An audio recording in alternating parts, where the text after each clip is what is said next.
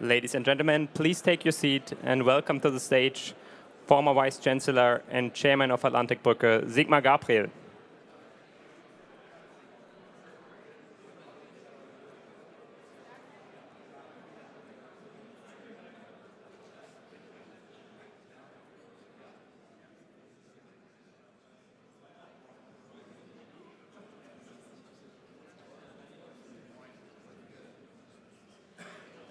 Good morning, ladies and gentlemen, excellencies, friends of the Atlantik-Brücke family and of the American Council on Germany. Especially welcome to Ambassador John Emerson, our long-standing friend and translator what's happening in the US to get a better understanding here in Germany. John, it's great that you're here under us, and I think you will speak a little bit also to us.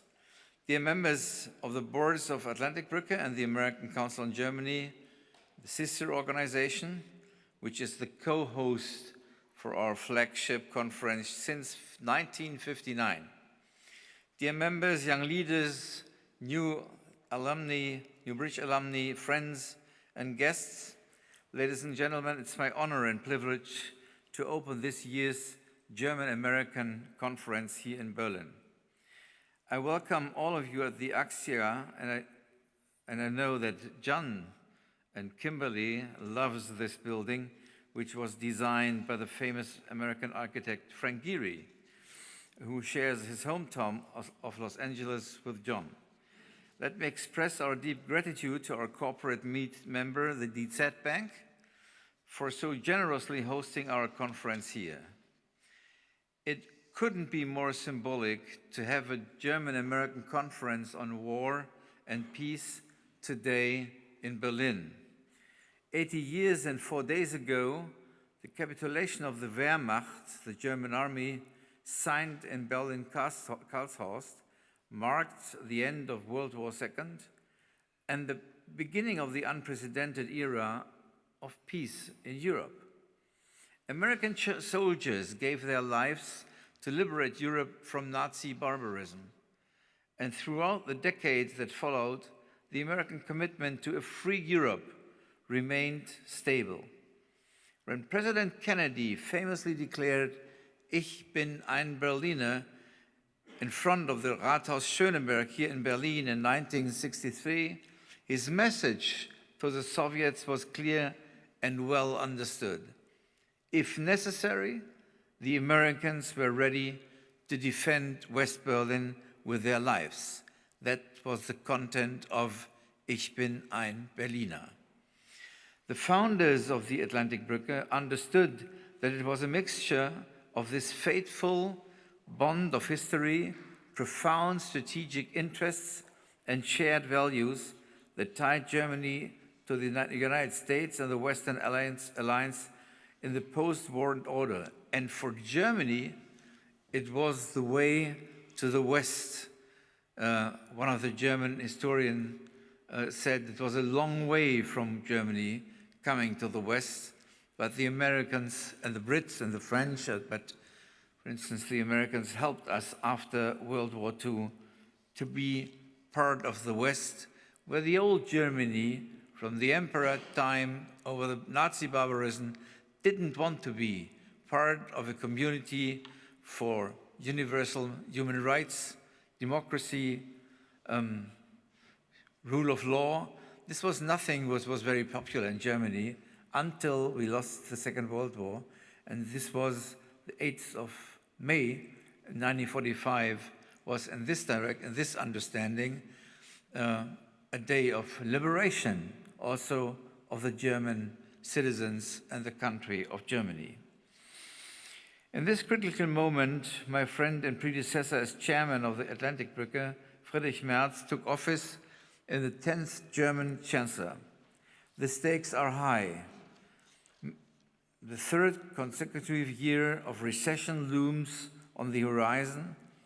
The issue of immigrants continues to divide our society, and Europe must rapidly ramp up its defense capabilities as we head into the third year of Russia's war against Ukraine. And to hold the rising forces of the authoritarian right at bay, this government must demonstrate its prowess to the German people. One important factor is, of course, the Trump administration, which does not hide a conflict relationship with the European security architecture that reflects a debate within America about its own identity as a global security actor. Sometimes one has the feeling that inside America there's a struggle about the soul of the West and the heart of the West, and but you will find it all over the developed industrial countries, also in Germany, but in the leading nation in the United States, you can see this fight about the soul of the West every day and every morning when you look at the new tweets of the United States president. While it's an encouraging signal that the US will nominate a successor for General Christopher Cavoli as the next Supreme Allied Commander Europe, the prospect of American retreat and the lack of strategic clarity among Europeans call into question the very commitment I alluded to earlier.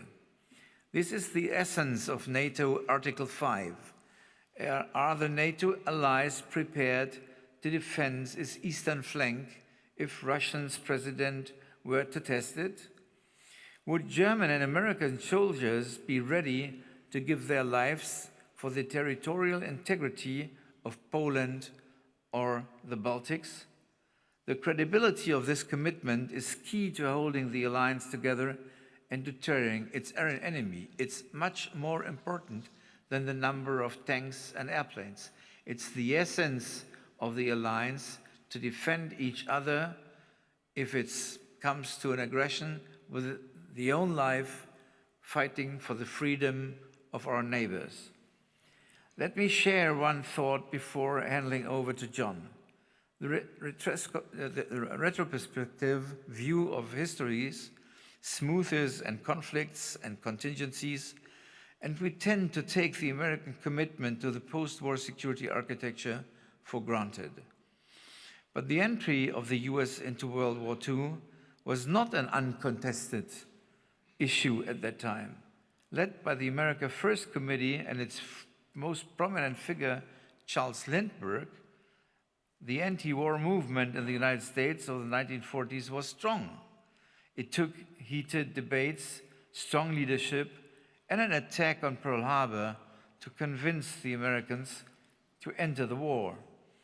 In a similar vein, the American embrace to open markets and free trade that we have to come to associate with the traditional American way in the post-war period is also an aberrance in the 250 years history. The security challenges and the modes of warfare look a lot different today, but we should not shy away from having a very similar debate that lies in the ambivalence of the 8th of May. This day teaches us the cruelty of war and that we should do everything to prevent it. At the same time, it shows us that peace requires strength. I'm keen to hear what insights our distinguished panelists and speakers from the United States and Germany will share with us today. I'm confident that they will help us envision the emergence of a new transatlantic security architecture. We have a lot of ground to cover. Thank you very much, and John, the stage is yours.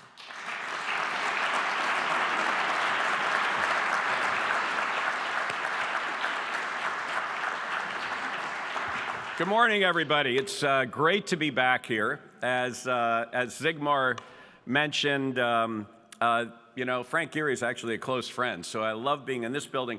In fact, the last time I was here was for this conference, sitting in those chairs next to Friedrich Merz, who was the predecessor of Sigmar Gabriel. But I just want to say it has been such a pleasure working with you, not just during my time as ambassador when you were economic minister, but during our respective roles as chairs of these great organizations. And Sigmar Gabriel has done a phenomenal job. And how about another round of applause for him?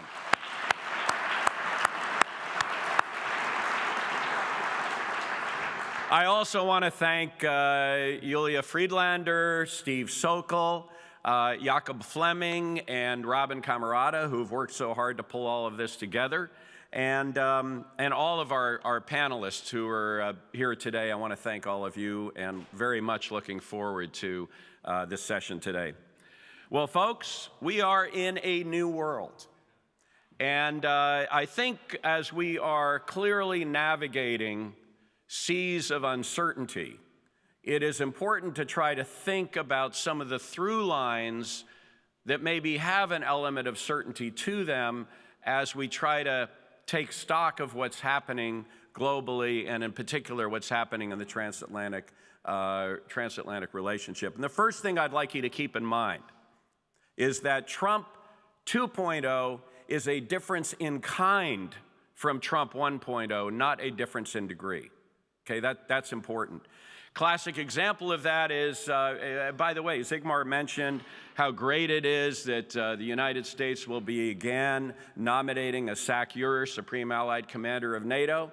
I find it stunning that that was even a question, and which is an indication of where we are. We, as you know, all of you who were at the Munich Security Conference in February will remember, the issue is no longer burden sharing, it is burden shifting when it comes to European defense. And Wolfgang Ischinger had a pretty interesting conversation with J.D. Vance just 3 or 4 days ago in Washington, D.C., talking about all of that. So that's point number one, a big difference in kind between Trump 1.0 and Trump 2.0. Second difference is in Trump 1.0, he was effectively the dog that caught the car, right? He got elected, didn't really expect to be elected. There was a lot of sort of chaos and turmoil, unintentional chaos and turmoil in the administration. This time, he and many of the folks who were part of this new administration had 4 years to be thinking about what to do, how to do it. They had Project 2025 and are moving, it's move fast and break things, flood the zone on every level of federal government simultaneously. And this has Democrats' heads spinning, some heads are exploding, but fundamentally the administration is seizing authority and moving forward with it without regard. They'll let the courts sort it out down the road. But this is a significant difference, and we're seeing it even as the culture wars are being brought to universities, to businesses, to law firms. Another significant difference. The third difference would be that in the first term, the mantra was take Trump seriously, but not literally. I am leaning much more towards the literal side of that in the second term, because we see it. A lot of the things that he said during the campaign, he's implementing. You know, he said he was going to do an across-the-board tariff of 10%. A lot of people in the business community said, oh, that'll never happen. He did it. He said he was going to seek retribution against his political opponents and people who'd spoken badly about him. He's doing it. He's turning the FBI and the Justice Department into an organization that'll pursue those kinds of things. So on and on and on. I'd say maybe we're not going to invade Greenland, but short of that, I would say I'd lean more on the take them literally rather than just seriously side of things. The fourth issue is one of guardrails. So he no longer has the guardrail of having to run for re-election, but he also doesn't have the guardrail that he had in the first term, which was appointing a number of people from sort of the Reagan-Bush era into the administration. Now, because these folks, a lot of them say, well, Mr. President, you probably shouldn't do that. You probably shouldn't go in that direction. And if he did, they maybe would slow walk it, as an example. Don't have that this time. I mean, the first test for getting into the administration, having a job in the administration, is loyalty. What did you say after January 6th? What did you say during the indictments? Were you supporting someone else during the primaries, or were you supporting him? Plenty of evidence that that is the approach. So bottom line is, if he wants to do something, he doesn't have the guardrail of people standing there saying no. The one guardrail that I think all of us in the world of finance thought we would have this time, though, was the performance of the financial markets. Well, now we're not even so sure about that. And that gets us to the next step, or the next difference, which is I have never seen I've been doing presidential politics since the early 1980s. I have never seen a level of Vorauseilender Gehorsam that we have seen coming into this administration. The anticipatory obedience of people in the business world, of people in the law firms, but also of members of Congress. You know, historically, we've never had a situation, it doesn't matter whether you're a Republican president or a Democratic president, and whether the leaders of Congress are Republican or Democrat. I've never seen a situation where the legislature has sort of laid over and allowed the executive to trample all over legislative prerogative. So that is a very significant difference, and that may not last forever. But it's sure at this point has driven things. And then the final point I will say is that, you know, there are not a lot of things that you sit there and go, well, this is something that Donald Trump absolutely believes to his core. But the whole idea of reordering the global economy and using tariffs to do that is something he's been talking about for 40 years. So I think we need to understand this 10% tariff across the board, I don't care how well negotiations go, that's there to stay.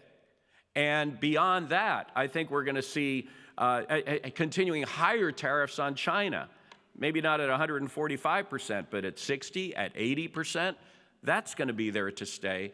And I also think that while, you know, they did the deal with the UK, which of course is a country that we have a trade surplus, even in goods with, and they're talking to Japan and talking to Korea and talking to Australia, and clearly they'll be talking to Europe. I think it's going to be tough going with regard to Europe and the EU. Sigmar and I were talking about that earlier in terms of the challenges of even if we can get Germany and the US to agree on an auto chapter, in effect, of a trade deal, to get the French and others to go along with it, that might be a little tougher without other gives on the part of America the president might want to give.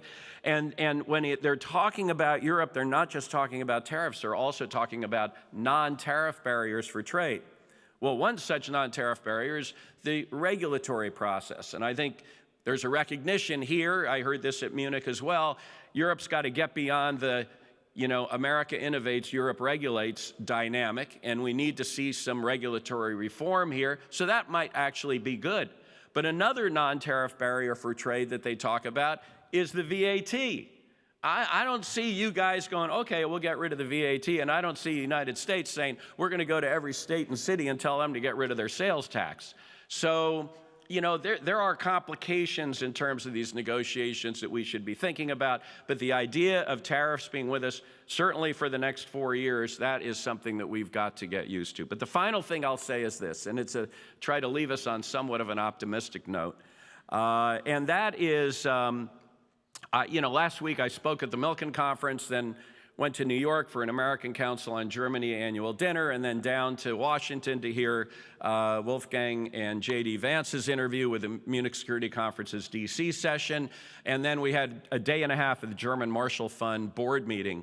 And I will say, in talking to people, particularly people from the American business community at all of those events, there's a sense of bullishness, may be too strong a word, but positive thinking about Europe, about investing in Europe, a recognition that Europe finally gets it in terms of its own providing for its own defense and defense spending, a recognition that we're seeing from Ursula von der Leyen and her simplification project. We're seeing from what we hear in some of the elections around Europe with Friedrich Merz as well, a recognition that we need to do something to not only build and strengthen our defense, but stand up to, but try to, juice the economy somewhat and take more responsibility for that.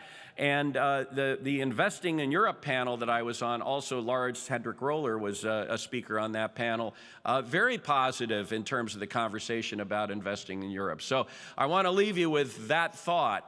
that a lot of us on the other side of the Atlantic are actually looking positively and optimistically at Europe in terms of getting its act together. And as I said in an ad-lib moment at the Munich Security Conference, you know, I've been at this now for, I don't know, 12 years in terms of the transatlantic relationship. And if every article that talked about the demise of Europe or the demise of the EU or NATO was printed, it would fill this room. So I'm bullish, I'm optimistic, and I'm really looking forward to what we hear today from our panelists and our speakers. Thank you very much.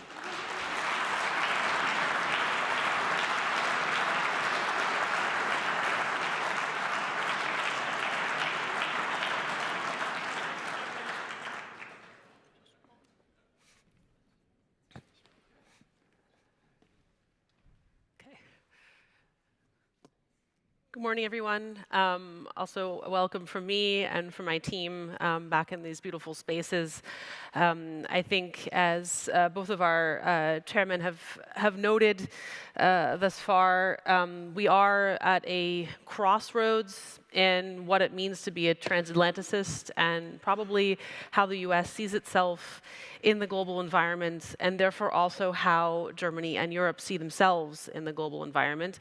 That is why we decided to focus this year's conference on security architecture. So we're going to start, I'm joined by Charlie Kapchen, Obi Noripur, and Peter Neumann.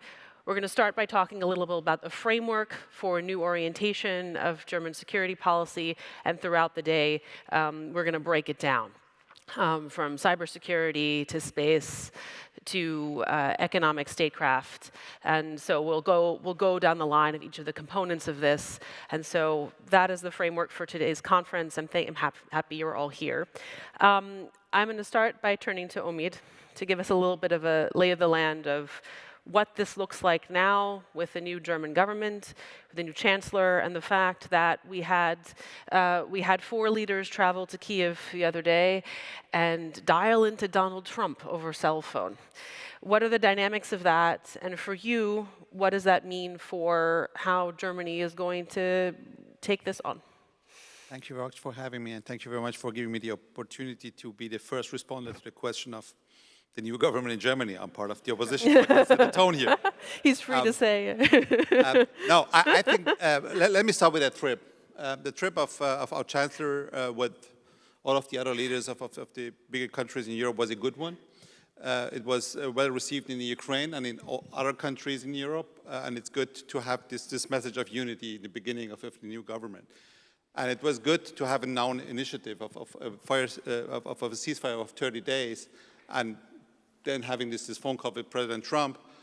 I was in a television format this morning, and the first question was it worth it? Because this message of we want this ceasefire as the only precondition for talks has been damaged by the American president.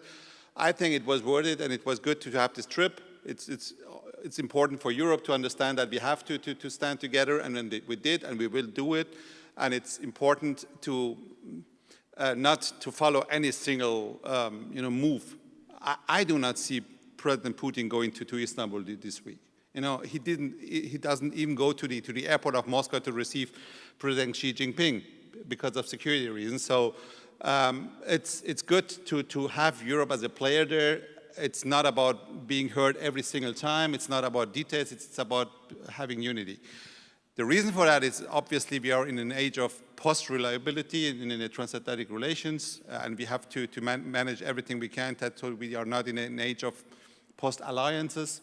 And this is why Greenland is so important. And I would, if I may, I would add one more a huge difference to Trump 1, and it's talking about military operations all the time.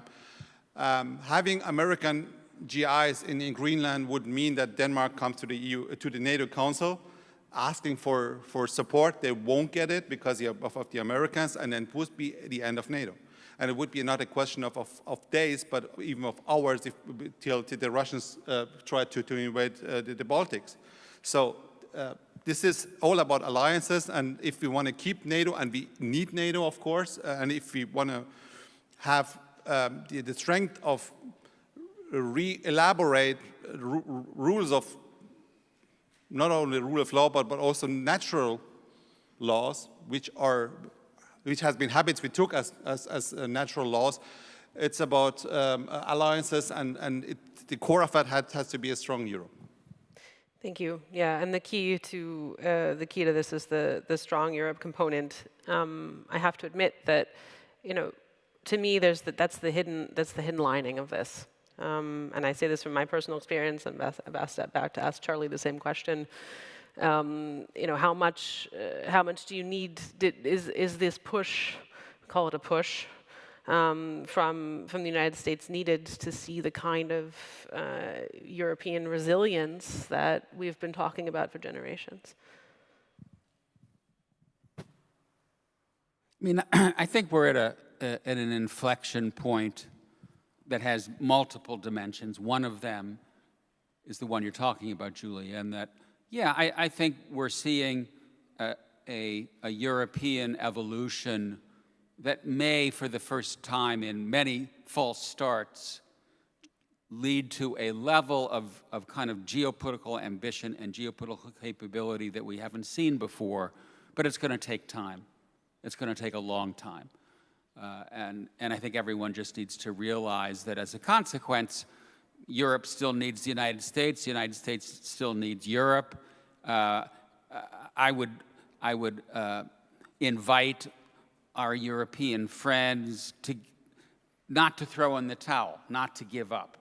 I don't know whether Donald Trump is going to pull out of NATO. I don't think so. I don't know whether Donald Trump is going to throw Ukraine under the bus. I don't think so.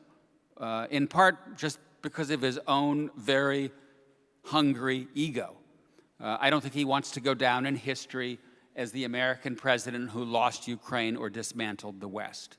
Now, I may be wrong, and he may in fact do all of that, which is why you guys need to work hard to get ready for that rainy day. But let's wait, let's play this out. Let's see where this goes. One other comment that I think is important here that, and I agree with everything that John said in his opening remarks about, 2.0 is different than 1.0. But I think it's important for everybody to keep in mind that this is not just about Trump, right? Trump is a symptom of deeper disruptions that are taking place in democratic society. He's not causing them. And if I were to sort of put my finger on what I think is going on here, it is that the social contract of the industrial era is gone. It's dead. And that social contract was in many respects the socioeconomic foundation for the West. That's what led to solvent, reasonably happy democratic societies that came together and built NATO and built a meaningful political community. Now we're looking at liberal democracies, all of which are suffering the erosion of the middle class and the erosion of ideological centrism. It's most pronounced in my country, but it's happening in Britain, in France, and in Germany. Just look at each election. The center keeps getting weaker and weaker. And so even as we talk about, burden sharing and more European defense spending, for me, the $6 million question is, what is the social contract for the digital era look like? What are our citizens going to be doing 15 years from now to earn a living wage? How do we rebuild our political centers? Because those political centers are the political foundations for us. And so, to me, this is in some ways the big question, and we haven't begun to answer it, right? Donald Trump's answer is, to put it nicely, bullshit, right? Tariffs are not going to rebuild America's industrial manufacturing sector. Yeah, there'll be a million jobs here and a million jobs there if we're lucky, but we're not going to see an America that jumps back onto its feet because we're all building air conditioners and refrigerators. It's not going to happen. Exactly what people are going to do, I don't know. Nobody knows. But we got to ask that question and answer it sooner rather than later. Yeah, thank you. I think that's what I would say is we've tried a lot of things, and as a result of all of the trends that you describe, people with more fringe views that previously were expressed their opinions but were sort of pushed from the center now get a chance to bite at the apple, right? Peter, UK is using security policy as a way back in. How do you, from your position, sort of straddling the German-British relationship, how do you see the UK coming back in, and how are they going to help the transatlantic community develop its new identity and push Germany along in the process? I think, well, thank you. First of all, I think the UK is very important and plays an important bridging role, perhaps more important than ever. It is also something that is very much in the interests of Germany. We saw the group of people this weekend, Poland, Britain, France, Germany. I think that is going to be a format that is going to last. And I think at least 3 out of these 4 are very determined to be in sync with the United States. So I do think that that this is going to be one of the new formats that are going to emerge from this. The broader point, and also connecting to what Charlie said, is of course that we're living in a moment of history where the tectonic plates of the world order are shifting. And this happens every 100, 150 years. And typically what happens during that period, there is a period of transition of about 1 generation, where the tectonic plates of the world order are rubbing against each other, and you have new conflicts everywhere. And we're seeing that, I believe, right now in Ukraine. We're also seeing that in the Middle East. We may be seeing that soon in the South China Sea. And so all of what is happening is actually indicative of a broader scenario. And we have, in all of our countries, we have to understand that as important as crises are, as important as it is to look at Ukraine and look at the Middle East, it is important also to zoom out and to see the bigger picture. And the bigger picture is that as much as there are crises, there's also an opportunity and absolutely an imperative to shape the new order.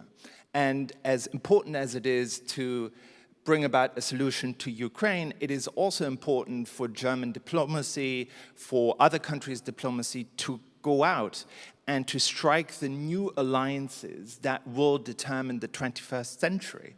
Africa is going to be a hugely important continent. Asia consists of more than just China.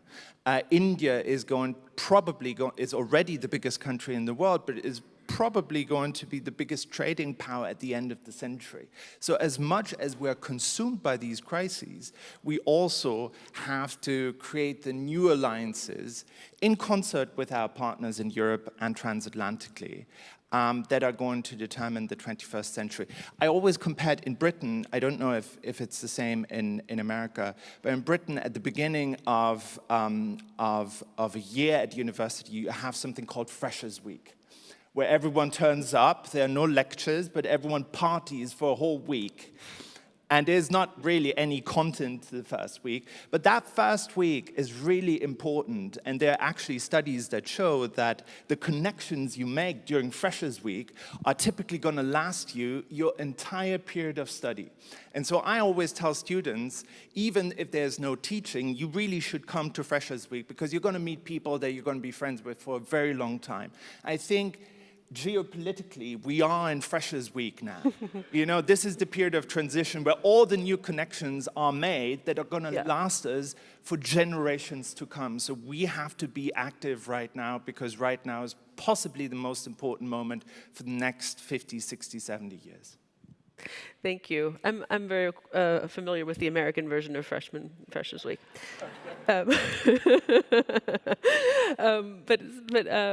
But so taking that, Omid, does Germany get that? Just, I mean, we talk about, I mean, Germany Get talks drunk, about, sure. yeah, yeah. No, partying, okay. No, but in terms of, because my experience is always, Germany looked to the United States, and the United States did something, either it was good or it was bad, and we said we like that or we don't like that. And the German national security identity was based on how America had placed its imprimatur on that. I mean, that's history, right? That's the founding of our organization. But so when in the conversations that you have, I mean, of course we can talk about diversifying trade. That's something Germans have known how to do for a while. But how does that affect the way that the national security architecture looks going forward? I think everybody remembers this disgusting treatment of President Zelensky in Oval Office. And what made me mad after that was that a lot of comments in Germany was about, wow, this is a wake-up call now. I think it's wake-up call number 5,000. So maybe we should stand up and dress and go out. And this is happening now. This is finally happening. And then Charlie said that it's going to take time. And maybe we're too late. We don't know that. It's depending on a lot of dynamics we cannot foresee it. I just mentioned one with Greenland. By the way, it will be the same with Canada, of course, NATO member also. But we have to use this time to come together as Europe, to put together our capabilities militarily, getting a capital union as soon as it's possible, and a bank union in Europe as soon as possible. Our banks in Europe are not big enough anymore to compete in the world market. So it's not about understanding. It's not about what's to do. Everybody got that. The task is written, and then everybody is taking its role now. The question is time and speeding up, and then hopefully having enough time to create our own resilience beside of the decades of a model of our security is based on American lives and money. Mm-hmm. Charlie, what do you think that Washington actually wants from Europe right now? Do they want a fully self-sufficient continent that says, okay, we're done, we don't need you anymore? Or do they still want a little bit of the old variant where, we go to NATO and we say, this is multilateral, but we're the big kahuna? They don't have a clue. Yeah. And that's because Washington is a big hot mess. And there are big struggles going on within Trump world, and there really isn't a kind of coherent course. I see Donald Trump himself, and this may be our saving grace, as someone who was, in the end of the day, not very ideological, but very transactional.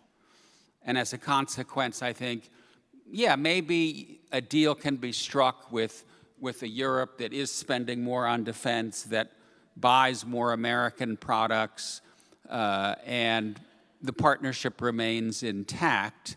There is a strong ideological wing in Trump world that I think we see this kind of very dismissive, almost hostile attitude toward Europe, which in my own mind, I'm not sure exactly where that comes from. I think in some ways it goes way back in American history, and they are very ideological. And I kind of see J.D. Vance as the head of that wing.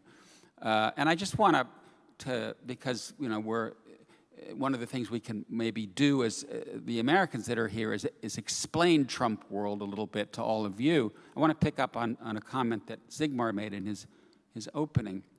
He referred to the America First Committee, which opened its doors in 1940 to keep President Roosevelt from getting more and more involved in World War II.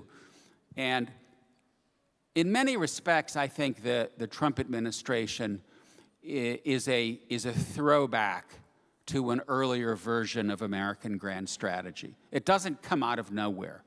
Because if you look at the U.S. role in the world from 1789, when we began life as a federation, until really Pearl Harbor, the U.S. was unilateralist, isolationist, protectionist, and we didn't like immigrants. And a lot of what you see in Trump harkens back to that earlier version. And I don't think he understands that because he doesn't read American history. He's not going back and looking at the founding fathers. And, you know, Thomas Jefferson said, no entangling alliances. George Washington said, the great rule of conduct for us is economic relations with everybody, political connections with nobody. But he senses it in the American electorate. He senses it in the heartland, where a lot of people on Main Street are, in many respects, hearkening back to Jefferson and Washington and saying, why are we spending money in Ukraine and in Afghanistan and everywhere else when my high school has a leaky roof and when my Main Street is closing? You know, what the hell is going on here? And there's this tug of war now inside the United States between these kind of two different versions of America's role in the world. And my final comment is to kind of pick up on what Peter said. This is an inflection point. Yes, we are transitioning. We are at the very early stages of the transition to the next world. And the problem is that I don't really think most people get that. Right? The Biden administration was in many respects a restoration presidency. It tried to restore the old world. It didn't work. The Trump administration gets it that the old world is now behind us and they're taking a wrecking ball to it, but they don't have a clue about what comes next. And so the conversation that Peter said we need to have really is critical. What does that next world look like and how do we get there? And it's more important today than at any point in history because we are more tethered together, more interdependent. And so if we get this wrong, the costs are going to be much higher. You know, just to continue there, I think it's really important, so J.D. Vance and his, I don't want to say hatred of Europe, I think this is something that I've seen over the years many, many times, both in the United States, but also in Britain with Brexit. It was essentially the same sentiment. And the sentiment is that Europe epitomizes a sort of woke liberal democracy, but that it's also a failing project. It's also a failing project. And both of these points are, of course, exaggerated, but they are not entirely wrong. Because Europe does symbolize woke liberal democracy, and in many respects, it is failing. And I think our job in relation to the United States is to show them that it is not true. And the challenges go way beyond security policy. We are going to talk about security a lot today. But the underlying foundation of having a strong geopolitical stance in relation to the rest of the world is, of course, to have a thriving economy. It is, of course, to have a country. And we don't have these foundations right. If I look at the technologies in Germany that we're earning money with, those are the technologies of the 20th century. Those are not the technologies of the 21st century. I actually made the effort of looking up what the leading technologies of the 21st centuries are and what countries are leading in them, whether it is artificial intelligence, quantum technology, biotechnology. None of them, Europe or Germany, is actually at the top of. So we're living, all of this is being built with the wealth that the technologies of the 20th century created, and we're still living quite comfortably of the gains of that, but that will not continue for much longer. And the same is true, of course, for demography. If nothing changes, this country, Germany, will shrink by 13 million people by the year 2070. And the right-wing populists say you should all have 10 children. I don't think that's possible, and those 10 children will only start working in 20 years.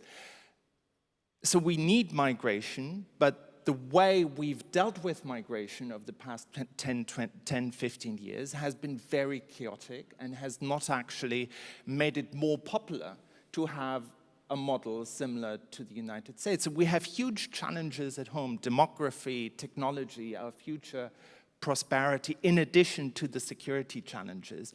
And when we have conversations about security, I think we need to also talk about these other things, because these other things give us the capacity to be powerful geopolitical actors. In that sense, J.D. Vance is not completely wrong when he looks at Europe and sees a project that is on its last legs, unfortunately.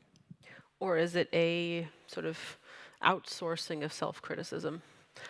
Well, yeah, of course, he sees us as parasites, which we have been in the past in relation to security. And this is the good news. We are actually about to change that. For the first time in many years, as Charlie said, we are actually serious about doing something about our own security. And this is going to change. But it mustn't stop there. There's a lot of other things we need to change as well. When I read that Signal chat, first of all, it doesn't surprise me at all. People talk like that all the time. But that it seemed like a bunch of bullies who were going to make themselves feel better by putting others down.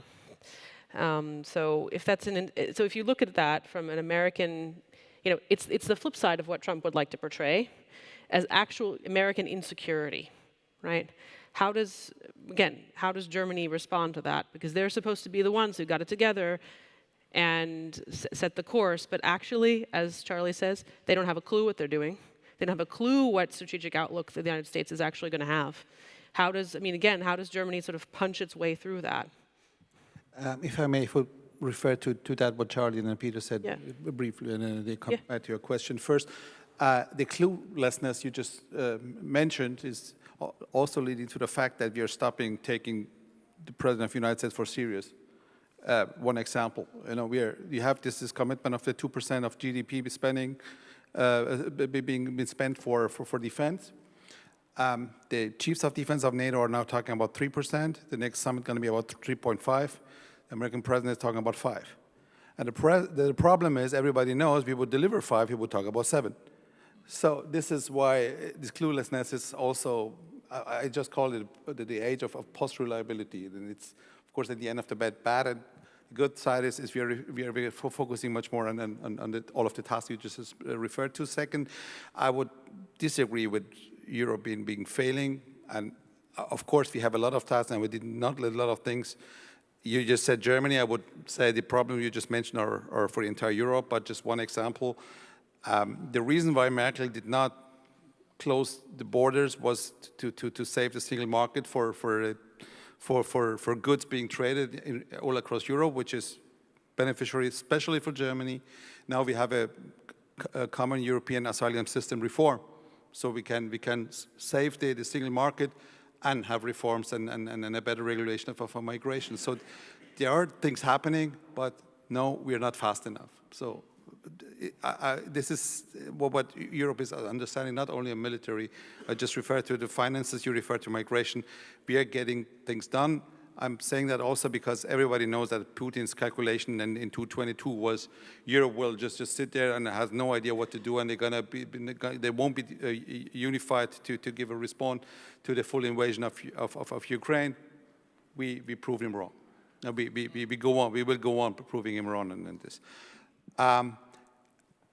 Having said that, the answer to the question is, I don't see a German response, and the strong message of the new Chancellor of Germany in these days was there's going to be European answer to all of these questions, and the European answer is also one about alliances far beyond Europe. The tariffs, the global tariffs now from the United States are creating a momentum for Europe also. We could say, okay, this is the best gift ever given to the Chinese Communist Party. We could say, okay, let's compete with them also when it comes to Africa, for example, or the global South. It's not about Chinese now coming around and then dictating the standards. It's about us having also space to create new alliances. We need much more FTAs, not only with Australia and New Zealand, but also with other countries. It's good that the European Commission is now talking much more about a relaunch of the FTA with India. We're going to talk, and I think we're going to fulfill the FTA with Mercosur in the next months. So we have now new opportunities to have our own boundaries with a lot of corners in the world, and creating new new alliances because of its freshman week. Yeah, we're going to keep saying the freshman thing, maybe because we all want to. But just to close out, how much of, I mean, from each of you, how much of this was an inevitable trend in global balance of power, and how much is Europe and the United States responsible for? We created a system, I think, after World War II that, as some have noted already, is unprecedented in American history. So how much of it is happening to us, and how much are we doing to ourselves?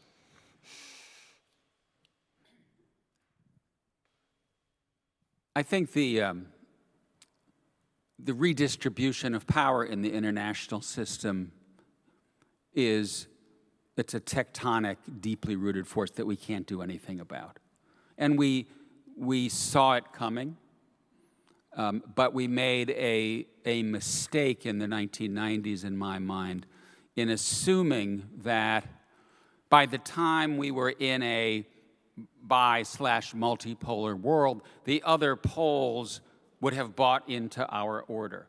And as a consequence, the redistribution of power would be geopolitically inconsequential, right? We were drinking Kool-Aid. And now we are in that next world where power is diffusing from west to east and from north to south. Those countries have not bought into the order that we put on offer. And as a consequence, we see a massive amount of geopolitical competition kicking back in. We can channel it, we can tame it, we can shape it, but we can't stop it. And in fact, trying to stop it makes things worse, because we are saying to the Chinese, or we're saying to the Indians, we don't want you to rise, right? We don't want you to challenge the existing order, and that's the best way to make sure that they challenge it. Where I think that there is a lot more room for agency and for political choice is on the internal, right? The hollowing out of the political center, the rebuilding of middle classes. And as Peter was saying, you know, many countries, including this one, haven't really turned the corner and build a kind of frontier economic sector on 21st century technologies. The United States is a little bit ahead of the pack there, but we have a lot of hard work to do. And in some ways, I think the 1990s were, again, an important decade there, when basically the kind of neoliberals took over, and we deregulated the business community, and we scaled back the welfare state, and we just said, let the market rule. And, you know, and now we've woken up, and there are, you know, 170 very pissed off Americans out there. That 170 is the working force, and now we're trying to figure out what do we do with them. And there, we just have to get smart. We have to address the problem, and we need the right policy mix. We've been through this before, Julia, in the late 19th century, right? That's the last time we had this double whammy of rapid redistribution of global power coupled with the transition from the agricultural to the industrial era, and we figured it out, right? We figured out what our workers were going to do. We educated them. It was ugly. We had two world wars, but we got there. We will get there, but it's probably going to take a couple of generations, and I'm not sure we have that much time. And hopefully not wars. Hopefully not wars. Mm-hmm. No, I totally agree with that, and I believe that now is the time to make many of these things happen. I actually, you know, I don't want to promote myself, but I wrote a book about this called The New World Disorder. And for me, the turning point, we all like to think back to the 1990s, which perhaps also in our personal lives was a happy period, very optimistic. Sorry? Yes. And of course, it was a moment of great hubris, where basically our entire China policy was predicated upon the idea that if they were drinking Starbucks, they would become like us. They want to be like us, and that didn't happen at all. And the turning point was really the hubristic turning point, if you want, were two events in the 2000s. It was the invasion of Iraq, which was a disastrous strategic mistake that cost many lives and trillions of dollars. And then on top of that, the financial crisis in 2007, 2008, which was also the consequence of what you described, this idea that if you deregulate everything, everything will be fine.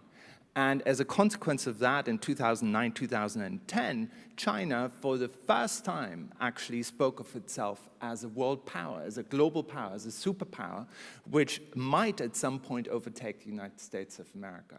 So the turning point has been quite a long time ago, and it took us a while to realize that what we thought was an enduring situation, the unipolar moment, as Charles Krauthammer said in 1990s, that it was going to end. And now we're shuffling around to figure out what is going to be the new order. I strongly believe that Europe and the United States still have a role to play, that we should save as much of the rules-based order as we can, but we have to accept that much of it will have to change. And I think the second part, not just about saving the rules-based order, but also about accepting that much of it will not be salvageable and that a lot of new things will happen, that is only now starting to sink in. Final word? No? Okay. Thank you so much. We wanted to just set the stage again for our full day. I think for me, as much as this seems like a sobering thing, it's also an optimistic thing. It sets the stage for all of the creative work that we have to do and that we inevitably will do. And I think it also underscores how important organizations like ours are to serve as the glue between economics and politics and academia. When governments are soul-searching, we help them. So thank you so much. I'm going to turn over to Wolf-Jürgen Stahl from the Federal Academy of Security Policy. Thank you so much to my panelists.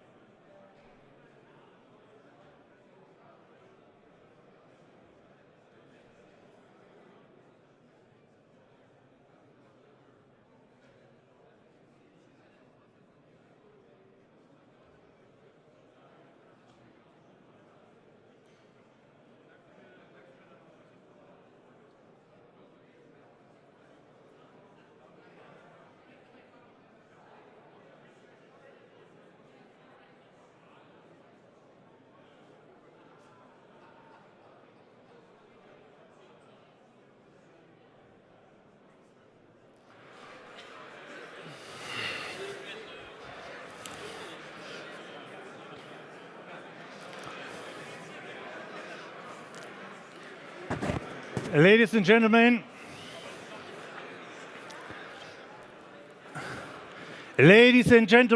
please.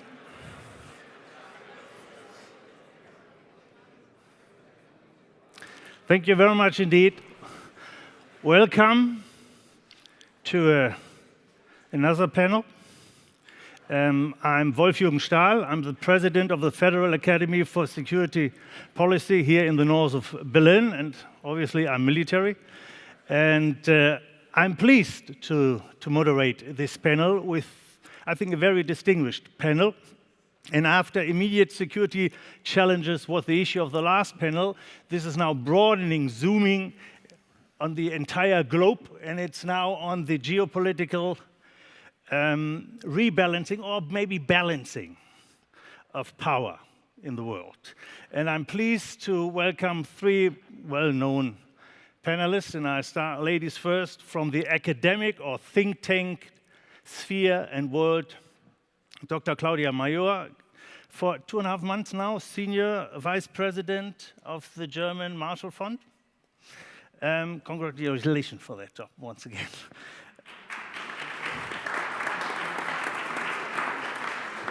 And she is well known in the think tank world and well respected for her expertise on transatlantic and European security studies and issues. In addition to that, by alphabetical order, from the political or legislative world, if I may say, Dr. Norbert Röttgen, for more than 30 years now member of parliament, Bundestag, which is, I just did some mathematics, 6/7 of the existence of the reunited Germany. And you have been for quite a while the chair of the Committee of Foreign Affairs as well. So with definitely, if I may say, a kind of parliamentary archive.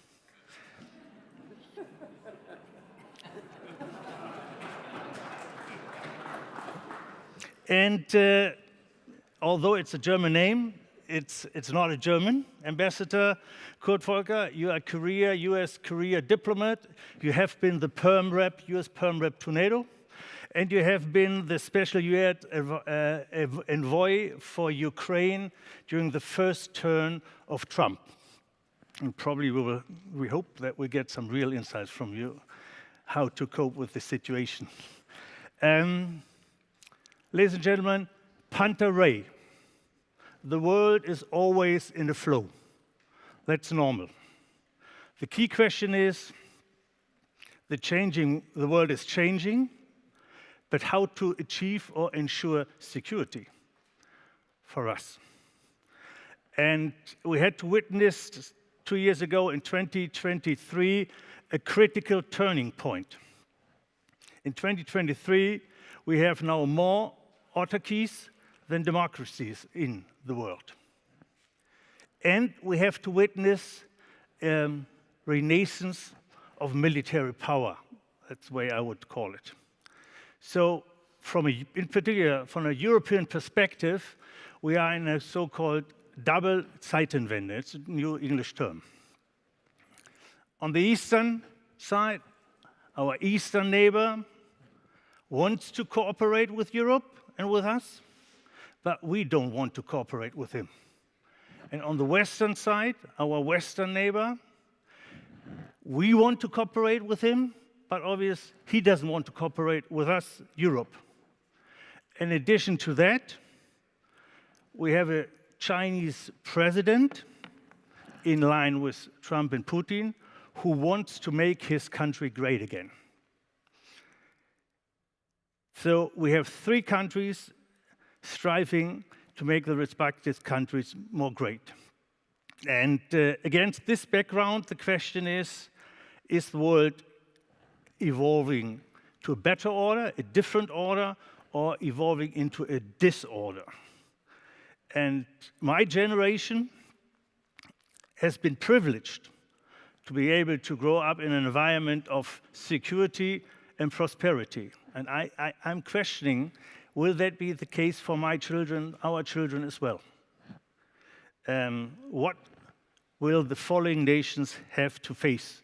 Will they be allowed to live in peace, freedom, and prosperity? And I would like to discuss it with my 3 panelists, and starting from Europe, from a European perspective, and then trying to cover the entire globe. And therefore, I would like to start with you, Dr. Claudia Major, with your European background. A pretty simple crystal ball question.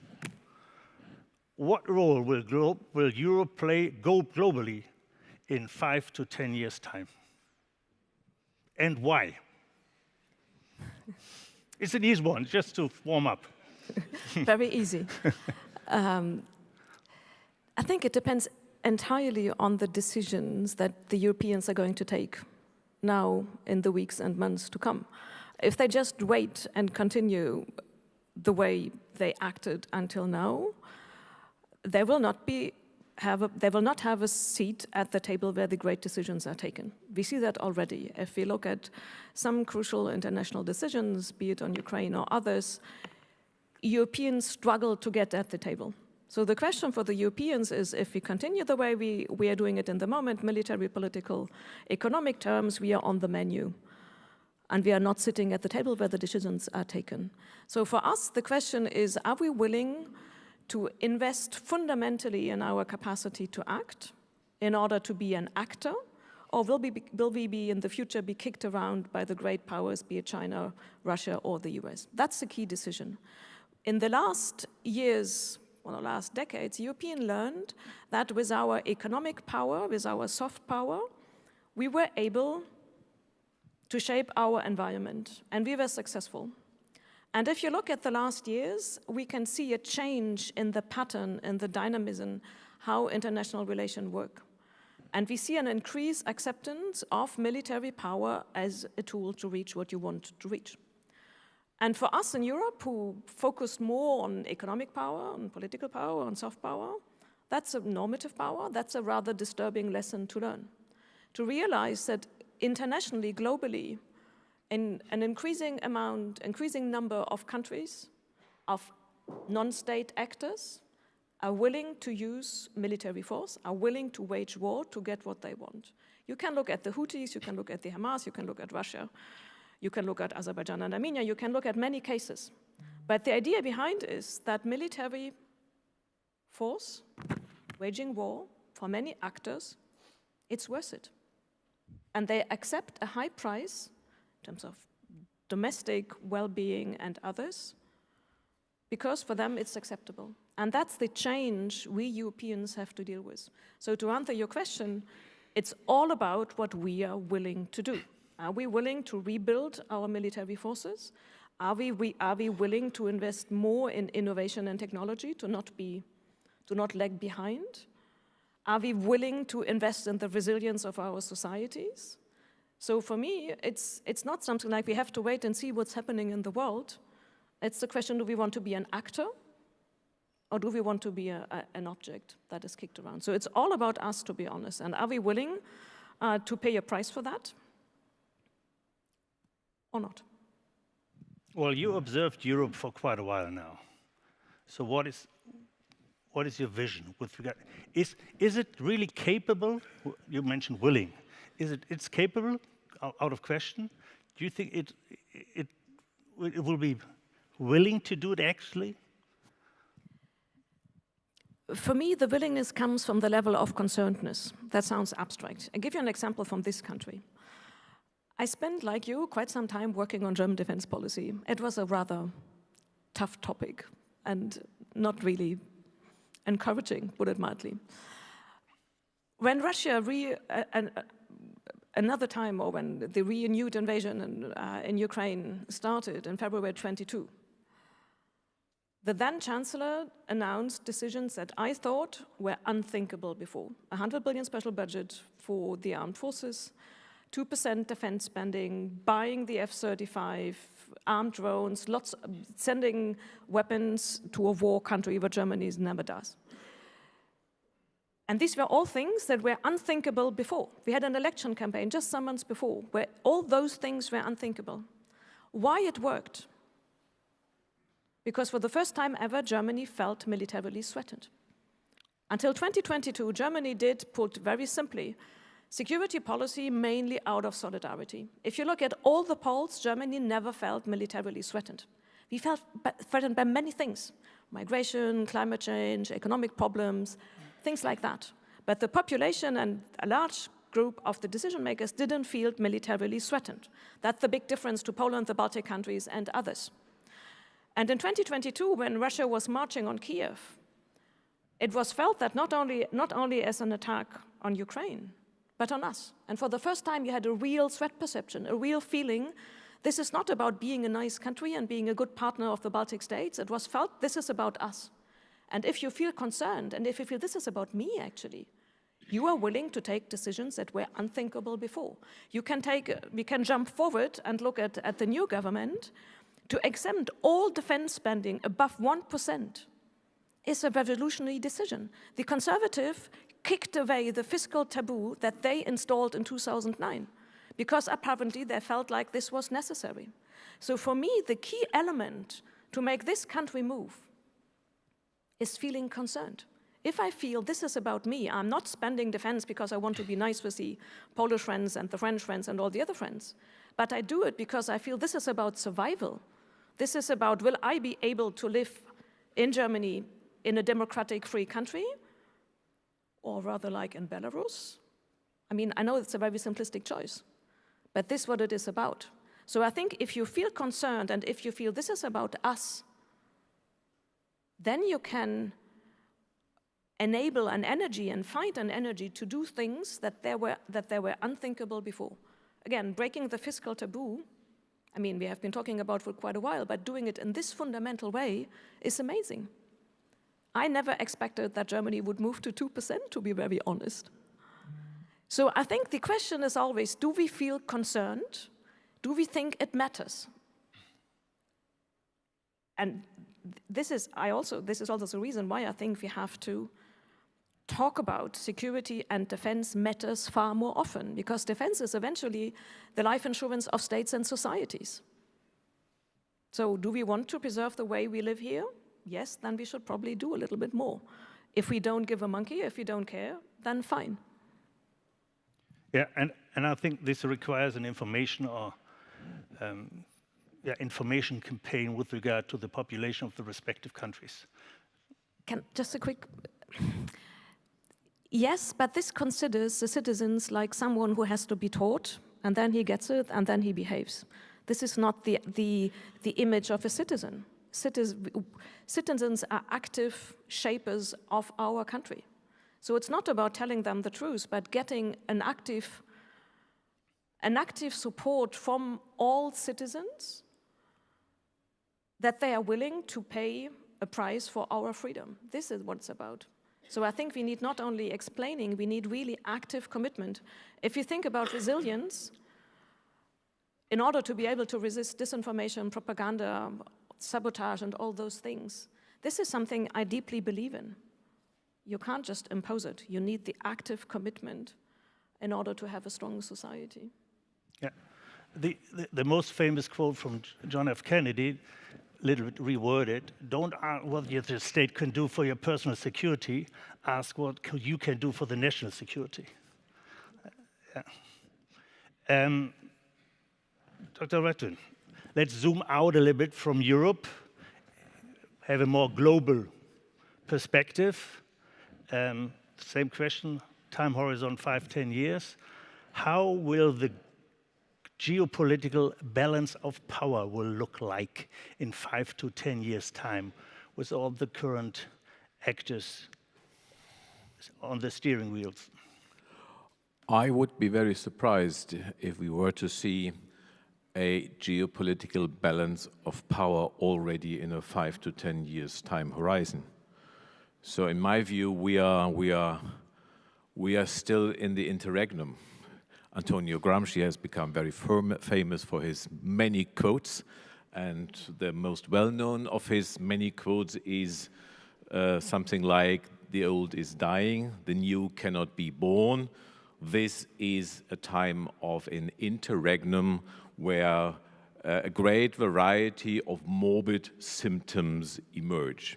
And I would say we are in the interregnum. I would say we are more in the beginning years of the interregnum. Of course, the length of the interregnum is unpredictable. However, we can be quite certain that the old order is dead. Both, as Charlie Kapsch mentioned earlier, the socio-economic order of the Western societies, which causes so much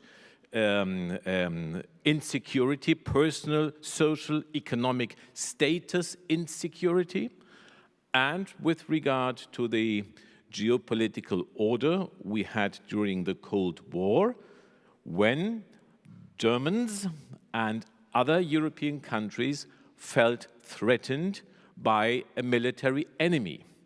And the dissolution of the Cold War order, and then we had the 25 years where we thought we had achieved a new order, and I would say in a way we had a new order, the European peace order.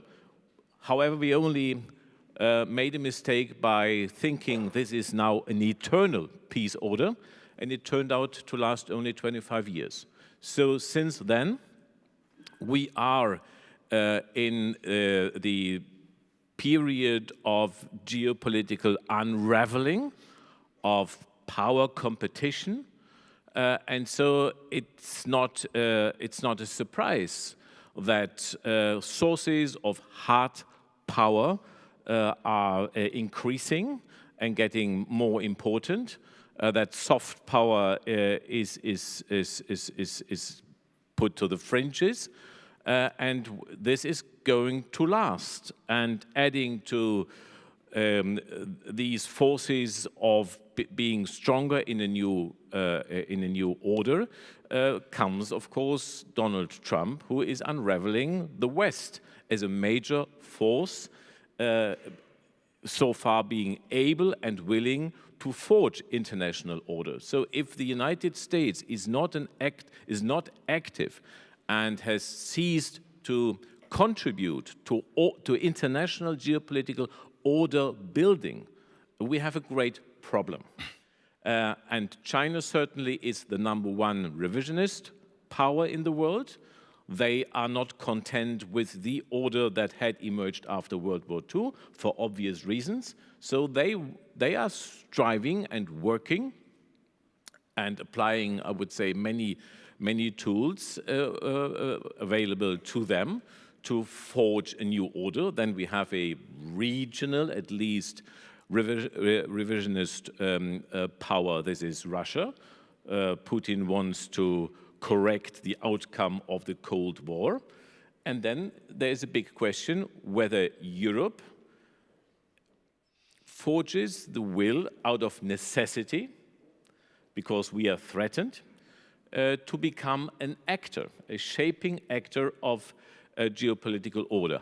My view is that this is going to last quite a time. I can't foresee this interregnum, but we are certainly in it.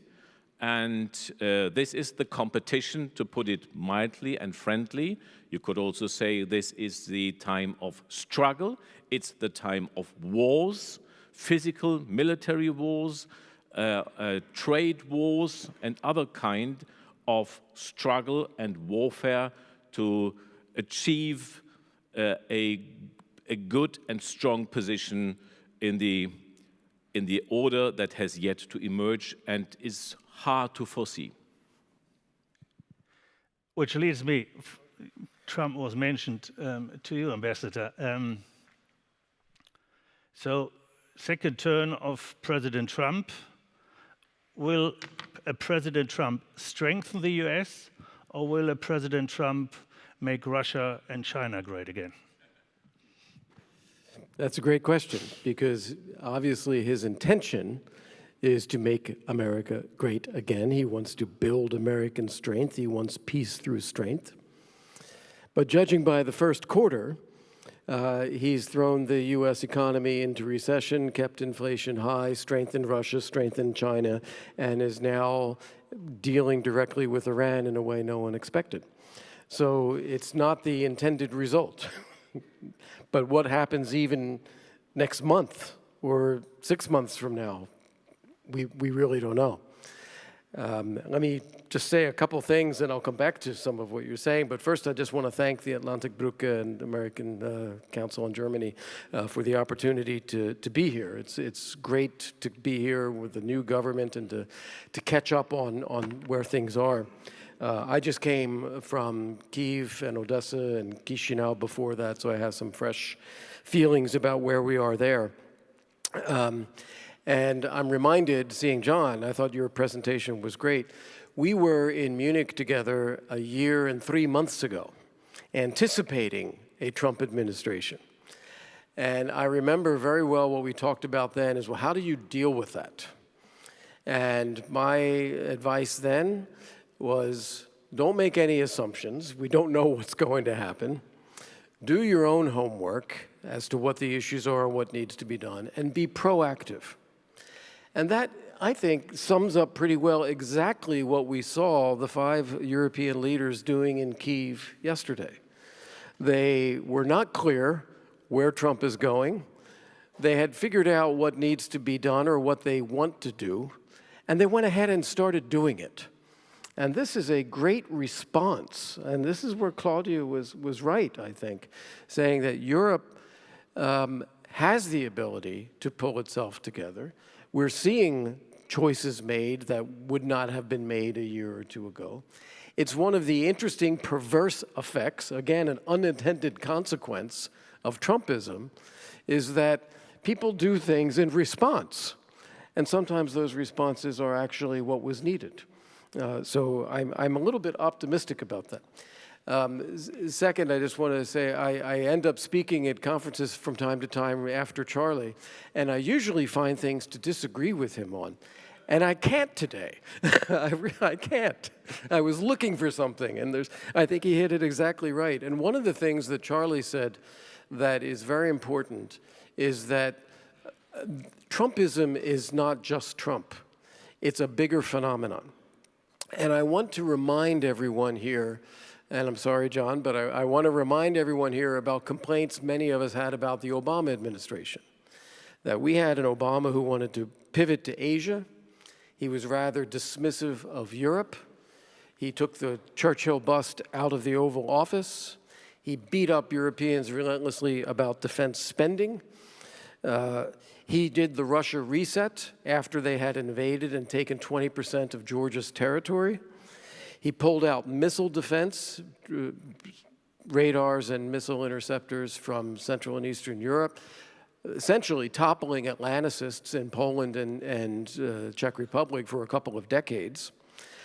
He was skeptical or dismissive or critical of past NATO enlargement and didn't want to do any more. And he talked about ending 2 wars abroad, pulling America home, nation building at home. So that's all President Obama.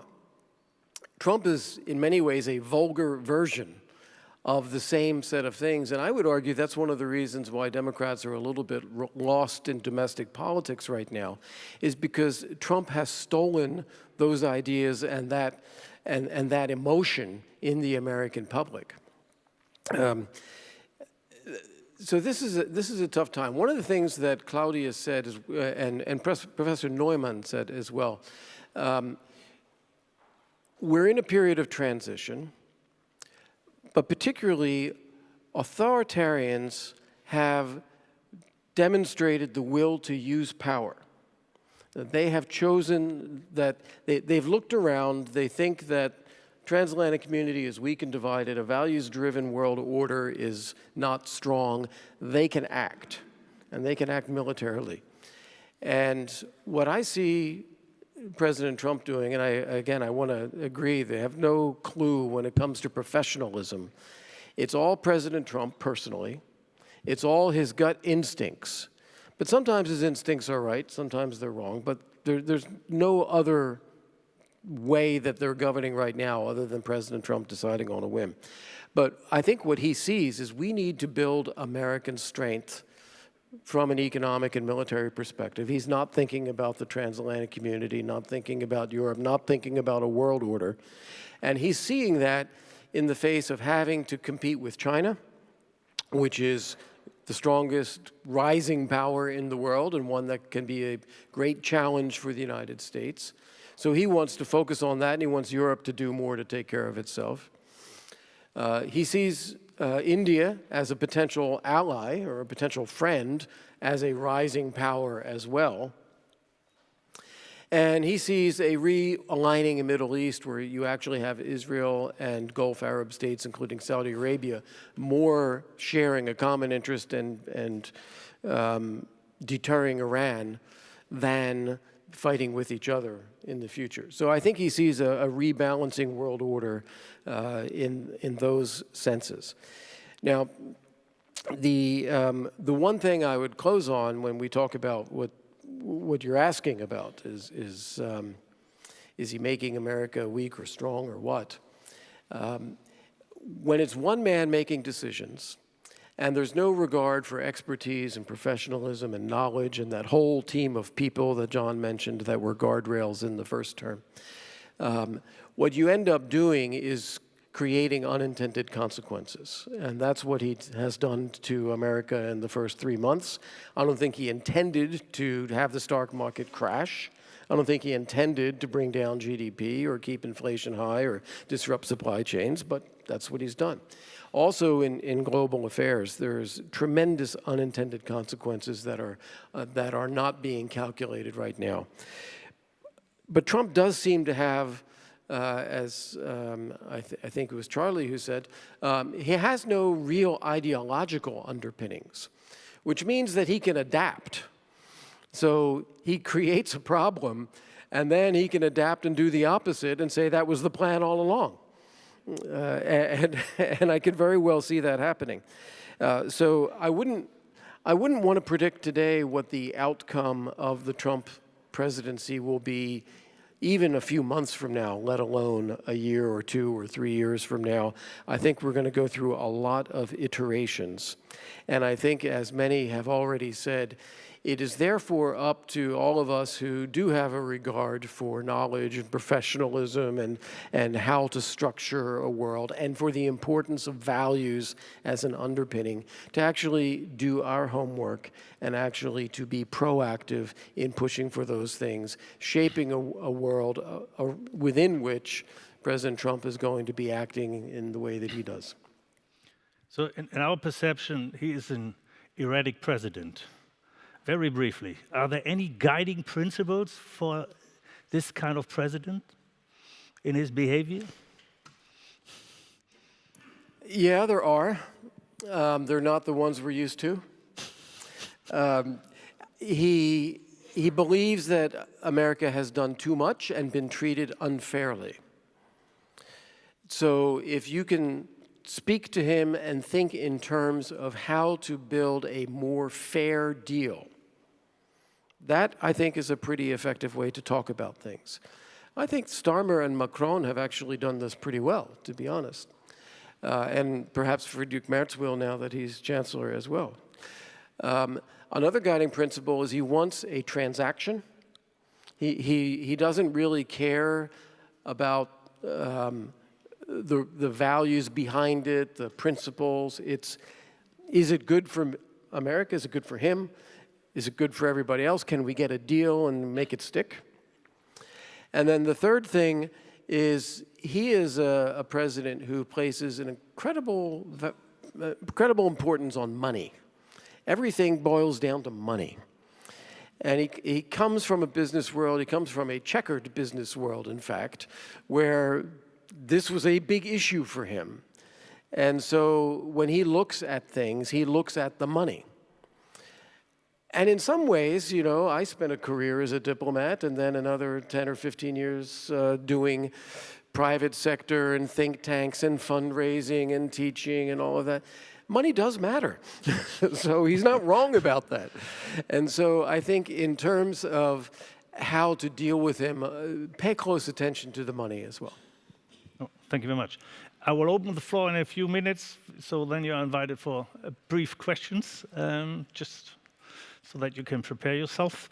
But before we are talking about global powers and rebalancing of power, let's focus on a new axis, the axis of upheaval. China, Russia, Iran, and North Korea. And that's the question for all three of you. Please, brief answers. How do you think this axis will evolve?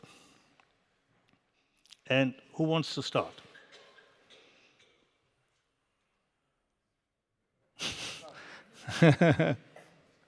I think it's rightly to identify these countries as an international axis. I would say they are more tied together, not tied together by internal coherence based on principles and common targets. But I would say they are bound together by a common enemy, and this is the existing order. This is the West and the dominance of the West globally and in the respective regions. They can be characterized by being unconstrained by any legal or not to mention moral boundaries and limits to their activities.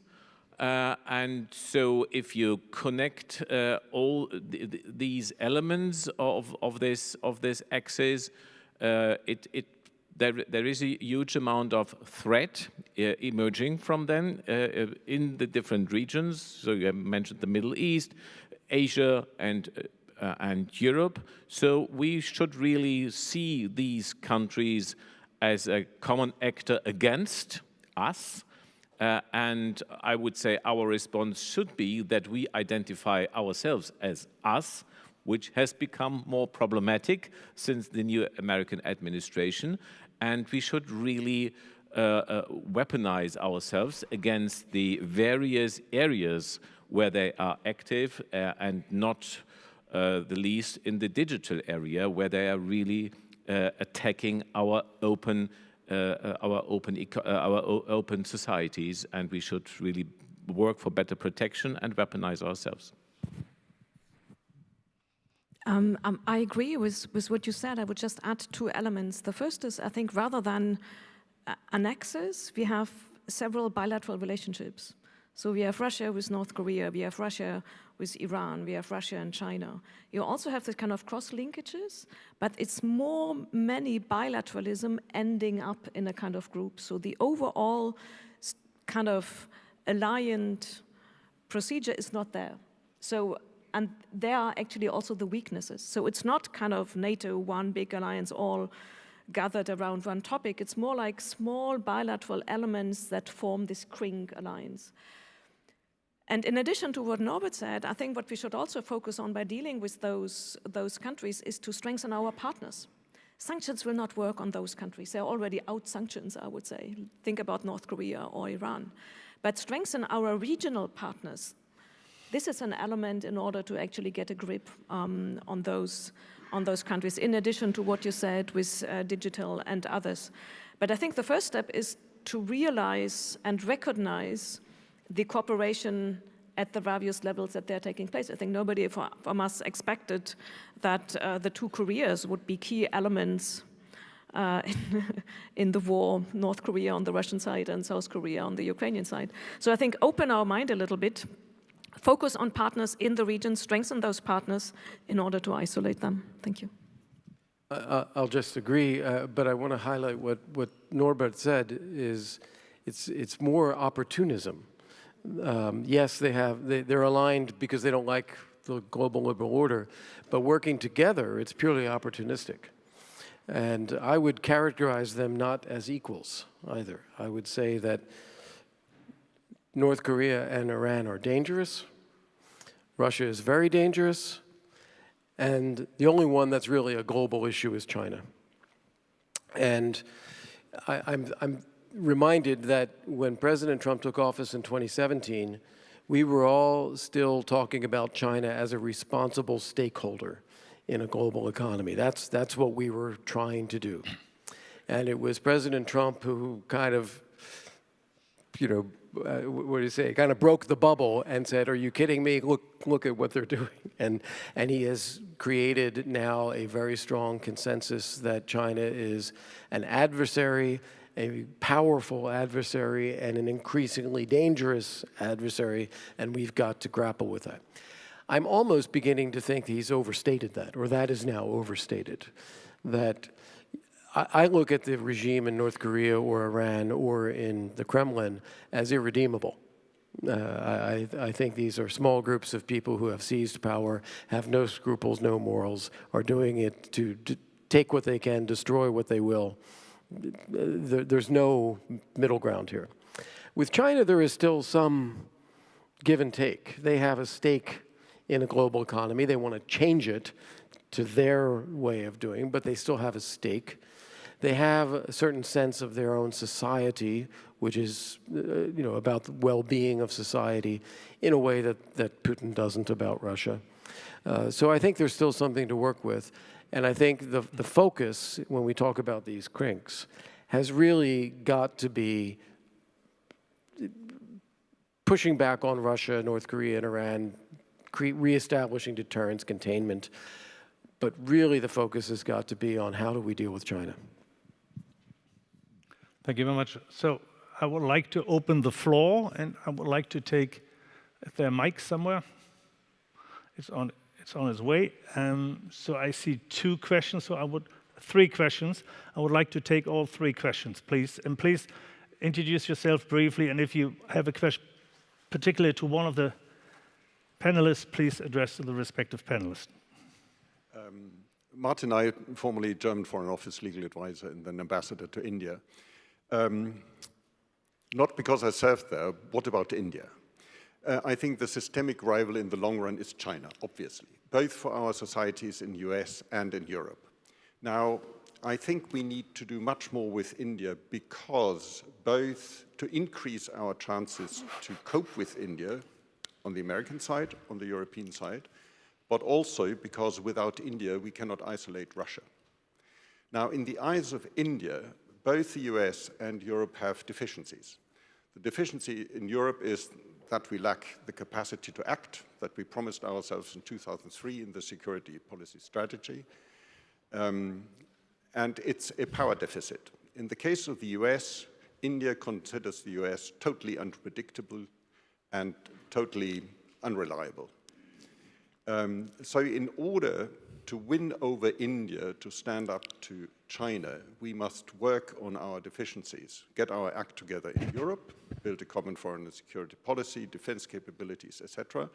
And in the case of the US, find a way back to some more predictability and a rules-based international order commitment.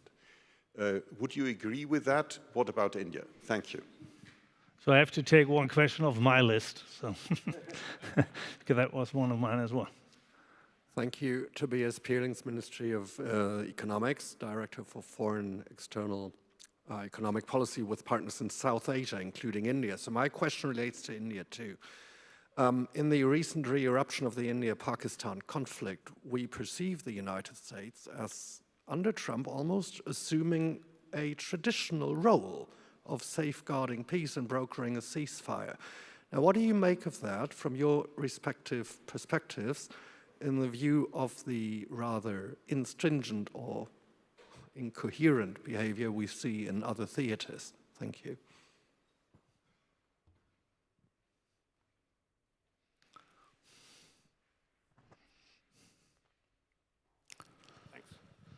Yes, hello. Tilman Engel, young leader from 2004, formerly with the National Football League and now active duty military.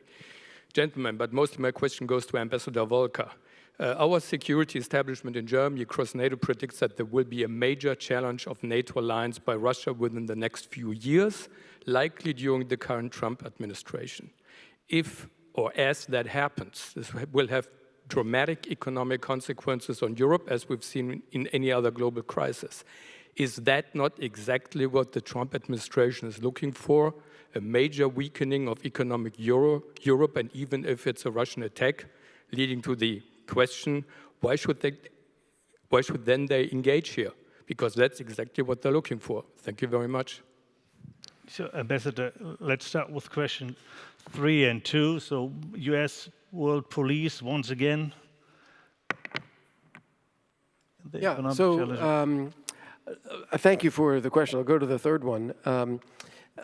I don't see the Trump administration's views being as you described them. I don't think there's a goal of weakening Europe. I think that mischaracterizes what they think. I think they think that Europe has been taking advantage of the United States, and that's not fair. And so we need to stand up for ourselves and insist that, no, Europe has to pay more, Europe has to do more, and we can free up US resources to deal with other things in the world. So it's not about weakening Europe. Second, about NATO, it's not about destroying NATO or weakening NATO. In fact, President Trump takes credit for strengthening NATO because he would go around on the campaign trail going up to 2024 saying, I got all these European countries to spend more on defense. When I took office, nobody was. Now it's 24 countries. And, and he would talk in dollar amounts, and he would say it's now, $200 billion more spent on defense in Europe than when I was elected in 2017. So he views that as strengthening NATO by getting Europe to do its share in NATO. When it comes to Russia posing a threat to Europe, maybe a serious military threat, I think we shouldn't underestimate the degree to which Russia is already doing that. Russia is probably not yet comfortable with the idea of a conventional military attack on a NATO country. I think that their own military has been weakened substantially in Ukraine, and they've got their hands full there still. And I think they still believe that there would be a conventional military response to a conventional attack. But they are conducting hybrid attacks against European and EU and NATO member countries every single day. And it's in the cyber realm, it's in political interference, it's in bribery, it's corruption, it's business deals, it is media like RT and Sputnik, it is social media, it is targeted assassinations, it's arsons, it's pay for protest, it is, you name it. There is an enormous effort by Russia to undermine societies in Europe and to pull apart a transatlantic relationship. This is what they did in Ukraine before they launched their full-scale invasion. And it is what they are doing in Europe now. So if I were at NATO today, I would be arguing for Article 4 consultations and a NATO policy for countering Russian hybrid attacks in Europe. The second question, I'm not sure I quite got the question. So do you want to rephrase it, perhaps? It's the role of the U.S. as a world police. That's the way I understood it. So Trump doesn't see that as the U.S. role. It may be that he defaults to doing that anyway because he has an ego, as Charlie said. He just wants to be the problem solver or to get something out of it. With India and Pakistan and the ceasefire there, I think these guys wanted a ceasefire anyway. And so they, it was a terrorist attack. India fires back at Pakistan to say, keep those guys under control. Pakistan can't fail to respond to having its military forces attack, so they respond. But then I think they want to stop. And I think great if Trump wants to take credit for it. That's maybe a positive reinforcement to him. But I think that this is what they wanted to do anyway. With Ukraine and the proposal for a ceasefire there, I can't stress enough that I think Trump is actually genuine when he says he just wants the fighting to stop. He doesn't like seeing all these young people get killed because he doesn't care about who owns what territory, where the ceasefire line is, what's Crimea. He honestly doesn't care. So he can't understand why people are killing each other. And he just wants them to stop. And I think Putin, of course, has completely different motivations and is playing Trump. And then in step, Starmer, Merz, Macron, and Tusk to say, let's actually turn up the heat on this. Let's take the fact that Trump is pushing for a ceasefire and try to make it into something. Very smart. Thank you, Ambassador. India. Product Mayor, you want to start? Yeah, I want to come back to the first question on Russia. And I think we should be very clear in Europe that without the US, we will not be able to isolate Russia. We haven't been able to do so with the US over the last 3 years. For the victory parade in Moscow over the weekend, Slovakia was there as a guest. So much to Western unity. I mean, you might say Slovakia, Serbia, Bosnia, but Russia is not isolated.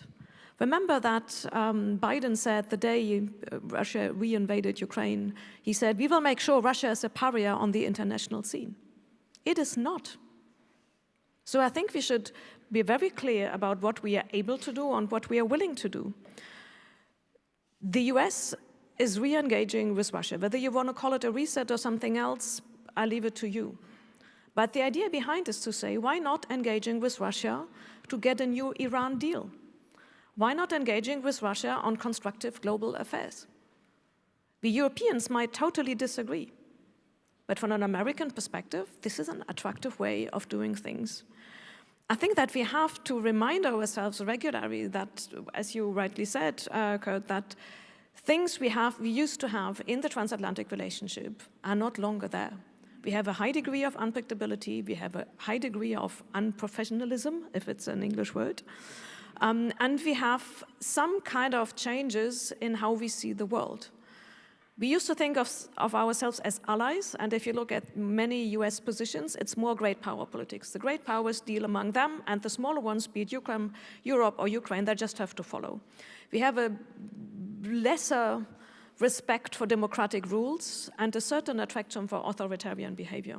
That also includes the way of dealing with university and the freedom of press and the freedom of research. There is not only little respect for international rules, but there's a clear statement we don't see, as you said, we don't see as US a role for upholding international global order. It's not for us. We record, and rather the opposite. I hear increasingly, I was in DC last week, spheres of influence are fine. Ukraine is a sphere of influence of Russia, so why should we move borders of the Western influence sphere? If the US can go for Greenland and Canada, why can't Russia go for Crimea? So I think what's so difficult for us in Europe is to understand that the kind of order system of the transatlantic relationship is fundamentally changing. And that's particular a challenge for us because the US in the defense area is our life insurance. We are not, as Europeans, able to fulfill the current NATO plans with less or without the US. And this is why we are struggling so much in understanding and recognizing the changed patterns.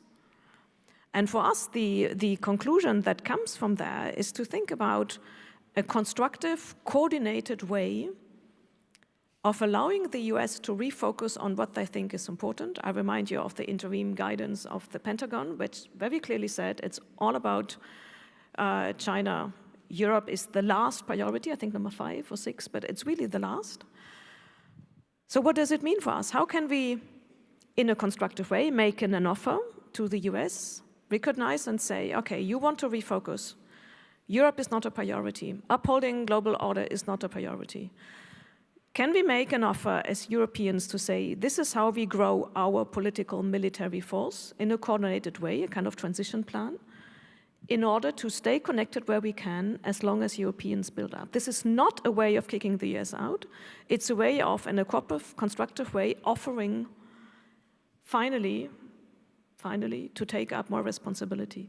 And the necessary mindset shift for us Europeans is not to say we have to do more because Trump is pressuring us, but we have to do more because we think it's worth defending of what we have in Europe. So the ambition, the starting point of our commitment is different. It's not, oh my God, the US is not nice to us anymore, but isn't it worth protecting what we have here? And do we want to play a role in a long-term perspective? But I think that starts with a certain degree of humbleness. We will not be able to isolate Russia. We will not be able to isolate China. I think this is, for us European on our own, very ambitious. So I think if you talk about resilience, if you talk about strengthening, that's fine. But if you look what we have achieved in the last 3 years, I think we have to be modest, unfortunately. Which leaves the answer with regard to India to you. So we have to be modest, but we have to be very determined and to catch up very quickly. And I would say we are doing that, and I'm more optimistic than pessimistic, because we have become forced to adapt. So the insights, the arguments are not new. We have been discussing this for at least a decade. And because we were not forced, and there was not a threat, there was at least not a threat perception in our Western European societies, we didn't move and we didn't change. And now there are two forces from the East and the West that are transformative. It's Putin and his war, and also Trump has become much more transformative, I have to concede and admit, than previous presidents were.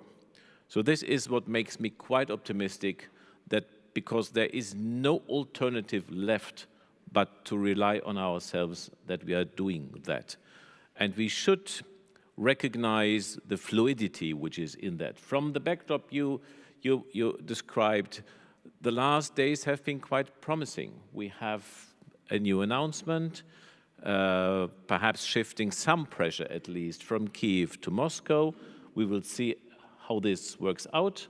But I would say it gives an example that the fluidity of the situation, which is still there, bears opportunity if the Europeans are really quick. Two brief remarks, one to India and one to Russia again. To India, please brief. Yeah, but only two sentences. One sentence to India is, yes, I agree that we should strive for what you described, but my assessment is India, there's a strong Indian interest to remain multi-aligned. They don't have any intention to join a camp, but their interest is to stay in good context with different camps. And the Russia and the war preparedness of Russia, yes, the official public statement of the German military leadership and the defense minister is in 4 or 5 years' time, Russia will be militarily prepared to wage a big continental war. This is what they are saying. And then we have the tenure of President Trump lasting for nearly 4 years still.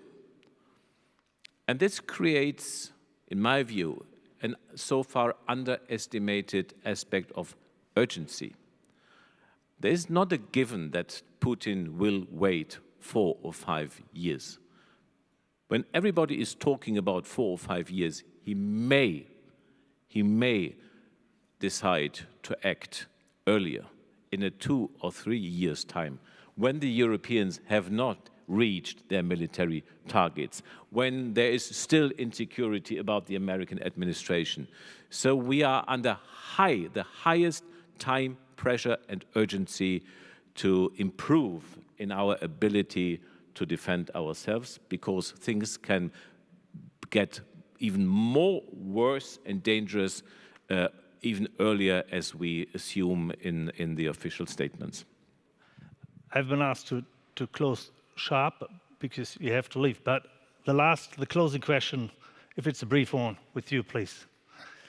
Dr. Gabriel. Because we debated a lot the whole morning about the dependency of Europe and Germany on our American allies and how we can convince the American president that this is also in the interest of America. But I asked myself, by looking at what's happening in the US, is this still, and will this be, that would be my question, in 5 or 10 years still a Western country? Our partnership, the underlying principles of our partnership is not military strength.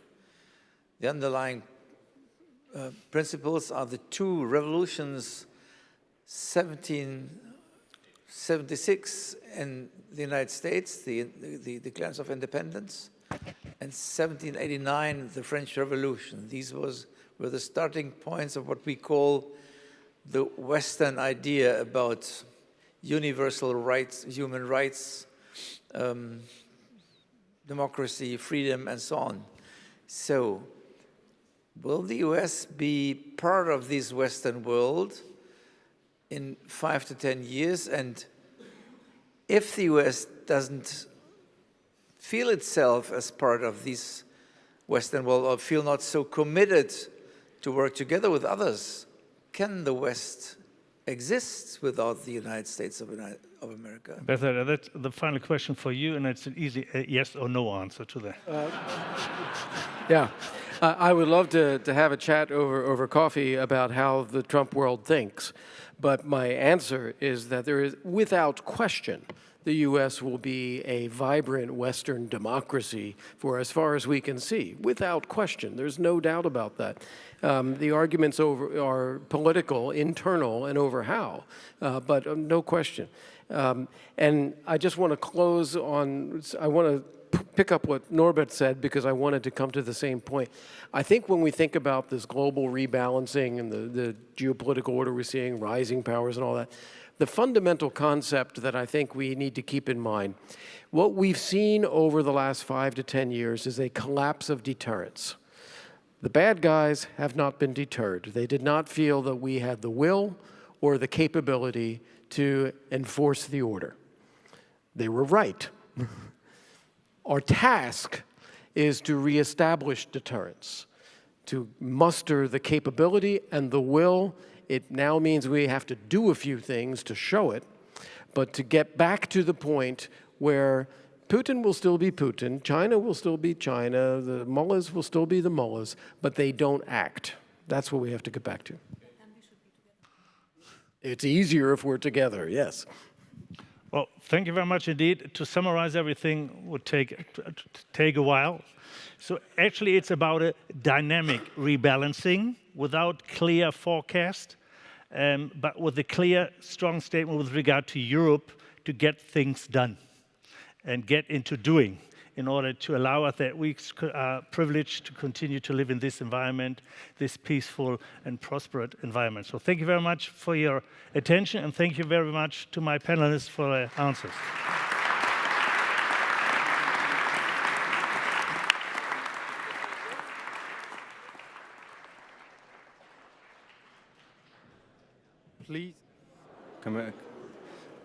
Please enjoy your coffee break until 11:30 for 25 minutes. Then we will reconvene.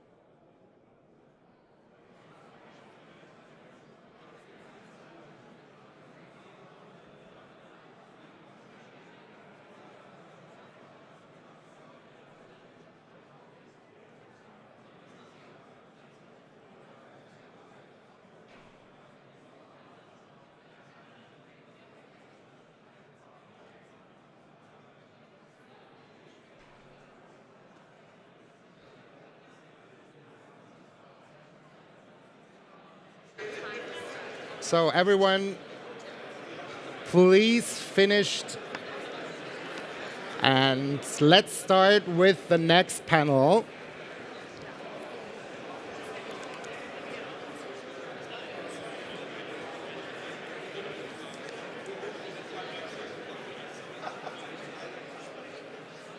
So,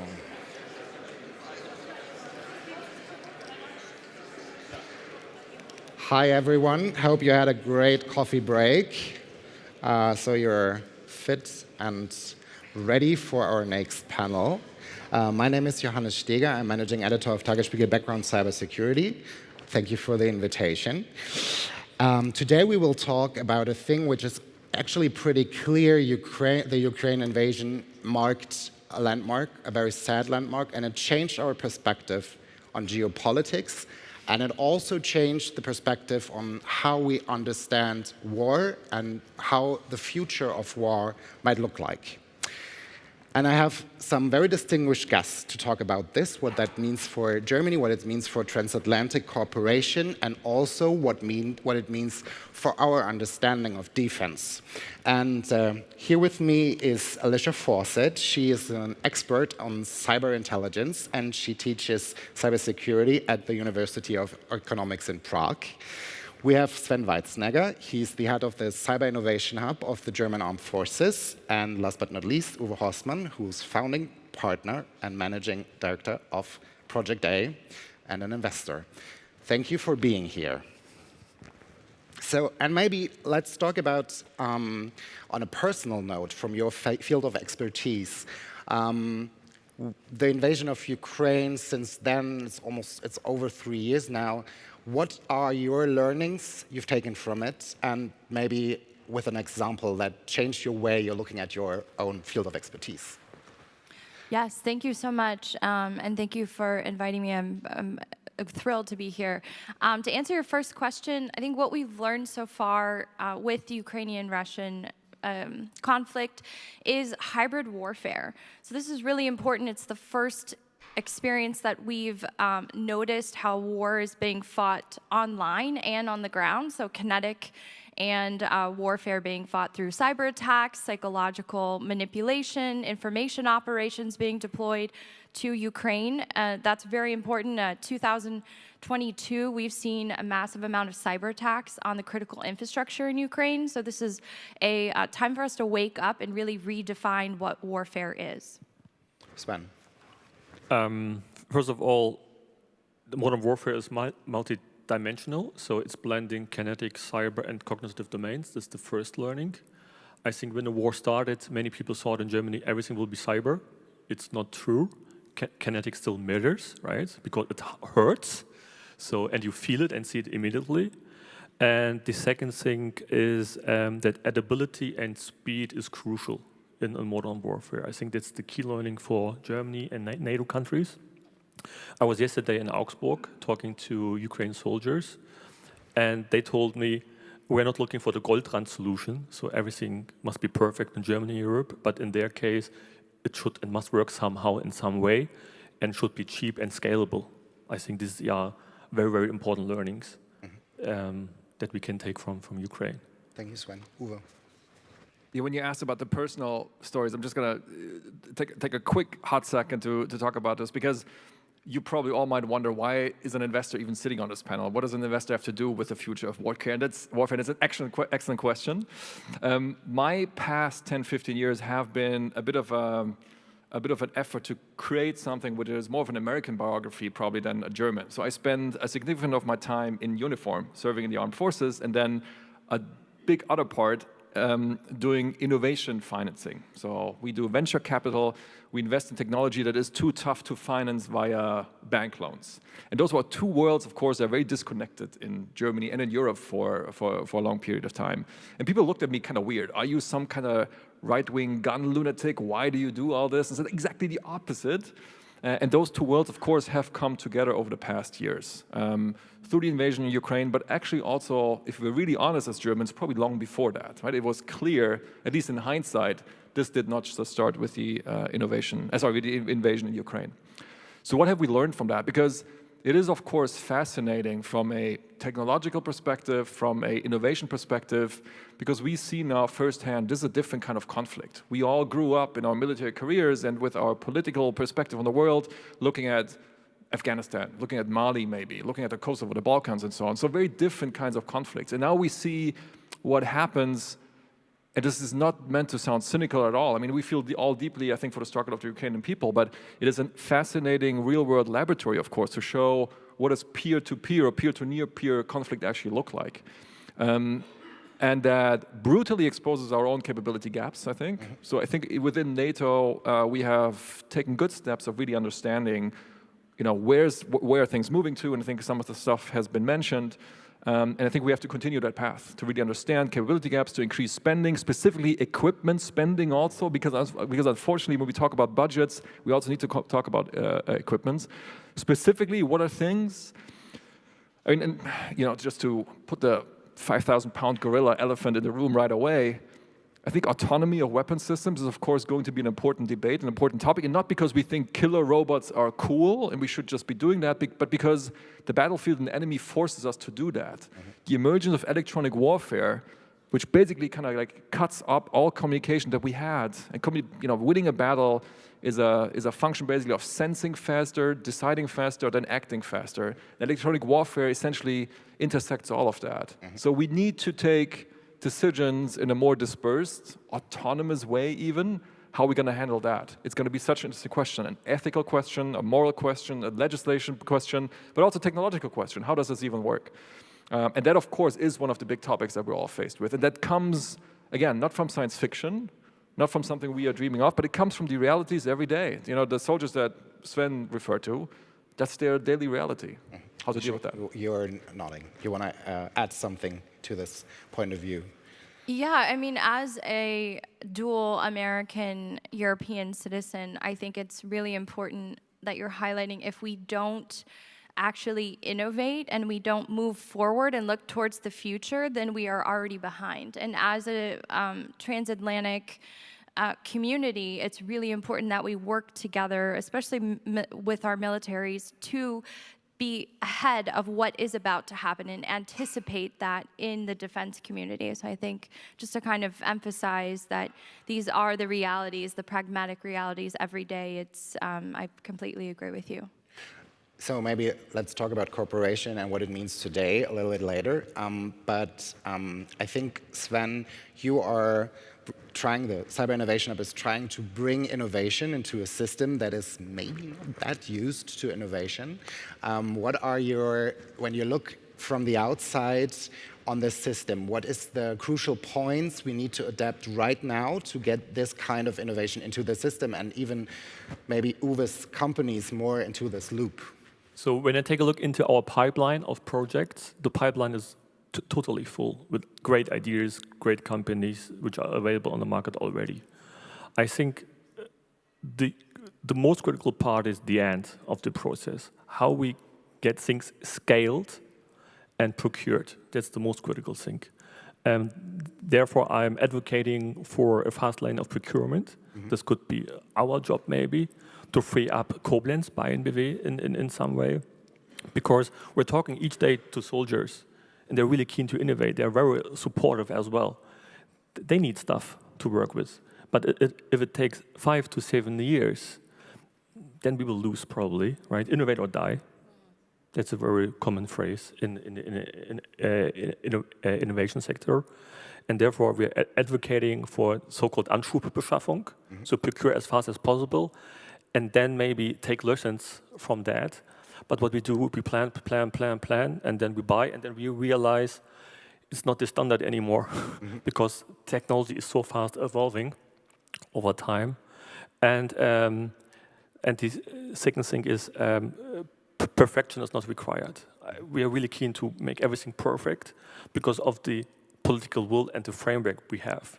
So therefore, when I'm on panels, I don't like to talk about technologies because today is AI, tomorrow is probably quantum sensing and other technologies, but if we stick to the same procedures, then it doesn't matter which technology we evolve and try to introduce. So maybe, Uwe, if your portfolio companies come to you and describe the way of working with German institutions, for example, or the federal government, what is the things they say is lacking, or where are the problems? I think there is, when answering this question in my mind, there is a world that is 2024 and before and 2025. Because, and this might come as a bit of a surprise from somebody coming in this instant, this is part of my answer, from the private sector, I think things have really changed and have improved. Okay. You know, initiatives like Sven's, but also when we work with the procurement agency right now, and I told this also in the ministry, I'm impressed by how hard and accessible they work. It's really been, over the past few months, with the procurement agency, which is probably like one of the agencies in Germany that gets the most critical press, it has been day and night. They work late at night, they work on the weekends because people understand it. So that's maybe an important statement that actually it has very, very much improved. When I advocate for why should the part of the industry that I represent play a role? I'm not saying, by the way, we're the solution to everything. I think a resilient, sovereign Germany, Europe, Transatlantic alliance has to rely on an industrial landscape that consists of multiple pillars. And there is a part of the tools that we need to give the men and women who defend us as warfighters that we do not see enough response on coming from established companies. So this is the overall justification why people like me even exist, in all industries, by the way. Right? It is about innovation, combating innovators' dilemma, being agile, using the benefits that a small, younger organization has, as opposed to a large organization that already has very important and very necessary equipment. Coming back to your actual question, what is the point? So it is easy for me to say, well, let's just lower the standards on procurement, let's just make it easier. No, I think the standards have to be high. It needs to be complicated and difficult to build a system that decides about life and death. No compromise on the quality. What I would always welcome is share more information with us. Share information with all kinds of market participants after a clearance, because it's obviously about sensitive topics, but we just want to understand as an industry what is needed. And sometimes I think militaries don't even know themselves really what is needed, because the distance from somebody who takes a decision about what system to procure to the soldier on the ground who actually uses that system, that is a long distance. I think you guys are working on this, but that triangle of information, and we don't want to understand what works, what doesn't work, what is needed, what is not needed, how do we update, how do we make sure we rein up to speed. That information flow, that's the most important aspect. So let's not rely on an industry that really only gives information to the people who have the best lobbyists, but just like make sure that we have information flow. Let's not compromise on quality, because that would be the easy thing for me. Yeah, it's like a carte blanche to startups, so we have better startups. I don't think so. I think that's the wrong way. But let's work on better information flow. Specifically, let's see it as a joint exercise, because we can bring a lot of experience from Ukraine. You know, all of the companies have large teams in Ukraine. Let's use that know-how, and hopefully we come just up with better ideas what we actually need. That for me is core. Alicia, and then Sven. And just really quick, emphasizing the information sharing part. As someone who's studied threat intelligence for the last decade, I think it's really important that we're sharing intelligence, we're sharing the threats, especially between the transatlantic community as well, and we're not able to know what to build in the defense industry without having that information. And we have big data, we have supercomputers processing, we have AI now. We can use that as a tool to really understand and then decide what we need to create. And just emphasizing that that's a big problem right now. We're not sharing information. We're not sharing our threats. And yes, it could compromise and expose vulnerabilities, but we can't move forward and actually solve these problems without sharing our attack vectors, our cyber threat vulnerabilities, our pen test results, maybe not to that degree, but we do need to share information in order to know what to build. So I agree with him. It's about sharing our capability gaps, Fähigkeitslücken called in Germany, and we should share this on a broader spectrum. This is why we are a big fan of so-called challenges. But I think it's as well important for us as armed forces to understand what's available on the market as well, to look for spillover effects. When it comes to technologies from the civilian sector, I think that's very important as well. And maybe we get a different idea of things. Like if you look on the topic of like large language models. It was quite new for the armed forces a few years ago that these kind of things can be a transformative technology because it shapes a lot of things right now. And I think that's is an important aspect to share knowledge between the civilian sectors to the armed forces and from the armed forces to the civilian sectors. Therefore, challenges are very important. And what I see as well, there's a little bit of hype on the market right now. On LinkedIn, I receive every day 20 requests for businesses. And I'm like, okay, what's the problem you like to solve? So they have a solution, great. But what's the problem they like to solve? And my job is not to model their business model. So, I mean, I'm not a free consultant for them, right? Especially from the automotive sector, it's impressive how they like to... They need new business models. Exactly, new business, which is totally fine, right? But I would argue they should probably take more time to understand the armed forces and their job and their task, because it's not my job to do that. Yeah, Sven, we talked about it briefly before, and maybe we should also talk about things you see that are going in the wrong direction right now, or mistakes we make in the perception of what will the future of warfare bring to the German ecosystem or the international ecosystem. Sven, would you like to start? This is the most prominent question from journalists. So what can we learn from Ukraine? We can't copy Ukraine one-to-one, to be very honest. I don't think so. Drones are important, yes, but drones alone will not solve anything. You still need artillery. And so far as I know from the numbers, 70 to 80% of the target hits are still based on artillery. So we need the right tactical mix. There was the discussion about the drone wall at the eastern flank. I was like, phew, just relying on drones is wrong. Just relying on one or two vendors is as well wrong. You need the right tactical mix. And therefore, I would argue, listen to the militaries as well, and not just to business mentors on LinkedIn, because it's not very helpful, to be very honest, right? Because we have to decide how we want to fight, as NATO, as Germans, as Europeans, and not try to copy. We can learn many things, for sure, but copying one-to-one is not the right option. Well, you picked the mic.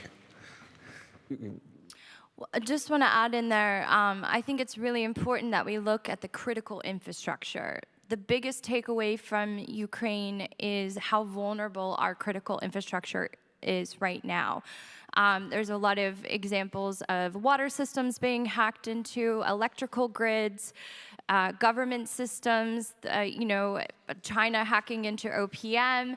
We really need to be more resilient with our critical infrastructure. And this is a warning, I would say, because looking at parts of the critical infrastructure, for example, operational technology, so OT, which, there's a lot of factories in Germany that are building high-quality products. It's important for us to not only look at the network as an attack vector, but other aspects of manufacturing. We need to adapt new technologies such as biometrics, sensoring equipment, understanding when our machines are running on legacy systems, and really we don't have this information right now to protect our critical infrastructure. So for me, looking at Ukraine, that's what we can learn to be more resilient as in Germany and with the bilateral relationship between America and Germany. And I think that's an excellent point, because I'm probably not going to waste everybody's time here to talk about like very specific things, like what's the role of fiber optics as opposed to electromagnetic waves and so on. So that's kind of not the point, because we need to abstract one level and figure out how do we create deterrence by controlling innovation. Because that's ultimately what we all want to do. We all want to achieve a situation where we fall into the pandemic paradoxon, and at the end we'll be asked in 10 years, well, was it really necessary? Maybe we overdid it a little. The attack never happened. Well, that's because we created deterrence. That has to remain the goal.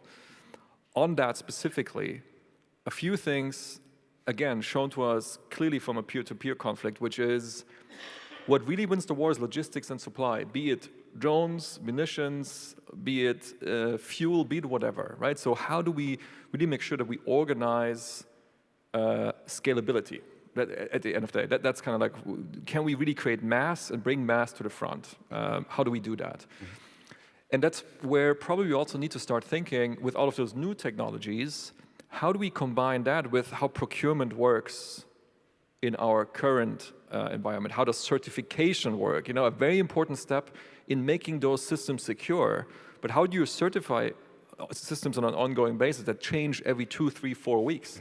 How do I sell something now ideally, or how do I create technology now for the government to take that has a built-in updatability? Because if I look, for example, at a drone, which in most cases actually in the German definition is not a drone but is munition, if you look at it, so it has a few components. It has a fuselage. That's probably going to stay relatively similar for years, let's say, because aerodynamics is pretty much a solved issue by and large, especially if you want to do mass-producible, cheap aerodynamics. It's solved to a certain degree. There are components in it, there's engines and data links and so on, and they are, yeah, there's some update, there is innovation, especially maybe because we want to make this more European or more Western. Batteries, a hugely important topic, and there's probably stuff, which is the software, which we could update on a daily basis at the moment, which maybe also we as a society don't want to buy from somebody, but we want this to be auditable and exchangeable and so on. So that complex system is just in itself a bit different than having a tank that was 10 years in development. So how do we make sure about that? So that's one thing, if we abstract a little, how do we procure and how do we create contracts that create deterrence? So how do we use the microeconomic concept of a contract to create actual deterrence by, for example, building in the scalability? How do we enable that? How do we work with governments to pre-create the production capabilities that hopefully will never come? And if you allow me one and all of this I have to do with a full understanding, asking 10 times for every component, where is this coming from? Where do you get this from? Where do you get this from? Where do you get this from? Because at the end of the day, this needs to be European. At the moment, it probably needs to be ITAR-free, because that's what European governments want at the moment. For the moment, it cannot even come from the US. I really hope from the depth of my heart this will change again. But at the moment, I think we want to have European. There's a large trend, this is not my personal opinion, within European countries you also say we also don't want to touch Israeli stuff at the moment, right? So this is also a big trend. And if you ask where's it coming from, you often get answers like China and India, which probably are complicated partnerships in a potential conflict. We already see that, of course, in the current ones. So all of this, just to answer, we need to solve for, we can talk about the individual innovative cool thing and so on, and that's going to be the topic du jour, and then it's going to be something else the next day. How do you create procurement, scalability, and strategic independence? Because only those three things together will get us to a fact that we create deterrence while the industry still makes money so that it becomes a self-sustaining flywheel. Thank you, Sven. Boris Pistorius said in October something very interesting when he visited the hub. He was asked about drones, and you can apply this to any technology, hardware or software. He said we need agile procurement contracts, so drone as a service as one example, so that we get always the state-of-the-art things. What we do right now is we specify very exactly today what we want tomorrow, and it will be delivered in 10 years. It doesn't work, because the innovation cycles, especially in software, are very fast, very quick evolving, and hardware is a little bit different. It takes much more time. This was his statement, which I really liked. And in general, the discussions about processes are very important, because all the processes we have right now are coming from time of peace. Formally, we are not on war. But because of hybrid, somehow we are in between, and we still stick to the process of war, of peace, sorry, right? We should adapt this a little bit to de-risk innovation, and then we can speed up in many ways. So therefore, the political will is required to provide more flexibility, especially to Koblenz, for instance. It's not always their fault. Sometimes they stick to... For everyone, Koblenz is a synonym for the institution that is making all the procurement. And it's not that easy. If someone was Koblenz and German armed forces, you will get some funny faces. So, but they stick to certain regulations. Yeah. They are very smart people in Koblenz, right? So, and therefore, if we change the regulations, the frameworks that we have, then it can work, because we have the technology, we have the money, and we have the people, and we have the will. So it's really interesting because I think the procurement is maybe kind of a weakness right now. We also have this bill of materials you mentioned with parts coming from somewhere which we don't want them to. But as we talk about hybrid warfare, which is, I think, someone we learn very early on that Russia is mastering it, kind of. And we also see it in Germany with sabotage, with disinformation, information manipulation, and also cyber. What would you say are weaknesses we need to address fast when it comes to the hybrid threats? Yeah, I would say that we're already in a hybrid warfare situation. I would say that we're fighting proxy wars right now. So we're in a proxy warfare world, which is not a traditional military, full-on conflict. But we need to understand that we're living in this cyberspace now. We're not just living on we have the air, land, sea. I can't think of all 5 of them, but domains of warfare. You know them. Aerospace, yes, thank you. And we need to understand that now we're in cyberspace and really looking at how do we deter in cyberspace as well. And that's really interesting, Uwe, what you're saying. We need to build something to create this deterrence. But now we are not living in a security international relations theory, a typical security, traditional security domain anymore. We're living in the cyberspace. The more capabilities we have, the more vulnerable we are. So in traditional international relations theory, the more capabilities a nation state has, actually the stronger that nation state is. But that's not the case anymore. We need to make sure that we're cooperating within the cyberspace and not just the physical domain. So go ahead. I wanted to give you a question before you answer, so you can answer both. No worries. My question would be, do we conducting a wrong discussion? Because we are talking a lot about tanks, and we talk a lot about a threat to Germany, which comes on the land side. But are we discussing too little about what is the real threat, exactly the hybrid warfare? And it's the fragmentation. Yeah. I think the main weakness is the fragmentation between state and federal, right? Yeah. We have 16 states there, 16 times different cyber things and measures and institutions. I think that's wrong because cyber doesn't end at the border of Brandenburg or Berlin. And what we always forget is the society. It's a very technical discussion, but I think we should involve the society as well, because we at Armed Forces, we need the backing of the society. If the backing is not there, then... And the backing also comes from being resilient against false information or... Exactly. And we should openly talk about it, what's happening, what Russia is doing. Aisha, maybe. So I think that we need to increase our media literacy efforts, educate this society, exactly what you're saying. 80% of cyber attacks happen based off of social behavioral manipulation and phishing, for example, 80%, okay? So it's harder to break encryption. We're not at quantum yet, but we will. Q day is coming. But we really need to focus on the citizens, the people themselves, making sure they understand what is a threat, how to distinguish between false information, misinformation, how to make sure that we don't spread disinformation, which is the intention to spread information. There's a difference between the two, and that's really important because, again, 80% has to do with the psychology of threats and not just the actual technical threats themselves. And if your family WhatsApp groups are any like mine, we have a long way to go, I think, in like media literacy and understanding that. And I think we just see the beginning, right? I mean, we saw German police very rightfully reacting to older people getting calls from people who pretended to be their children and sent them money, like an Enkeltrick.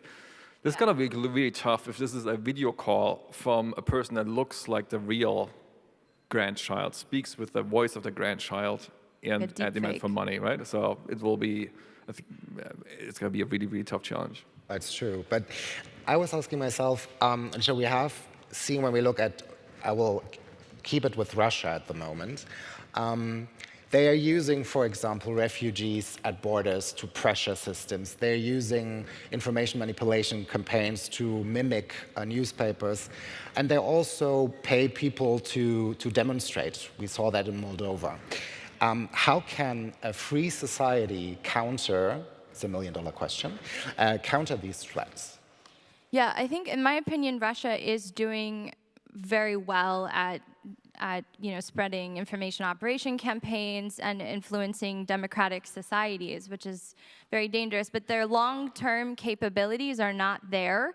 So if we can counteract Russian disinformation with strategy, with transparency, interoperability, sharing of threats, that's how, as a democracy, we can counteract these kind of unplanned information operation campaigns. But we need a long-term strategy, and that's what we don't have right now.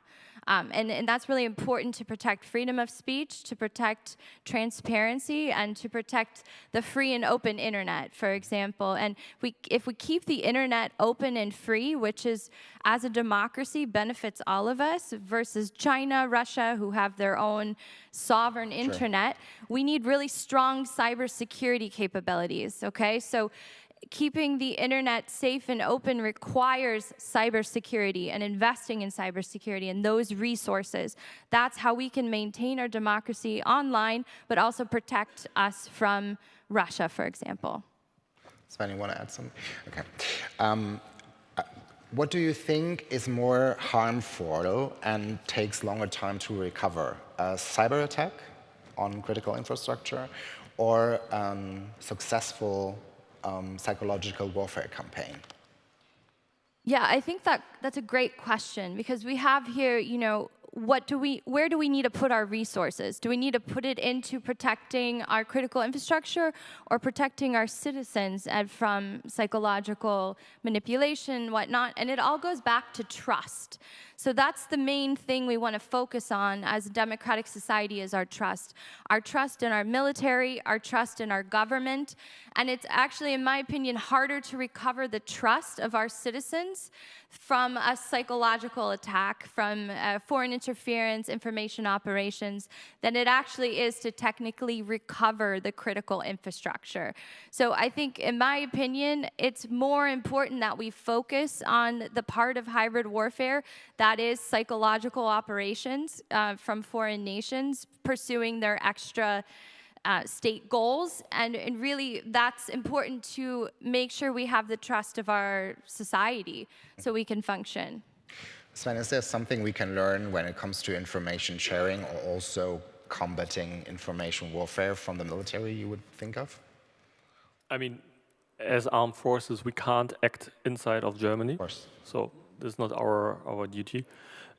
We developed a solution to analyze social media streams based on public data. We are capable to analyze so-called memes on a TikTok level, Telegram level, to understand if the meme is a narrative, a political narrative in certain countries where we operate. And we saw that our people are overloaded with work because there's so mass amount of data. And in the past times, they analyzed everything manually. And now we have a tool created with a startup together for Munich. And it's very helpful to reduce the amount of time and not to waste their time. So I think there are tools available somehow in some way, but they need to scale and must be implemented as well on a bigger scale. So maybe Uwe mentioned it a little bit before I open up the discussion for questions from the audience. Uwe, you mentioned that there's actually, since January, a talk about sovereignty again and about the Transatlantic cooperation. It's difficult at the moment, I think we can all agree on, but what's the way forward? What could it be? I think the path has to go. There's no alternative to Europeans stepping up. There's no alternative to specifically also the Germans stepping up. I think there is a great opportunity to forge new alliances even within Europe. I think, for example, about like a larger German-Polish cooperation, which probably is difficult when it comes to established prime defense companies, but maybe on the more early stage side, it is actually possible. So I'm looking obviously for the very positive aspects of all of this, but that could be kind of cool, right? I mean, a German-Polish defense cooperation on new technologies, something like that, just as an idea. I think that's all important. I think it obviously comes in combination with an overall increase in spend, an overall better awareness in society about the importance of defense and deterrence and so on. I think we have most of those ingredients, specifically also after, the debt ceiling was kind of, adjusted or removed for military spending. So I think a lot of ingredients are in there. We now have to walk the talk. Also, we have to execute. And please, everybody insert correct English method for here. You know what I mean? And that has to happen. Yeah. And I think that is a cooperation between all parts of society, because I agree, the most important thing is that we create society resilience on a psychological level, because stuff will happen, we need to be able to bounce back. I think that's more important. But also, for example, cooperation between established companies and younger companies. I think there is big mutual benefit. All of that has to happen, because only then, I think, can we play a larger role again in a wider context. I was in the US last week, and of course my American peers are very close to the current US administration, really deep in discussions about how do we assert US dominance in the world by winning the AI war against China. That is the mindset, right? I mean, that is on Capitol Hill, when the tech and the political world, that is the perspective. And when I, as a European, show up and ask them, so what about us? They are like, okay, show me how this is relevant to the China question, what you guys are doing in Russia and with Ukraine. How is this relevant? And I think it is in a way relevant, right? Because it is, from my perspective at least, it's different aspects of one core underlying question, which is, how does the Western world behave in the face of such threats? And there is ties between those different aspects that are economically, trade, but also just from a positioning, like what are we willing to accept as a unified bloc? All this to say, I'm hopeful that we'll enter a phase again where we organize joint security more coordinated, where we can also create more interactions again between industries. At the moment, the US companies clearly understand, well, Europe is not a core market for us at the moment. We focus on massive defense increased spendings that are coming. I hope this day will come back, but it has to be on the back of an improved European posture, right? I mean, it has to happen. And for cooperation, access is required. So the big primes right now are slightly opening their systems, the interfaces. So, and based on that, we can create an ecosystem. So we call it software-defined defense, which is a paradigm shift, shifting from big primes to an API-based system where small players can interact with the big players and the big players with the small players as well. Because I think the startups and small players, they bring a huge value because they are very speed, very agile. And probably the tickets are too small in certain areas for the big primes. So therefore, startups can help immediately to leverage their knowledge and create probably new capabilities even with software. Because this is one of the big learnings from Ukraine. The leverage of software is much higher than in the hardware world, because you can change software immediately over the air in 5 minutes. That's in the hardware not possible.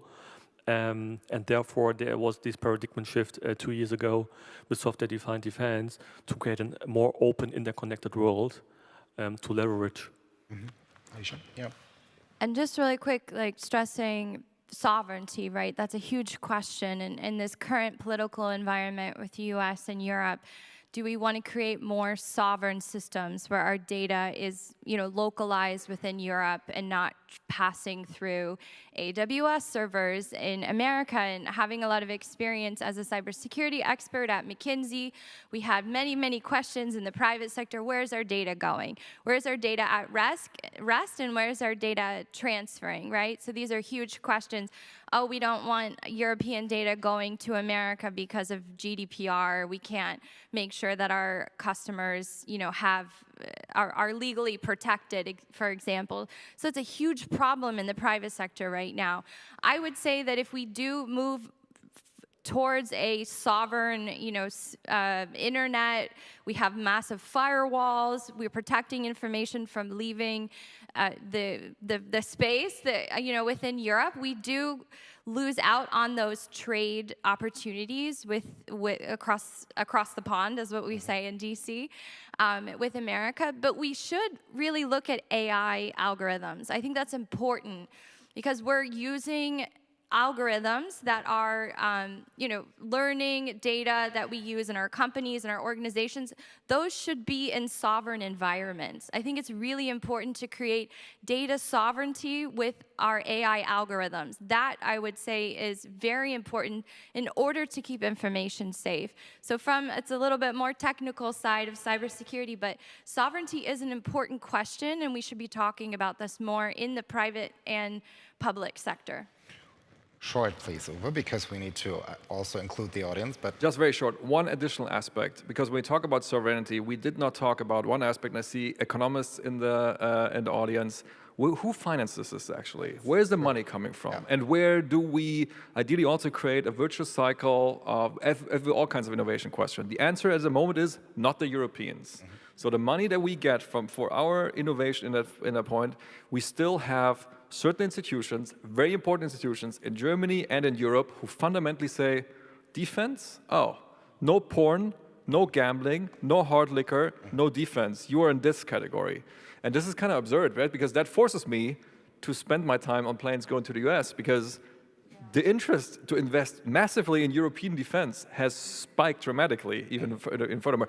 I'm happy for them, don't get me wrong, right? I mean, they're still our strongest allies, but as long as we create on a European level, I kid you not, a European defense facility that is not allowed to invest in weapons, what the are we actually doing? Because then we're just not being honest with ourselves, and I think that's an important aspect as well. Thank you, Uwe. Maybe including the audience. I'm not sure if someone is walking around with a mic. I can walk around with a mic, maybe. So we start here, and then going to my colleague. Hello, my name is Janine Budelmann, working for a company that does contract manufacturing, and you've been talking about sovereignty and about procurement a lot. And I was wondering, because when it comes to production, it always comes down to rare minerals, and those minerals are always based or mined in Africa, and those mines are nearly all under Chinese control. So finally, when we're talking about new projects that we do in terms of manufacturing, we'll finally end up with projects or products that are under Chinese control. So how do you tackle this problem? Do you have someone who should answer this question, or is it like whoever feels? German Armed Forces? Not me. I'm not into minerals, so maybe you. Again, I can only share one thing. That is what inspires me when going to the US is according to your, in line with your point, what US government and institutions, this is public information, so I'm not disclosing anything classified, how comprehensive their perspective is on securing national security. That includes, for example, investing heavily in innovation that would allow lithium mining back in the United States. Right? So they are really tackling that and trying to do it with innovation. If it works, I don't know to what degree. It's still not the most economic thing, but at least they're pushing that. On the German side, I'm not so sure if we could get any funding for that, because it probably would have to come from my part of the industry. And in the US, it's possible. In Europe, not so much just yet, unfortunately. So long answer saying, I don't know. Next one, please. Eric Schmidt just had a meeting in the House of Representatives talking about the need for energy. There's something totally missing in the whole concept in Germany. And in America, they are building data centers for AI. If you have no power, you have no AI. Simple like this, has not reached Germany yet. 10 gigawatt per center needs the energy of 7 nuclear power factories. 7 for 1. We have none. What is this if we plan a kind of defense where we need AI, we have no energy to run AI. The second is I had been involved in the internet business since '93. I had a software company in Palo Alto founded that year. And I'm very worried about this vagueness in, on one side, have free speech in the internet, and on the other side, to have attack by China, by Russia, with wrong activities, lies, etc. I hear nothing about the strategy openly. I read nothing where, for example, kind of government says there had been misinformation about this, we have done this, we have done this, we have done this. The third thing is we only can be successful in alliance with America and with Israel. Without this, everything is nothing. Thank you. So the energy question, someone feel capable of answering that? Alisa?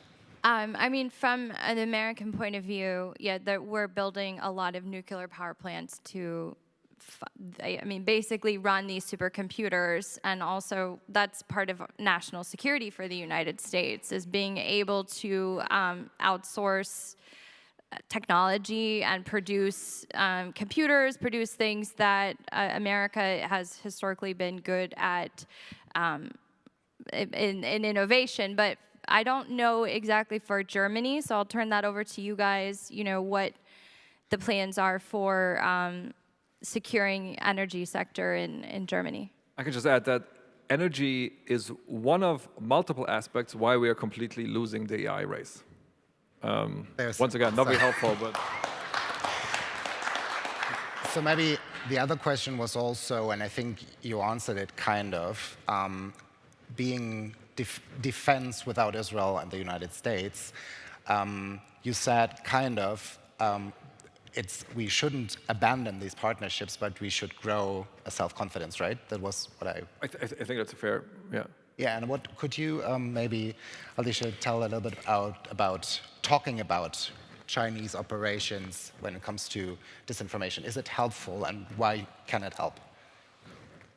So I've been studying Chinese information operations for a long time now. I'm a fluent Mandarin speaker. I lived in China for a long time and worked at the International Crisis Group there in Hong Kong. So China is probably the biggest threat, I would say, right now in terms of China pursuing its own extra cyber goals. So in the cyber domain, pursuing their own interests in their own state by influencing other countries, targeting Chinese diaspora abroad, pushing information, and really pursuing their own interests by using information operations and psychological warfare. Now, what's interesting is that the West and Germany and America, we have more resources. We can be working together to provide the resilience against information operations. Again, it goes back to media literacy, cybersecurity startups. We should be looking at some of these startups that actually prevent the spread of malign, actors. We also need to understand how we can attribute actors. So it's really hard to understand when we have a threat actor and where they're coming from. So again, we're not in this normal traditional security international relations model anymore. We are dealing with actors that are online that have masked themselves, and we can't attribute them back to a specific nation state. So those are problems that we need to solve, and we can only do that, echoing the cooperation between the US and Germany together. Next question, please. Christoph von Marschall, I'm at the same news organization like your moderator, Johannes, and at the same time, I'm at the moment the Global Europe Fellow at the Woodrow Wilson Center, as far as that center still exists, but that's a different story. But I had the time to do the research on a book that a war with Russia is imminent if Germany doesn't change. And here comes my question. One word which was missing in the discussion from my point of view is urgency. We have a lack of time. We are under enormous time pressure. If you bind the panels of this morning together in 2 or 3 years, We will be at direct war with Russia if Germany and Europe are not able to deter Putin from such a war. So when I hear no compromises on quality, have to do this, have to do that, if you have 20 priorities, you don't have a priority. So what compromises are you willing to engage in order to deter within the next 2-3 years? That is the task. Everything what comes later comes too late for deterrence. And from my point of view, just to change, that money is there. We no longer have the debt ceiling, but you have to put money doesn't buy capabilities. Money doesn't even buy weapons at the moment because there are not enough weapons produced which we need, not even in the States. It's not about buying, we have to build them ourselves within the next 2-3 years, factories, weapons, and so on, ammunition. So please, where would you compromise? Where does the time pressure, the urgency factors in? So you're absolutely right. We operate, and I think this is kind of mirrored within our counterparts. 2025 might very, very well be the last summer in peace in Europe. And 2027 is kind of like the timeline that I think also like a lot of people operate for, the next step. I think the money is definitely there. I have seen change in procurement behavior speeding up as much as we can. I think the bottleneck is not so much the young industry, but also the more established partners who are, who have been delivering weapon system. There probably we can step up urgency quite a bit. I think no compromise on quality for me means mostly no compromise on weapon safety, so that there's no problems with the stuff blowing up and risking our own people. On a lot of other things, I think you compromise quite well, and you can get to 80% solutions that is available on the market to a certain degree. So for me, the compromise would be on everything on the product quality except, well, not quality, but specifically not on the weapon safety, but like on a lot of other things, I would definitely compromise. And then last question. I totally agree, and therefore my call is strengthen the entities that are today capable to deliver. I'm not a big fan of creating new entities, new hubs, no innovation units. We don't have the time. Because they need a mandate, that's very important, right? I'm one of the entities who's capable to deliver even today and tomorrow, because for me it's easy to scale to 200, 300 million per year, it's easy. Right now I have 12 million, which is not much, to be very honest. So, because we don't have the time, because you need access to the system, you need the trust, and we don't have the time for that kind of things right now. I know there are new players on the market looking for money, right? Der Kuchen ist groß. Cake is big. But there's a lot of urgency right now, and the pipeline is full. Mm-hmm. Yes. From Airbus Defence and Space. We just talked about the importance of energy. And some days ago, there was a blackout in Spain. Even if there are some not still reliable information what happens. So utilities companies say it was not a cyber attack. The government doesn't want to disregard this option. Is Germany prepared for such a kind of blackout scenario? I can tell you something about it. I would just say that what's pressing to me is not sharing information again. So what happened with the blackout in Spain is we didn't understand exactly what happened, right? And that's a problem because we are not sharing information. And it's a problem because we're not, we have all these different SOCs, so security operations centers operating all over Europe, but they're very fragmented. They're at the local, state level. Well, all we have is a NATO SOC, right? Security Operations Center at NATO. So what we need to do is we need to collaborate. We need to have SOCs collaborating with each other, streamlining incident response, being able to have a very quick turnaround time, so response time, to be able to understand who are the threat actors, where are they coming from, what are their methods, and then how do we respond? So really collaborating on that disaster recovery resilience plan, and instead of just relying on Spain to try to figure out what happened, right? And maybe if the moderator can add something as a reporter for cybersecurity. And I think it's also important not to jump to conclusions in this field. Because when you always say, oh, maybe it's a cyber attack, it it doesn't fit right when it's really a cyber attack. And when we talk about resilience, when you come to Germany, I think it's something we need definitely to work on. I'm not sure who has the mic. There's the mic. Simon Zinsel with Siemens Energy, so I'm happy to help with the blackout situation once it's resolved or known what it was, right? And I'm also serving very well with powering data centers. Now, my question, though, goes in a little bit similar, in a different direction. We talked a lot about procurement and supply chain.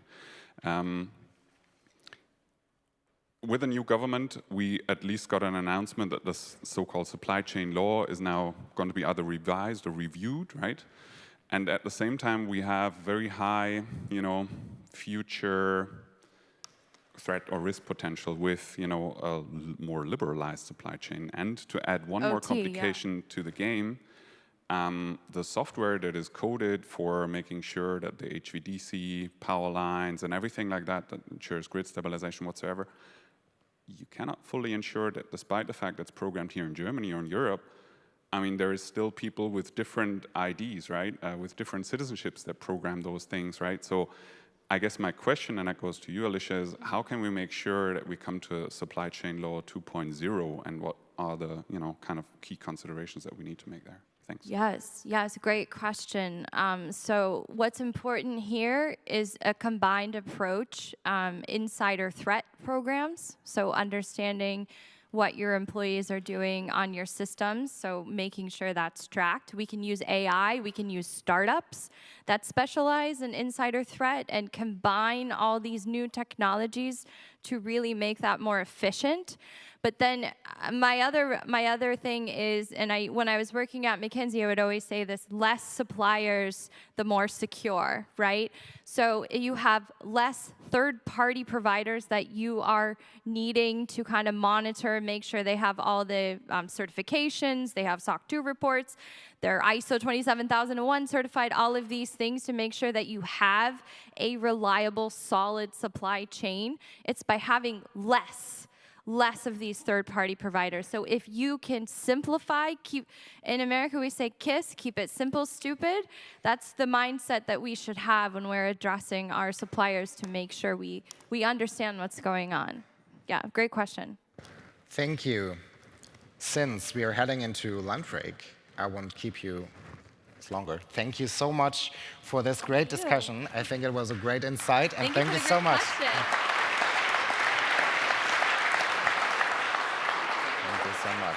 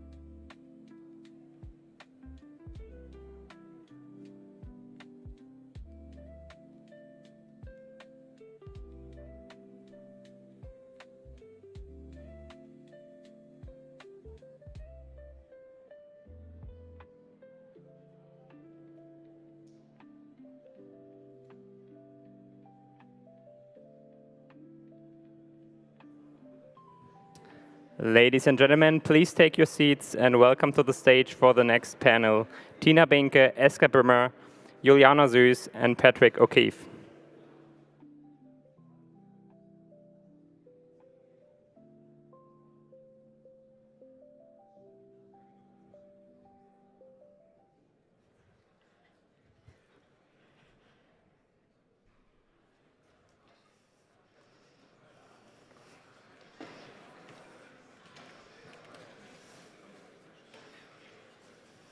Ich mache mal die Stoppuhr an.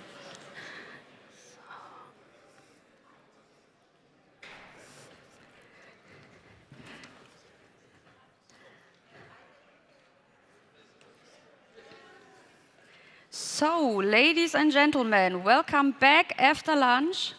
So I have the great task not only to welcome you after lunch, but also I'm very hopeful you stay motivated for this very much highly important topic today. And so I'd like to welcome you all to our panel, Beyond Earth Boundaries, Space as the 21st Century Battlefield. We have about 45 minutes for our discussion, and I will give about 15 minutes for audience questions, so stay motivated. My name is Tina Binke. I am the personal assistant to the president of the Federal Academy for Security Policy. You met him this morning. It's General Major Stahl. He's my boss. And in addition, I'm a lieutenant colonel in the German army. And I have good news. Thank you. Great. So, I have good news regarding our topic today, because Germany is finally boldly going where others have been gone before, with the recent creation of the Federal Ministry for Research, Technology and Space. So our country has officially acknowledged at the highest governmental level what security experts have recognized for years. Space is no longer just a scientific frontier, but a strategic domain that demands our full attention. And this ministerial recognition reflects how dramatically the security landscape has evolved. Space has become the decisive domain in modern warfare, with the satellite disruptions in Ukraine revealing how conventional conflicts now hinge on space capabilities. Future conflicts could increasingly be won or lost in space before conventional engagements even begin. And I'm very pleased to welcome three outstanding experts who will help us navigate through this complex terrain. First, I welcome Dr. Easter Brimmer. She's a senior fellow at the Council on Foreign Relations in the United States and a former Assistant Secretary of State for International Organization Affairs. And she recently directed the CFR Task Force report, Securing Space, and brings expertise in global commons governance and international frameworks. Welcome.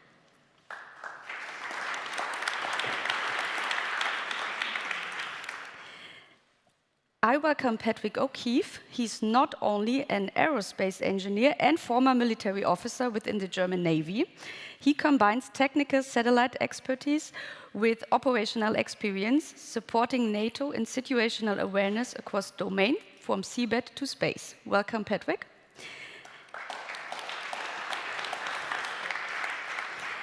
And last but not least, I welcome Juliana Süß, Associate at the German Institute for International and Security Affairs, focusing on space security, deterrence, and arms control. And, very important, she hosts the War in Space podcast, which I highly recommend, and previously served as research fellow at the Royal United Service Institute. Welcome, Juliana.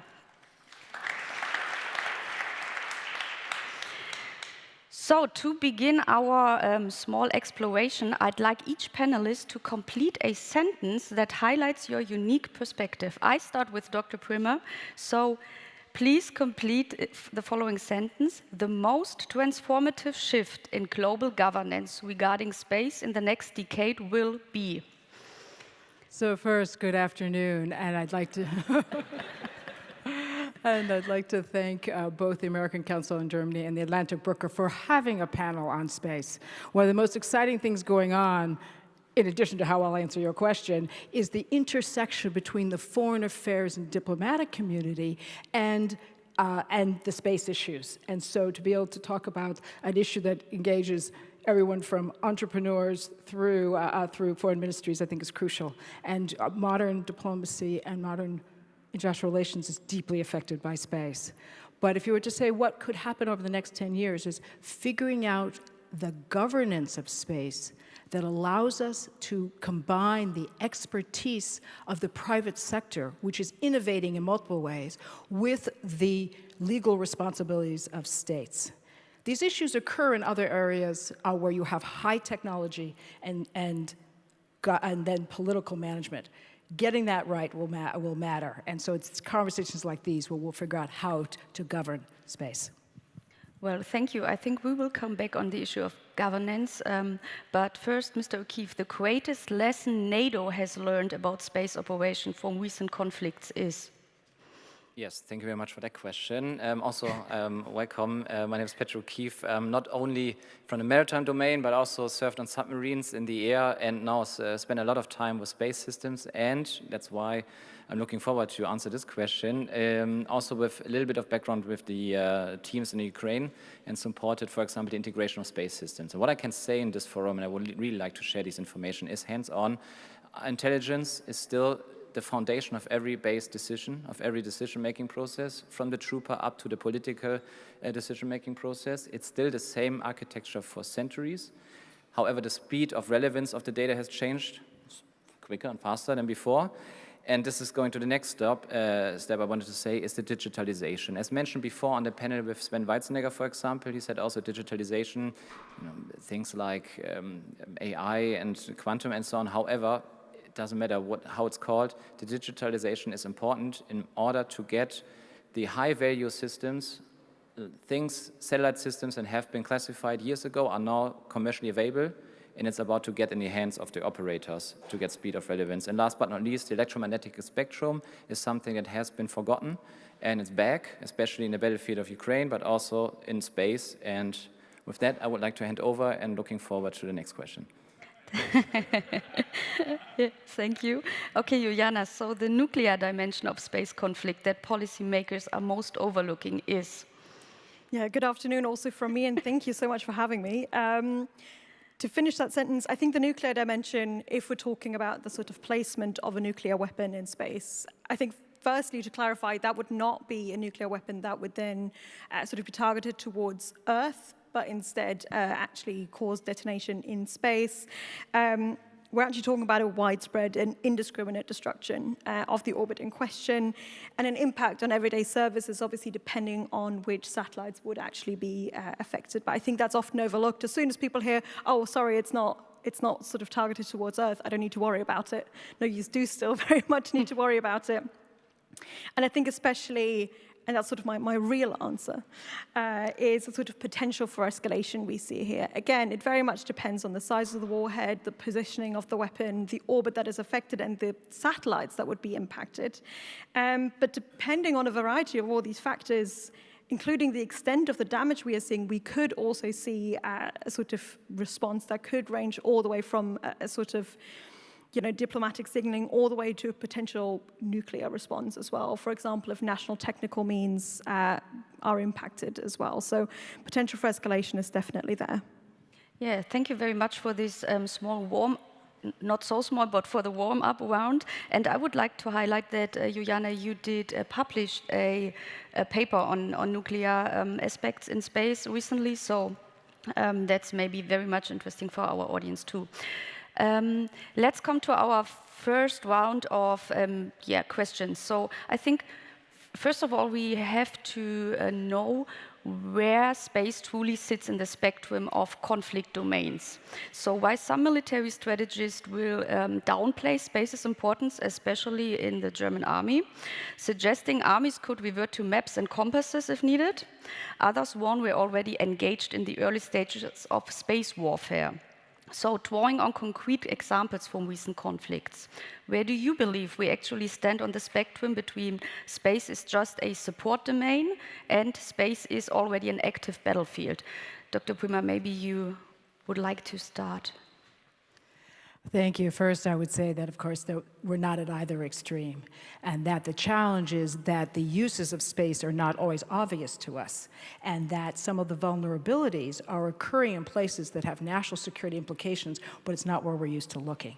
And so to actually, and I would flag two things. One is understanding what we need to defend. So if you happen to be going through our task force report, you'll notice there's a discussion of whether space should be considered critical infrastructure. In the United States, there, under the Department of Homeland Security, there are 16 areas of critical infrastructure. This was raised earlier in the Biden administration. They decided not to include space systems on that list. We think you should go back and revisit it, because that's actually, when we're thinking about security, we need to be thinking about infrastructure. The other is, again, the gray zone activities. So to tie our session with the earlier session where we were talking about hybrid activities, and I said Svalbard, right? You remember the cutting of the cable, the underseas cable. There's also was a gas line there as well. But that cable is, yes, it provides connectivity for Svalbard. It also is the download link for satellites in polar orbit. So there was a lot going on when that happens. And so I would say that we are farther into this area of space, but it's more complicated and draws on more aspects of our larger national security environment. And we need to think about it constructively. So one of the things we said in our report, administration's not doing this, but was figure out who's going to organize this. In the US system, we need someone in the White House who's coordinating. It could be the National Security Council, could be the National Space Council, whatever you want to pick, but you actually need, at least certainly in our federal system, to have a coordinated center within the executive that's looking across the national means to deal with current threats.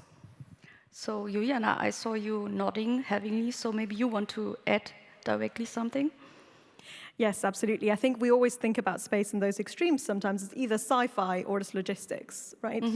When the answer really is in the middle, and I think that's partly why space has been so overlooked. It's because it's worked the whole time, right? Iraq, Afghanistan, we could rely on space-enabled services like communications, for example.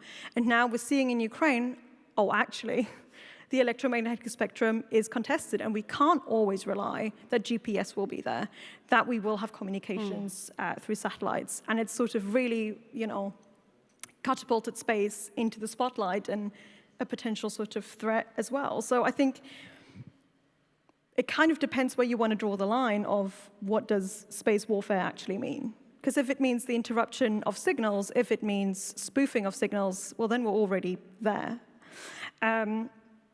So yeah, I think I'm going to leave it the rest for Patrick, but I think that's where we are.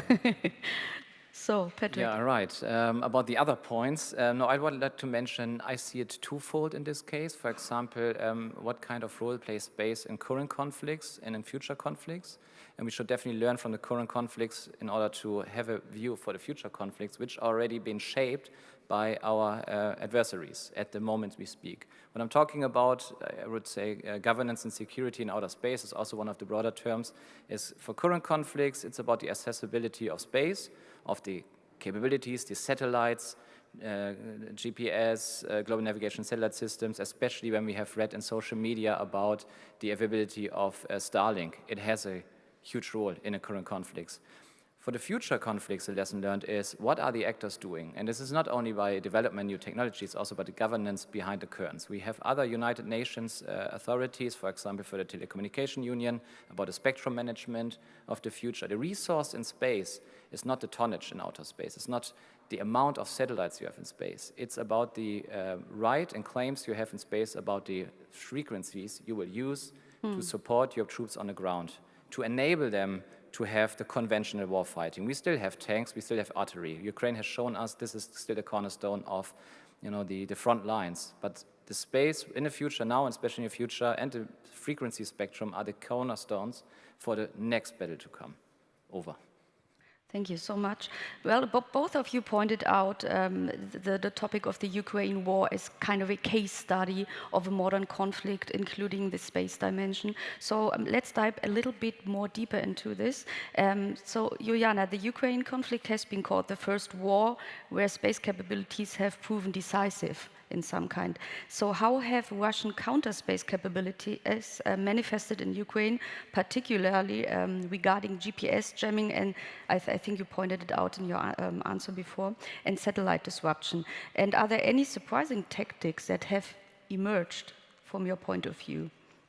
I think the real surprising thing was actually that initially Russia did not use its electronic warfare capabilities to the extent that we thought that they would. And it's partly because their troops weren't sort of positioned in the way that they wanted them to be, so actually they couldn't really get the kit through to the front line. There was also just bad organization at the beginning, so that actually they jammed themselves and sort of ended up, sort of not being positioned in the way that they wanted to be. That has since changed. They're definitely using more electronic warfare capabilities now. We've obviously seen it in the jamming and spoofing of GPS signals, which in part actually led to the temporary closing of an airport in Estonia, because the jamming signals also interrupted the civilian airspace. We've also seen it that actually Western weapon systems were impacted by this. So, HIMARS, JDAM, Excalibur were all systems that were impacted through GPS jamming, which I think should give us reason to actually rethink some of our technologies and how sort of fit for the future battlefield they actually are, if a GPS jammer is sort of enough to at least disrupt them to some extent.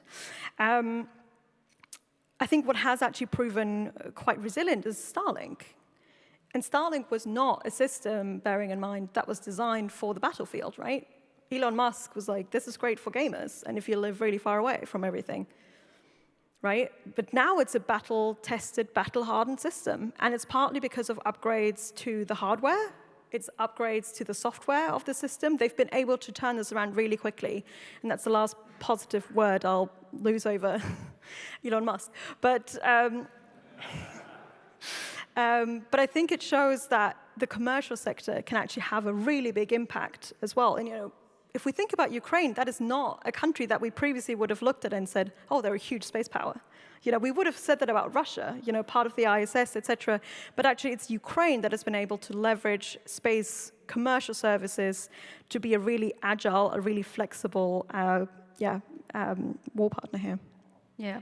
So Patrick, just because Juliana pointed out towards Starlink's battlefield impact, bringing in your NATO experience, how does this commercial capability change our understanding of space resilience when it comes to private supporting?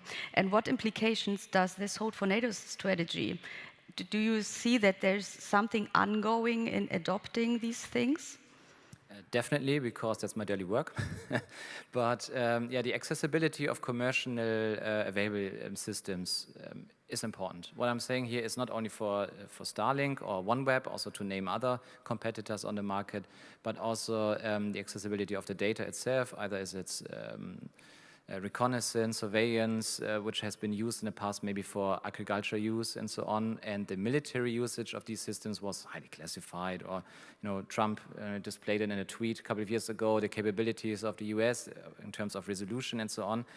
This is all overrun by the current technologies. There are companies out there, small companies with 30, 40 people in the staff, that are able to produce systems and products for the battlefield that can be a changing moment, especially in specific fronts.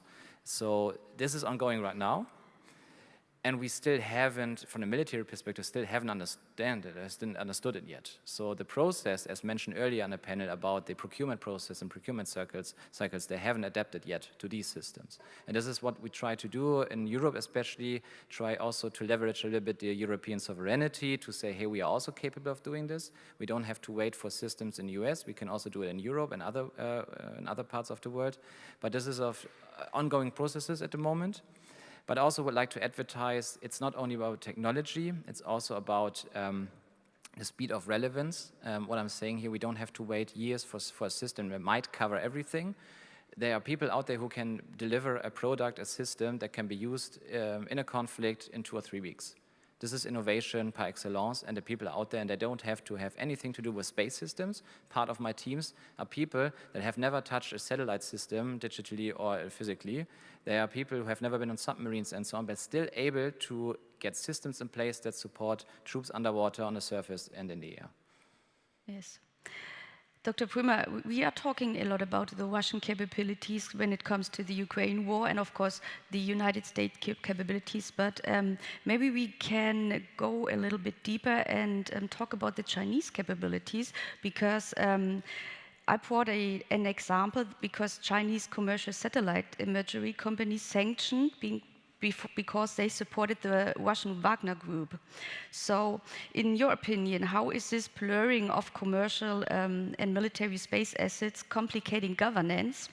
And are our legal frameworks equipped to address these convergences?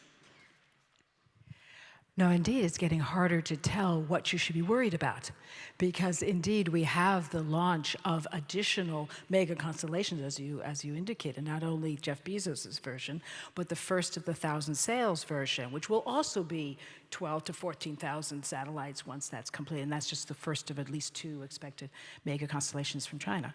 And so, indeed, there is the question of what should we actually be concerned about, and I would suggest that one of the reasons governance matters is that at this point we have 4 mega constellations that are planning to be circling the Earth.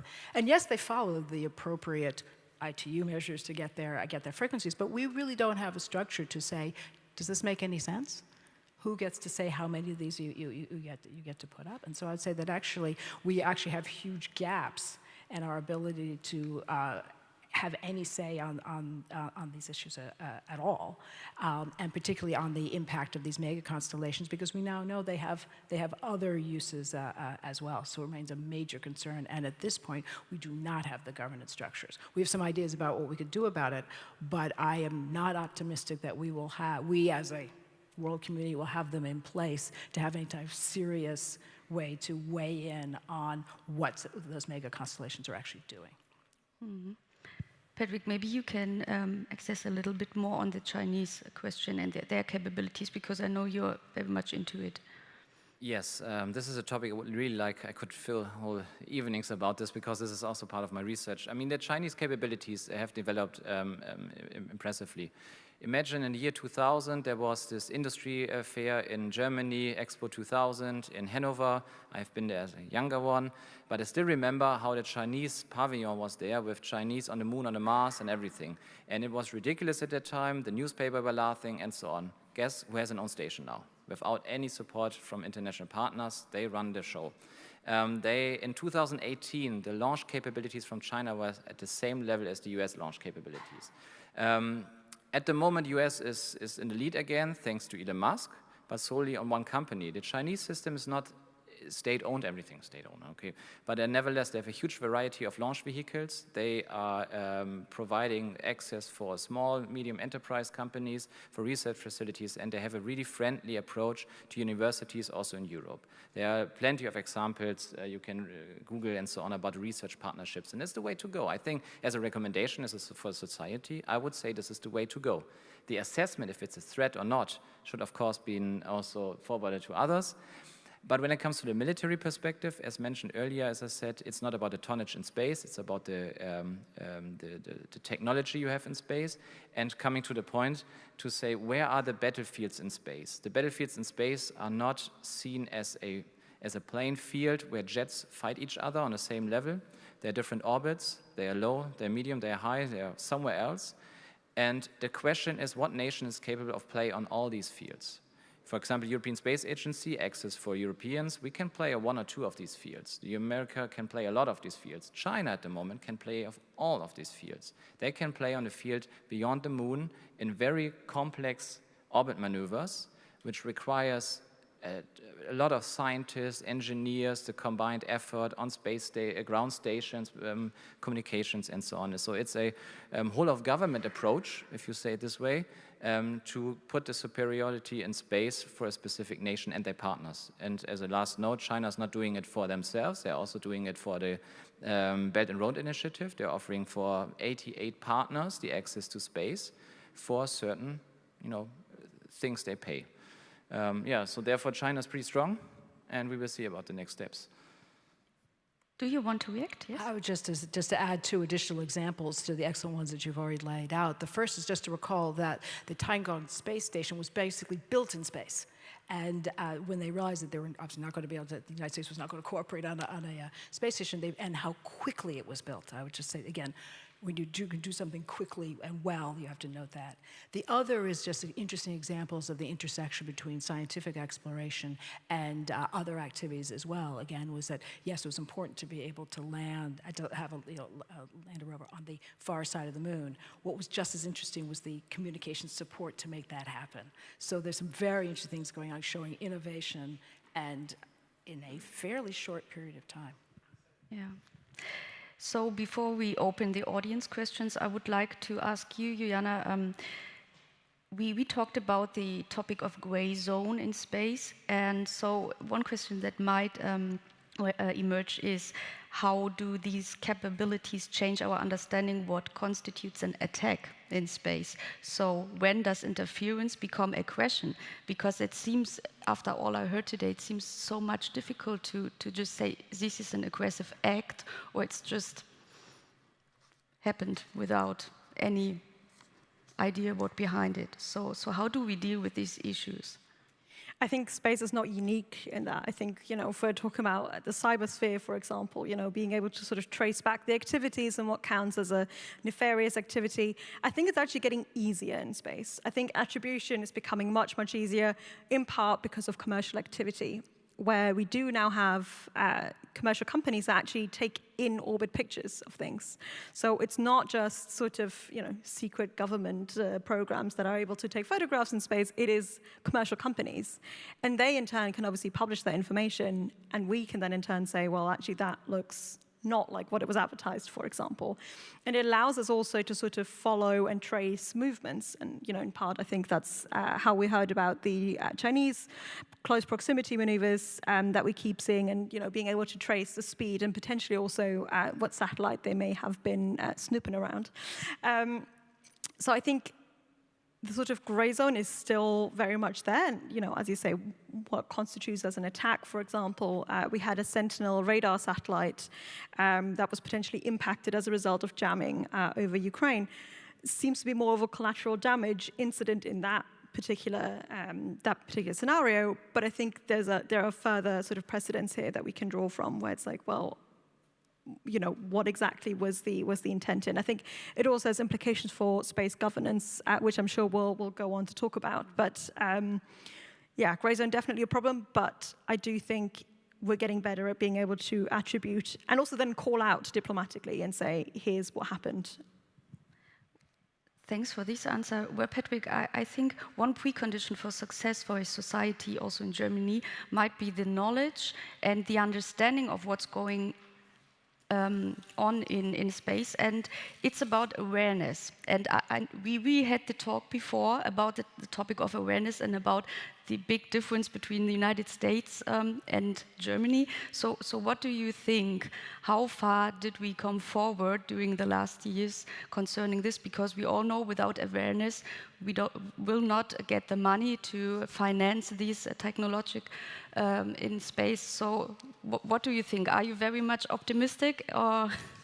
Okay, how should I put the answer right now? But I put it this way: there's a lot of money in the space sector, so I would expect a pretty good situation awareness on a technical level, and I would expect a very much cultural and corporate situation awareness when it comes to space. And then on the other hand, I have to see that it's not there as I expected.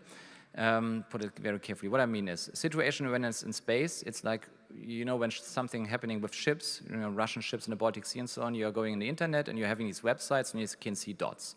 And you see maybe there was a ship, maybe not. You can imagine something similar in space, but on the other hand, it's different. It's more complex. Of course, it's aerospace engineering, must be more complex. But from a cultural perspective and organizational perspective, it's not. It's basically the same. You need to have an architecture to incorporate different data sources, open source intelligence, and so on, corporate, civil companies, and commercial available radar signatures, and so on, to create a situation awareness in space, to even overcome the plausible deniability of our enemies and adversaries, to say, hey, I don't know who it was. Yes, we do. We can exactly say who it was. It's that moment who did the proximity maneuver around a specific satellite system in space. But it's also not about space situation awareness, space domain awareness, also including the ground stations, the critical infrastructure in general, and then make the assessment, okay, what is my critical infrastructure when it comes to space? And last anecdote, maybe coming from the military service, every time we have this discussion, okay, who's in charge of space? We're pointing fingers saying, okay, space must be the Air Force, right, historically.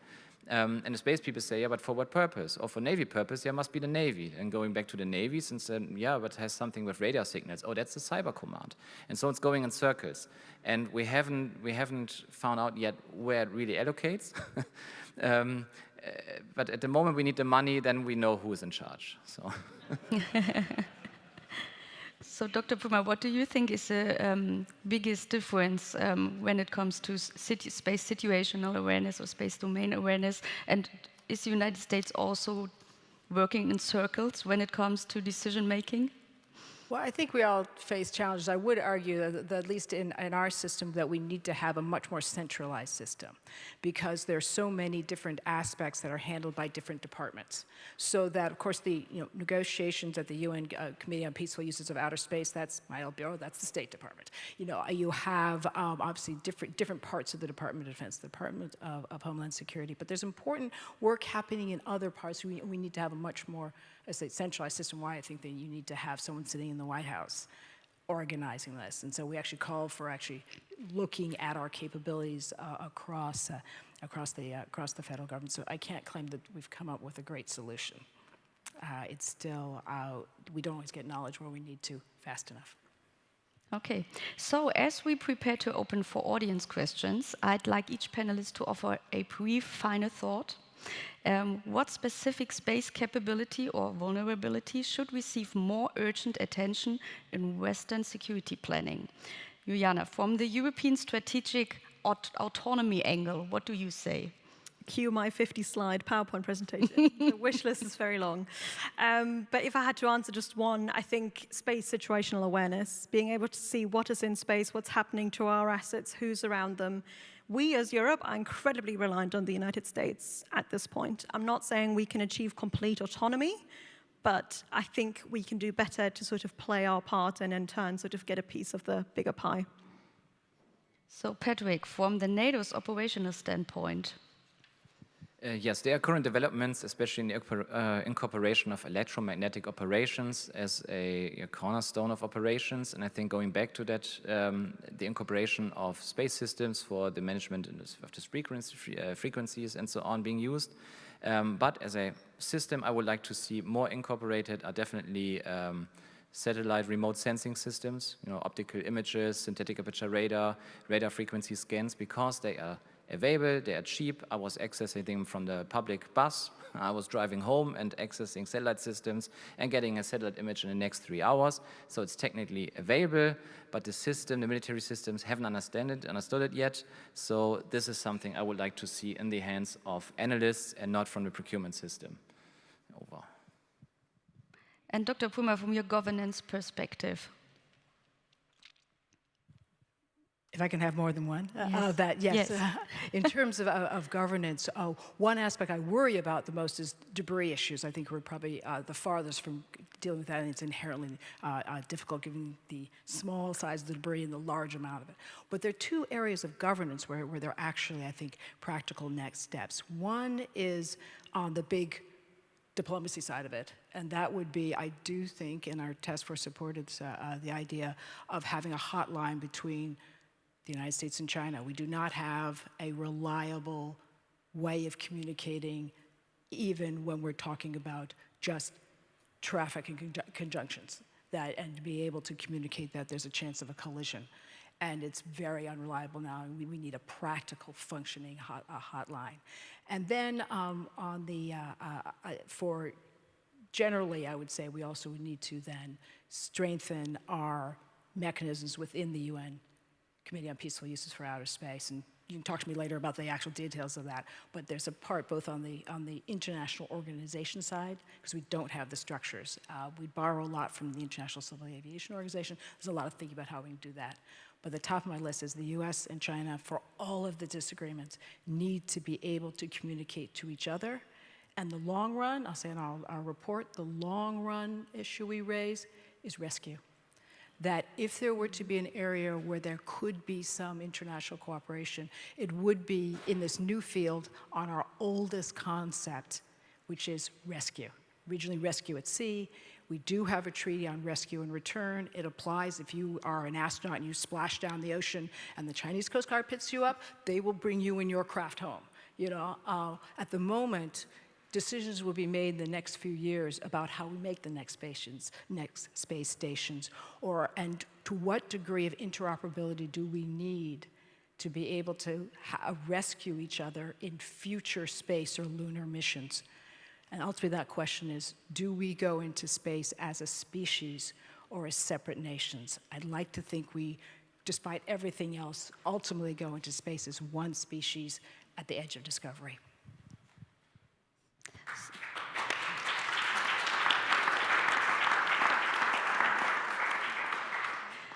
So thank you all three very, very much. And now we have time, as I mentioned, for questions from the audience. So please keep your question concise because we have 15 minutes left.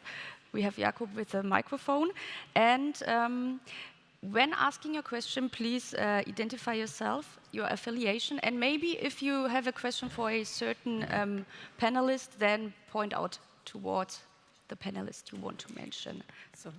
Good afternoon, Maria Granero from Airbus Defence and Space again. So I have two questions. The first one is for Esther. So you were highlighting the importance of this governance, okay?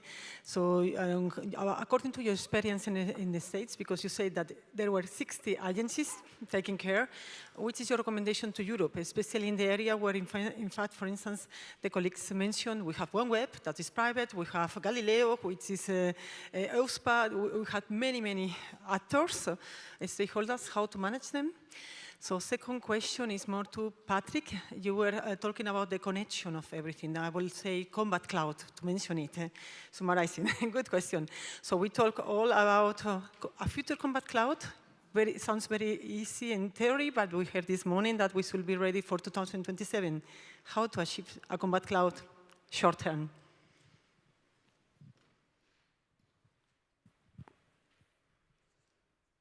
First, I hesitate as an American to give you advice about how to coordinate Europe. But I would say that the ability to create mechanisms that include not only the public sector actors, but the private sector actors would be probably helpful. We're all grappling with that. And then to make sure that even that the civil and military sides, even within the same governments, are talking to each other, which is also a challenge, I think, for all of us. But we need to be working on that for some of this to address some of what you raise. Yeah, thank you very much for the question. Combat cloud for space services and data and so on, I would say short term, it is already available. It could be done. Why am I saying this? I mean, I don't have it seen in my hands or on the display, but I say it could be done because I have worked with impressive talents on a software engineering environment, and I know if they have a good management and good leadership in the companies and getting a degree of freedom, they can create miracles. And if somebody comes around and says, give me a minimum value product about this, whatever you need, they can do it, magicians. Why I'm saying why I don't have it in my hands, I think it's because the requirement side, the military side, is not unisonorly able to articulate what they want and what they need. Usually what I see in a little bit of experience here is, hey, I would like to have a latest satellite image from an operational area. Hey, ask the intelligence people. It takes time. It takes a lot of time to get something. I'm not saying about minutes, hours, days. This is something else, but it takes time. Commercial data providers, they can give it you in 5 minutes, 5 seconds, actually, if you have the right programmer. Because the data is available, it's out there, it's called API for the nerds in the room. You can get the data immediately for a price tag, and the price tag is nothing in comparison to sending out a military maritime patrol aircraft, sending out submarines, sending out warships, and so on. The cost calculation, putting some engineers, software engineers in a room and doing miracles versus sending out a warship to show power is not in relation, so it's cheaper. The combat cloud for space data, it should be here right now. I'm wondering why we don't have it yet. Okay. Thank you, Atlantik-Brücke, for putting up a panel on these questions. I think it's very important, as what Juliana said, that general awareness is raised to holistic issues linked to space. It's not science fiction, it's above us, and it affects us. Now, I have a pretty solid legal background and practitioner's background on the law and governance of other areas beyond national sovereignty, namely the high seas and the deep seabed. There is a body of law that governs outer space, but that's of no degree comparable to the United Nations Convention on the Law of the Sea. However, it's going to expire sometime soon. Now, there's limited resources in space too, both in terms of orbits, geostationary orbits, and the, forgive me, the Lagrange points, which are limited. And there's also natural resources on the moon, helium-3. How would you think the international community ought to go about this when the Outer Space Treaty and the Moon Celestial Bodies Treaty eventually expire? Do you see any new customary law emerge, or don't you? Thank you. No, indeed, it's very interesting to look at the intersections between the competition issues in the major domains, and so that we're having issues that, we're talking about critical minerals, and there's the school of thought that wants to be dealing with the undersea areas. There are those who are concerned about, obviously, mining on land, which is what we've been doing, but then there are those who want to be able to mine asteroids, and indeed, obviously, there's the 2015 law in the US that allows US companies to do so. So that's all out there. I would still think that we need to ground our activities in the existing treaties. There are 4 of the 5, which basically all spacefaring countries have signed. And so the core, of course, is the 1967 Outer Space Treaty. That's the one that has both the clause related to not placing nuclear weapons in space and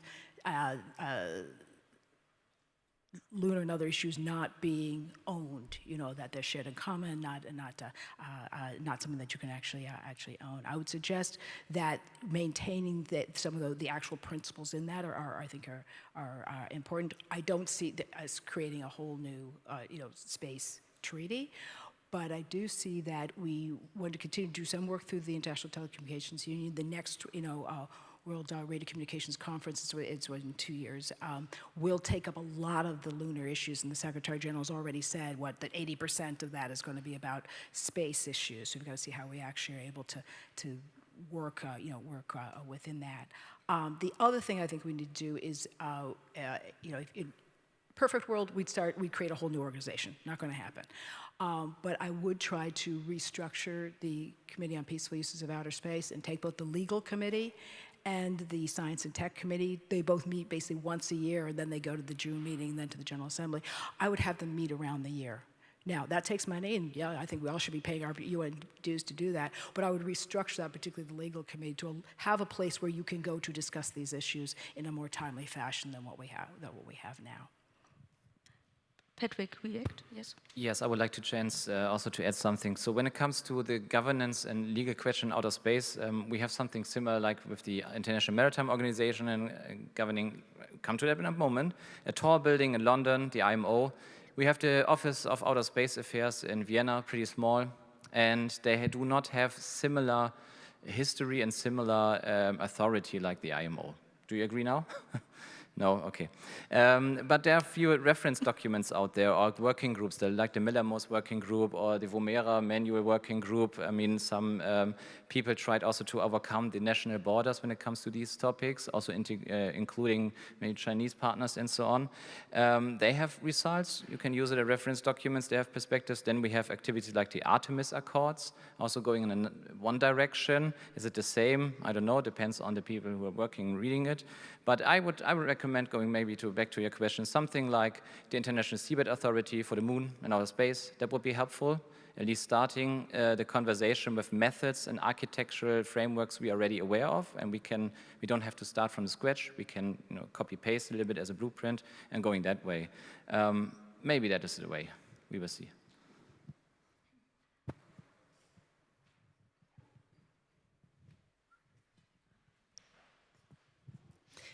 Yeah, thank you very much. My name is Datzeluta Stümmel. I'm an attorney at law by profession and not a space law specialist.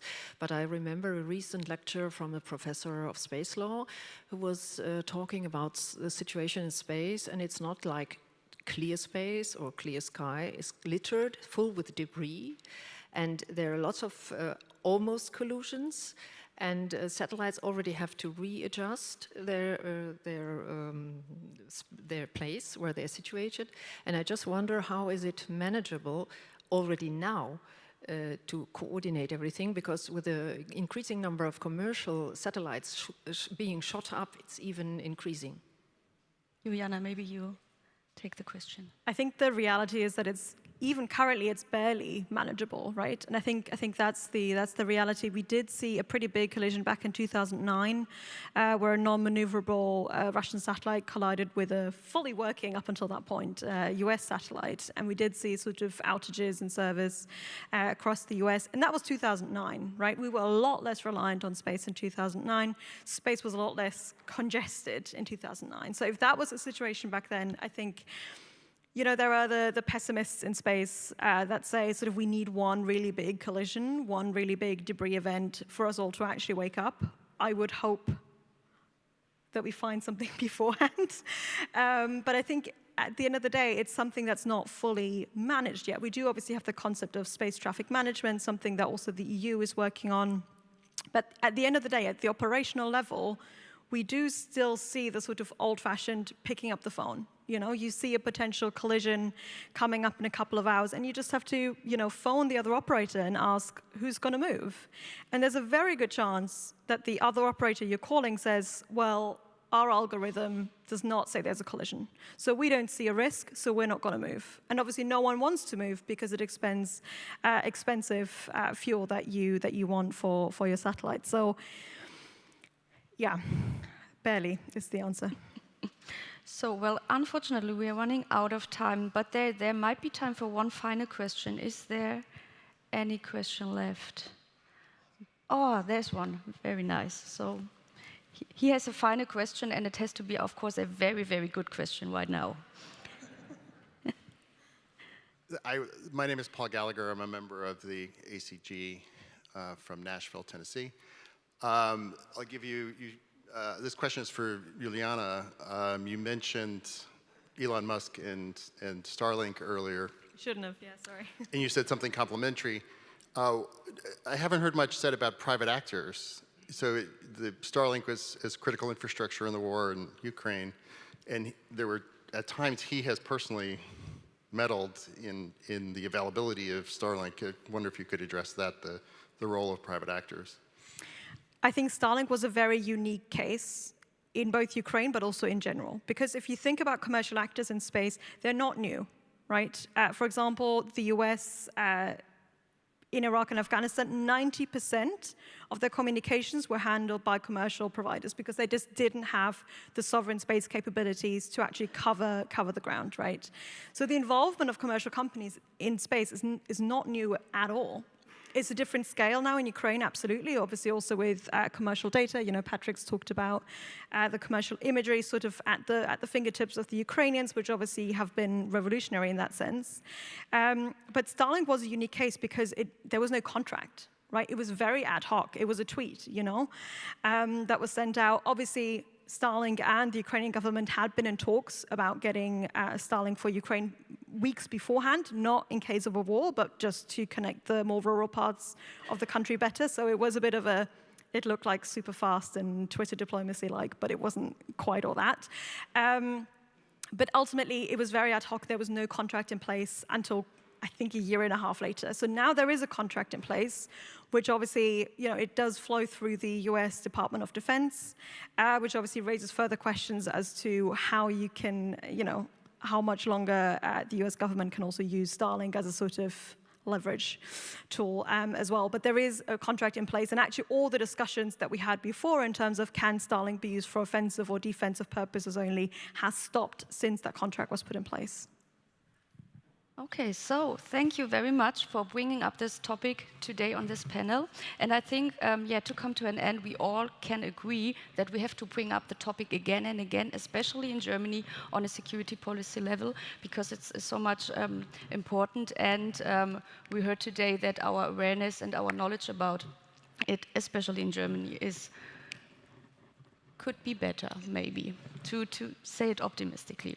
Okay, so thank you for your question and for staying motivated after the lunch. And yeah, and I hand over to the organizer.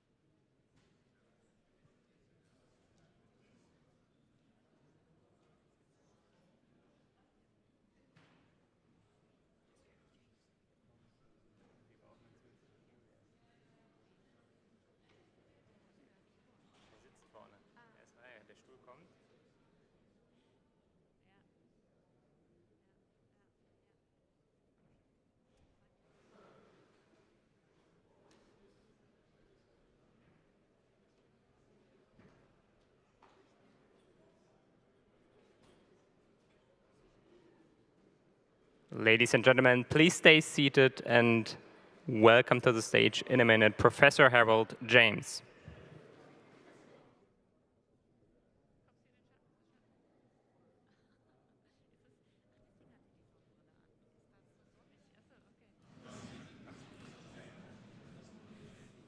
So thank you so much. It's wonderful being with you. It's wonderful being with the American Council on Germany, the Atlantik-Brücke.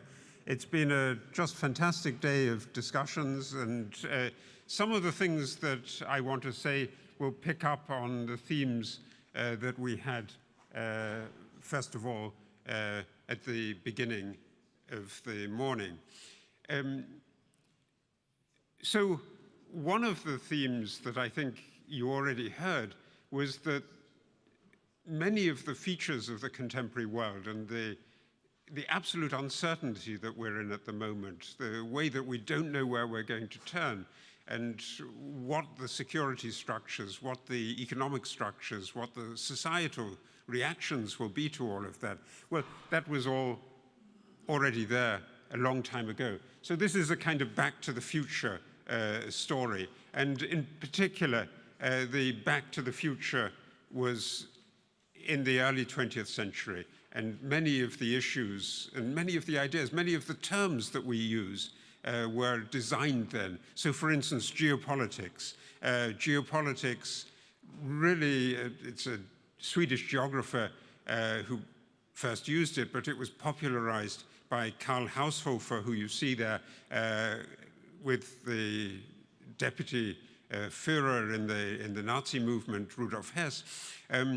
Geopolitics was the concept that developed in the early 20th century as a way of understanding the whole international relationship of the world. And another input was given by the British geographer Halford Mackintosh. But geopolitics always had an element of ambiguity about it. So for some people, geopolitics means just that geography matters to politics and that we deal more with countries that are near us. So Germany will talk more with Poland and France, that it will talk with Morocco or Canada. But there's another more sinister meaning of geopolitics, which I think is the one that is currently given to it, which is that the whole world is seen as conducting a zero-sum game. So if one area loses or one country loses, another country gains, or if another country gains, then somebody else must lose. So we're continually playing a zero-sum game. And in that sense, geopolitics, the concept of geopolitics, is the exact opposite of the idea of multilateralism or of the idea of a rules-based international order. In terms of the economics of it, the figure, I think, who really gave a powerful expression of what was going on was the Austrian economist Joseph Schumpeter, who just at the end of the First World War wrote about how these non-modern concepts, nationalism, militarism, weren't really creatures of the market economy, but came back, they were atavistic, and they're sucking out the best strengths of the system that he believed generated innovation. And what he did in that brief pamphlet that he wrote on this in 1919 was to cite, it was written in German, but he cited Joseph Chamberlain in English. And Joseph Chamberlain, Birmingham industrialist, great politician, the big advocate of imperialism, the man who really made a revolution in British politics. And you can think of Joseph Chamberlain as being the kind of prototype of the modern world. And in particular, these two quotes that Schumpeter took out, learn to think imperially, and tariff reform means work for all. That could be the program of what the United States is doing at the moment. So people think of Donald Trump as going back to President McKinley or Teddy Roosevelt, but it's very much Schumpeter. And the thing that I would emphasize is that Chamberlain's message was a message, a reaction to the idea of British decline, because he saw British industrial power ebbing away and Britain being replaced by the United States and by Germany. And he thought that this kind of reaction was necessary. What Chamberlain did, though, and the proposals to have tariffs, actually in the end weakened British industrial power, and his son, Neville Chamberlain, blew up British policy in the 1930s. So I just thought this might amuse you. This is a racing report that sovereignty beats the favorite journalism in the Kentucky Derby. Well, sovereignty is the word of the game in this exercise of geopolitics. It's something that I've been thinking about for some time. In the early 2000s, I wrote a book on how globalization could reverse itself. And I returned to that theme more recently in 7 Crashes, or in German, it's published as Schockmomente, which I think is actually a better title than 7 Crashes. What I looked at in that book was the way in which globalization comes and goes in waves. And in particular in this figure, I think you can see how there was a surge of globalization in the middle of the 19th century, another surge after the 1970s, and then in the interwar period after the First World War, and then particularly with the Great Depression, it's reversed. And what I tried to do was to provide an explanation of that. And it seemed to me that the best way of understanding this was in terms of a typology of crises, that there are supply shocks, negative supply shocks, which at first look absolutely paralyzing. The middle of the 19th century, that's how globalization began.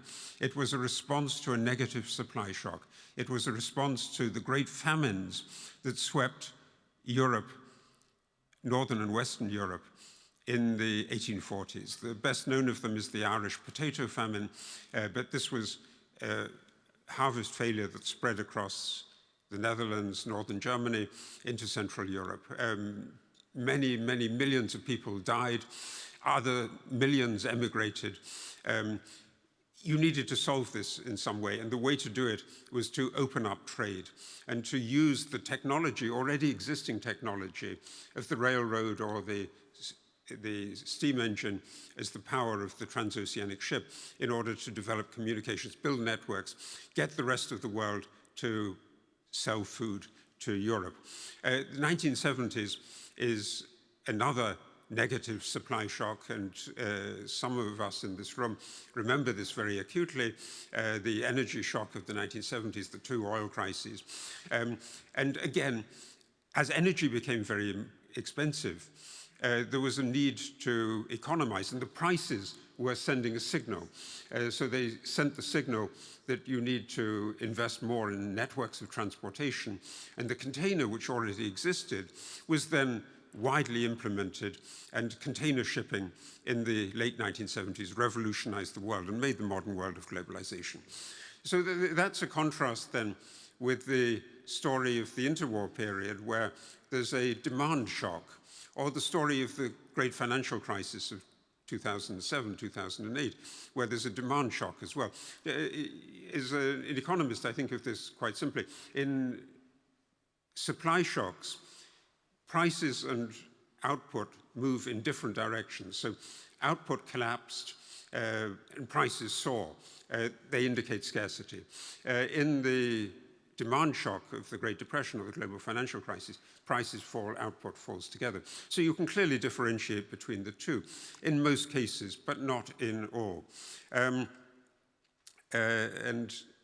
in particular, in the First World War, you have elements of a supply shock and elements of a demand shock. That's the confusing moment, and that's, I think, like the moment that we're in at the moment. So we're in the middle of something that started in 2020, and it seems to me that that's the fundamental caesura with COVID. And COVID was a clear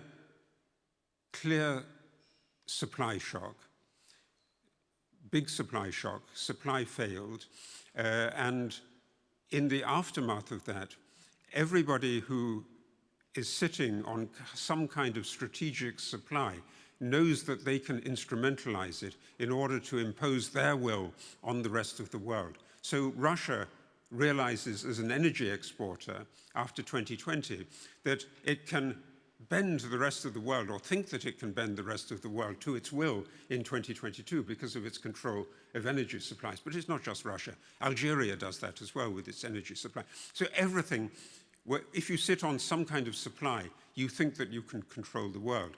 And just how difficult it is to deal with this, I want to give you one illustration of it. A really excellent report on this, one of the best, most comprehensive reports on this, was done by the EBRD a couple of years ago in the transition report. And what they do is that they list a whole series of critical resources that may be the subject of supply constraints. And so this is what it looks like. This is even a shorter version of the table. And they don't really discuss very much of it in the text. So you can't really realize which of these are really crucial, which of them are not crucial. So it's immensely complicated. What are the choke points? Well, in 2020, we didn't really realize that neon gas would be a choke point. But in 2022, suddenly neon gas comes into the headlines. Neon gas, it's absolutely critical for the manufacture of semiconductors. But where does it come from?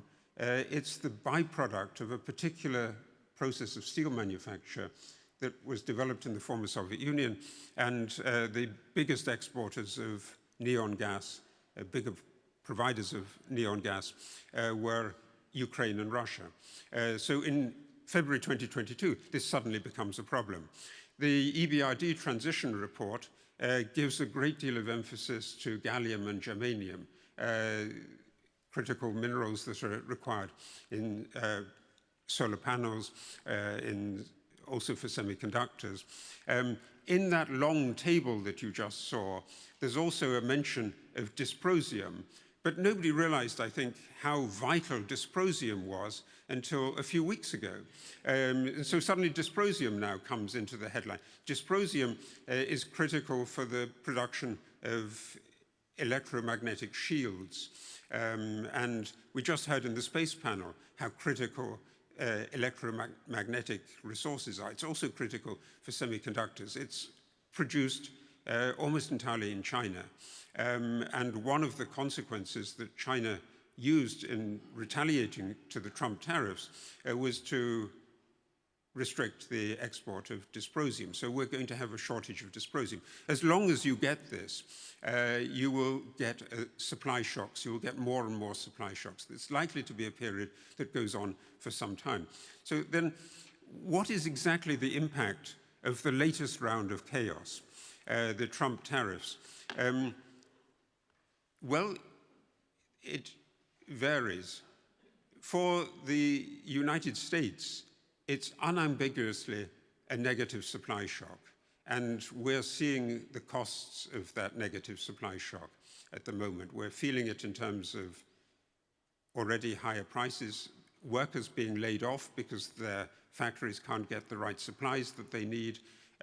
We will see it for some time, unless or until there's a political backlash against it. And maybe what we're just seeing at the moment is the beginning of the reaction of the administration to that political backlash. For the rest of the world, though, the Trump tariffs were a demand shock. And the demand shock is much easier dealt with than the supply shock is. The demand shock, you just need to create more demand, and so you need macroeconomic policies to do that. You will get more fiscal stimulus. You're getting that in China, you're getting that in Europe, and this is entirely the right reaction. I mean, this is actually, I think, the story of why what Trump did with the focus on tariffs was to, some people say it's shooting yourself in the foot. I say it's shooting yourself in the head, or shooting yourself in the heart. Both, actually. It's removing your intellectual capacity. These are stupid tariffs, and also they're heartless tariffs in terms of, if you think of the highest rate of tariffs in the Reciprocal Tariff Act was on Lesotho. Why Lesotho? It's absolutely insane.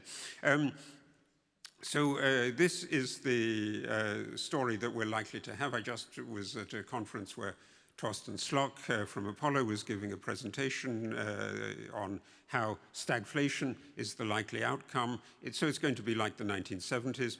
And I think we can learn some lessons from the 1940s and the 1970s. One, inflation surges are not transitory, but they're not also permanent. They're not going to go on forever, but it's likely to be a phenomenon for the next few years. It's likely to take longer than we think to get over these inflationary moments. Secondly, though, optimistically, these are great drivers of technical innovation. So they will drive technical innovation, and you are seeing that. And you're seeing it in the application. AI is the most spectacular instance of it, but where AI can be applied, it's just endless in education, in medicine, very, very dramatically positive effects. And we will get better medicine as a result of it. We'll get better education out of the technical innovation. So we're seeing that. But it also provokes more geopolitical conflict, more great power conflict, because supply shocks are the moment that countries struggle about the resources. And you saw, actually, the middle of the 19th century, my first big supply shock, many people who advocated the big opening of the world, the big British free trade economists, Richard Cobden, John Bright, said this will make the world entirely peaceful. Within a few years, there was the worst conflict since the Napoleonic Wars, the only big conflict, international conflict of the 19th century, in the Crimean War. What was the Crimean War about? It was struggling over the grain fields of southern Russia. So you see a remarkable historical resonance. But I want to end with one, which I think is key to the concept of the uncertainty at the moment. Going back to Schumpeter. Schumpeter, one of his atavistic stories was the world is hoarding gold in these moments of geopolitical conflict. You're uncertain about existing currencies, you hoard gold. And Schumpeter had bad language to describe that. What we're seeing at the moment is that since the middle of the 2010s, some countries have been building up big gold reserves. China, Russia, Turkey, Kazakhstan, and more recently, and even more fascinatingly, some Central European countries that are worried about their geopolitical uncertainty, their geopolitical position. Poland, Czech Republic, Hungary have also been building up big gold reserves. What does that indicate? I think, and we may want to discuss this in the panel, it reflects an uncertainty, and it's pushed by the confusion of ideas that is coming from the United States about its international trade position and its international currency position. It's generated by uncertainty about the dollar and uncertainty that the dollar is likely to remain at the center of the international financial system. It's driven by the idea that we're looking for alternatives. And particularly in Germany, I think you can think of the alternatives as being very, very atavistic in the Schumpeterian sense. This is Albrecht hoarding the gold. That's, in a way, what you do in moments of geopolitical uncertainty. You go back to the world of Alberich and the world of conflict. Thank you.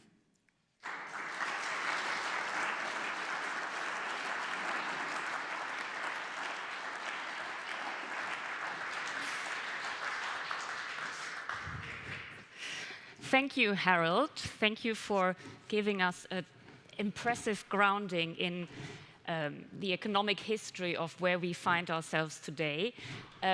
This leads directly into the panel Warfare Without Weapons, which I think is the most ambitious panel of this conference. We have to cover everything from trade and tariffs to sanctions and digital sovereignty. So bear with us, we're going to cover a lot of ground. And with me to discuss this, we obviously have Harold from Princeton, who's already spoken. And then I go in the order from my right to left, Emily Kilcrease, who is a senior fellow at CNAS and brings the US perspective to this debate. Professor Michael Hüter, well known to you all from the IW in Cologne. And Dr. Fritzi Köhler-Geib, new member of the Bundesbank Executive. Welcome to you. I think we have to start with trade and tariffs. This is a topic that is fascinating and keeps on changing. I'm kind of glad I didn't prepare before this morning, because overnight we had a new situation again, some sort of agreement between the US and China on reducing tariffs, at least temporarily. And Emily, I have to start with you. We now see that economic statecraft in Washington has evolved over the years. Have we now reached peak bluster? So after ratcheting up tariffs, are we now in a phase where we are seeing the return of sensible compromises? We've seen the China deal, we've seen some sort of deal with the US. Take us to the US and explain, please, what is going on. Thank you. And it's always a dangerous position to be put in to predict what the US response is going to be in these situations. But let me step back. So I come at these issues from the perspective of an economic statecraft practitioner. I worked in the US government for many years, and that's now my research focus. And I think it's hard to understand what's happening with President Trump and his tariff policy without understanding how we got to this point. Because I do think what he is trying to achieve, there is a connection to how we've seen economic statecraft and the global economic order evolve over the last 30 years. So you have economic statecraft that's really come to the fore in many different respects. So we're obviously focused on tariffs quite a bit right now, but we also are seeing historic levels of sanctions. We're seeing export controls being used in novel, different ways, no longer just an arms control instrument, but certainly a sanctions instrument. If you look at the Russia context, they're a core part of strategic competition with China. We have tariffs being used in a whole bunch of different ways, including as a coercive instrument, if we're being very candid about how the US administration is using that. So you have the quantity of numbers of economic statecraft measures has increased, and so the quality has changed significantly as well. We also see many different actors getting into this game. This is no longer just a US endeavor. You see China is certainly increasing its economic statecraft toolkit and wielding it in new and innovative ways. You see Europe doing that. And I think that's one of the stories that I hope the Trump administration takes from the last several years, is that Europe has its own capacity and ability and now willingness to be an economic statecraft player because of the Russian invasion of Ukraine in a way that just didn't exist before. So it's a really crowded space. And so the question becomes, well, with this, do we have the institutions in place? Do we have the global economic order in place to reflect that economic statecraft is now a core part of all of our foreign policy? And I think what the US is saying is that no, we don't, actually. We don't have a trading system that kind of reflects the geopolitical realities of the world today. We don't have trade rules that we think suit US interests. And so what do we do about that? And I think that's the core question that President Trump, in his own way, is trying to address. And I think we can disagree about whether he's going about it the right way. And I think there's still so much uncertainty about how the various negotiations are going to unfold. Are we actually moving to a new system of rules? That would be a best case outcome. If we go through this series of negotiations bilaterally with all of these major economies, including China, including hopefully Europe eventually, do we get to a system where it's just new rules? It's a new economic order. order. That would be actually not a bad outcome. I think that is a reset that needs to happen. But I think the uncertainty, and why we all feel deeply uneasy in this moment, is it's not clear if we're moving towards rules. It's not clear if we're moving to a new economic order, or if we're just moving to more just power politics being played out through the economy. And so that's my hope. And I think there are folks on the Trump administration's team who very much are committed to rules and want to get to a new rules-based system. But my hope is when we think about the Transatlantic Alliance, that's something that Europe can push the United States on as well, is getting back to rules. Can I take you up on that and pass it over to Michael? Do you agree that the system needed changing? And what can Europe now do? Because when we're talking about trade, the actor isn't the German government, it's of course the European Union. What can we as the EU, the trade negotiation party here, do to nudge the Americans along towards a more, sensible and ultimately rules-based sort-ish agreement? I think the problem for the Europeans is that we exactly don't know what the medium-term strategy of the White House is. Because if you want to give an answer, you should know what is the medium-term target of this policy approach. And we see that the interpretation from, for example, the chairman of the Council of Economic Advisors in the White House is that he wants to have a trade balance close to zero. You want to have, not only a trade in goods, but also trade in services close to zero. So if this is the case, the financial account has also to be balanced. If this is a future perspective for the world economic system, I don't understand in which way it will work, because that does mean that it's the end of this kind of globalization. This is the supply shock how James mentioned. So the question or the idea from the European side must be to broaden the debate, to make clear we don't want to only debate about tariffs on trade in goods. We have to focus on trade in services, and it may be more attractive from this side to make clear that for Americans there's some risk in, because they have a remarkable surplus in trade and services towards the European Union, and this will have also an impact on the financial system. So at the same time he's attacking the World Trade Order, he's attacking the financial system, and some specific remarks on the Fed, some specific remarks on the future role of the dollar as a reserve currency or the world currency, also means that we have to make clear that it is in our common interest to have a situation in which we have this public good offered by the hegemon United States, or we have to be more need more power on the European side to bring the euro in this function. But it will be a long way to go. So your question, what should be the European answer? You have to go step by step. We will learn in the negotiations what the White House really want to see in the medium term. So I would recommend to broaden the topic and to make clear that a lot is more on risk and it's at stake, and it's not only some specific trade politics, it's about the world economic system, and it will affect the United States.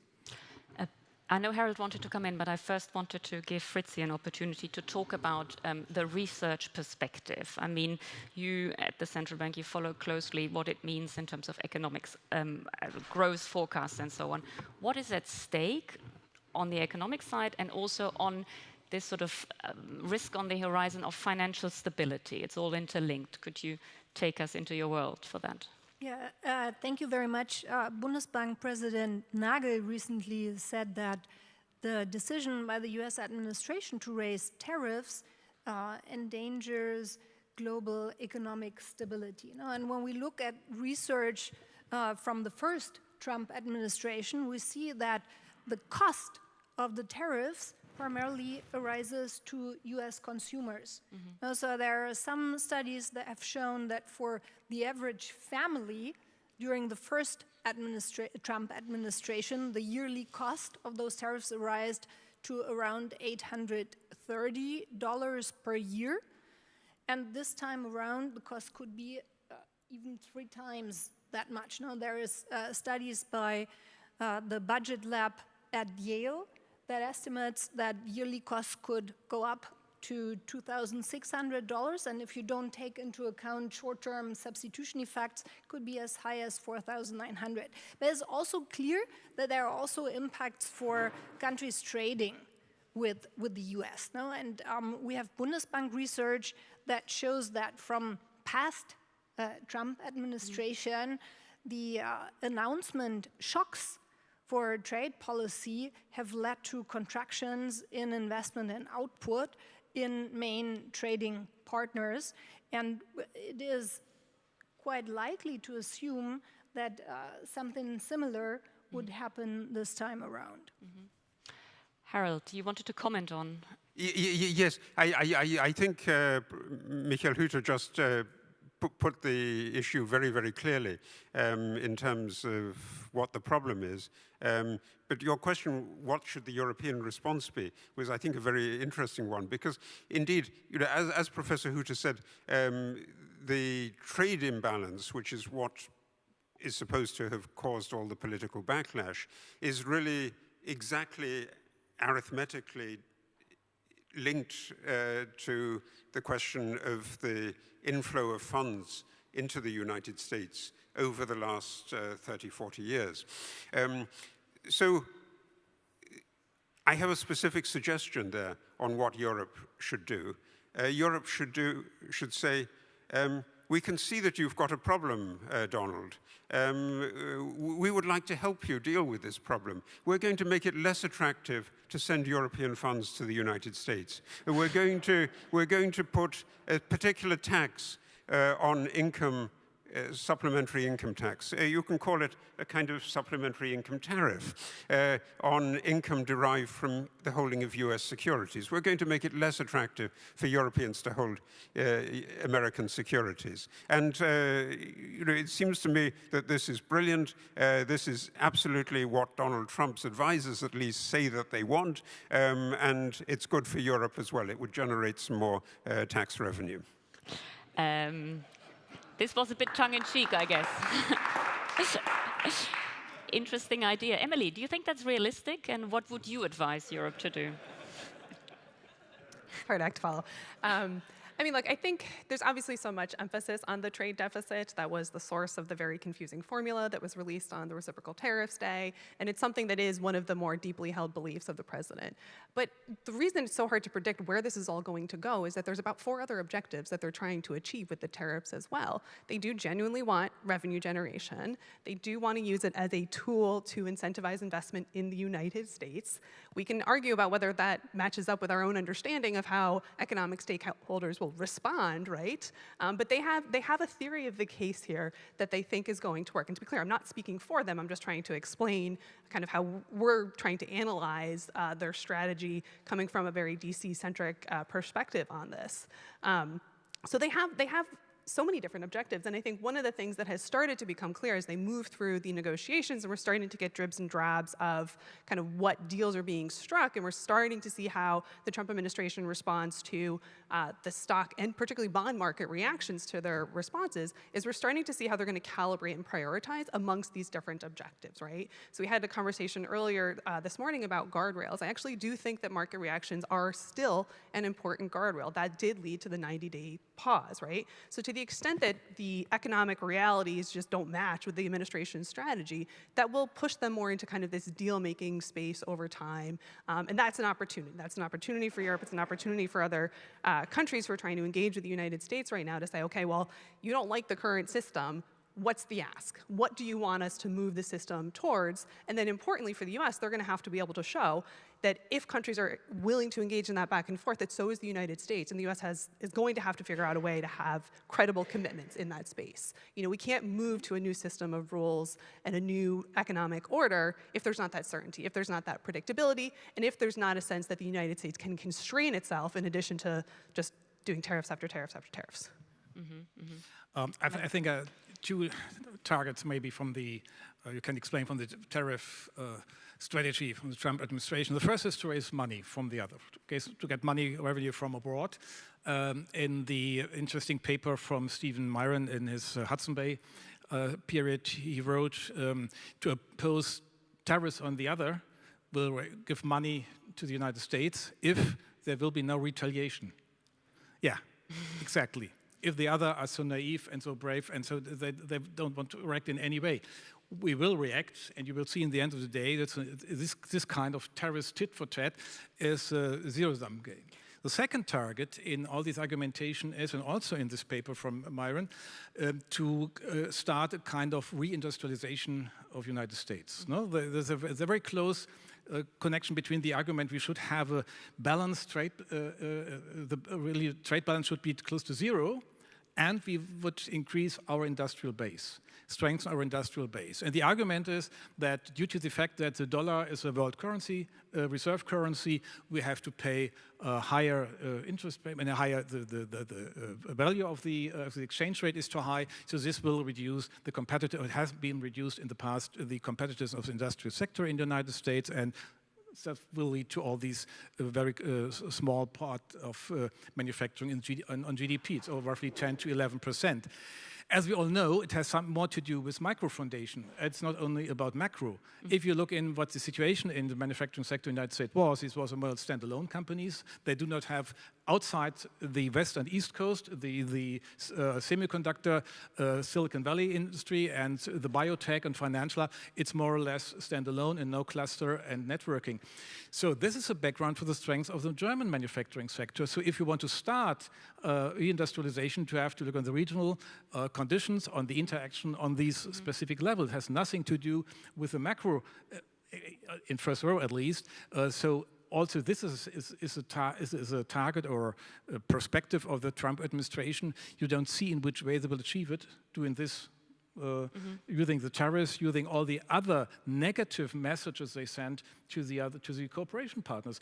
The good idea should be strengthen your own alliances. Then you have a stronger power and more impact in the world. They're doing the opposite round, and the capital, in the social capital, so to say, the level of confidence in the United States has reduced already. Look on the exchange rate, $1.15 you have to pay for €1. It's a devaluation of 11%. The forecast in the banking sector just know $1.20, $1.30 for a euro. So that the way is on, it's already started, what Harold James is probably because the money is not in the same way running to the United States as it did in the past. And can I come in on this? I mean, obviously, this is maybe inadvertent that we have this effect on the dollar, or maybe it is intentional. It's hard to decipher this. But where does this leave the dollar as the world's premier currency? I don't know who feels called upon to answer this, Harold or Fritzi, from a central bank perspective. I mean, is the era of the dollar coming to an end? Yes, and I think what really has triggered this is the kind of deep ambiguity of the United States. So it's a very, very muddled message that has been sent. Some people say that the US dollar was overvalued because of these inflows. And it's the overvaluation of the US dollar that has caused the loss of industrial jobs. And there's a kind of parallel to that. That's exactly what, in the early 1970s, prompted Richard Nixon to put an emergency 10% tariff on. It's what, in the 1980s, prompted James Baker to try to renegotiate the international monetary system. And both were quite successful moves, and they brought the dollar down. But there are other people who say that the dollar's strength is actually part of the power political projection of the United States. And so when the Stephen Miran view comes to dominate, that is that the dollar is overvalued and needs to be pushed down, then people immediately get nervous. And the Treasury Secretary over the last couple of weeks has been running around saying the exact opposite, so saying that we want the strong dollar. This is an incoherent message, and I think it's tapping into something, a long-term issue, that the role of the United States in the world economy is inevitably being reduced because of the rise of big emerging market economies. So it's inevitable that the United States wouldn't be in the position it was in the middle of the 20th century. And technically, it's much, much easier to do substitutions now than it was 10 or 15 years ago. One of the things that has bolstered the US dollar is that it's the center of the international exchange rate market. So if you want to do a deal between euros or British pounds and Argentine pesos, you have to do it over the dollar, or that was the past. So every pair, there isn't enough liquidity to do that, so you do it over the US dollar. But that's not true anymore. And you can deal with much, much more pairs of currencies. In the same way, I think, if you wanted to be bold, maybe also, I sometimes see this as an analogy, that English has become the dominant language of the world. I mean, why are we talking English in the middle of a conference in Berlin? Maybe we shouldn't. But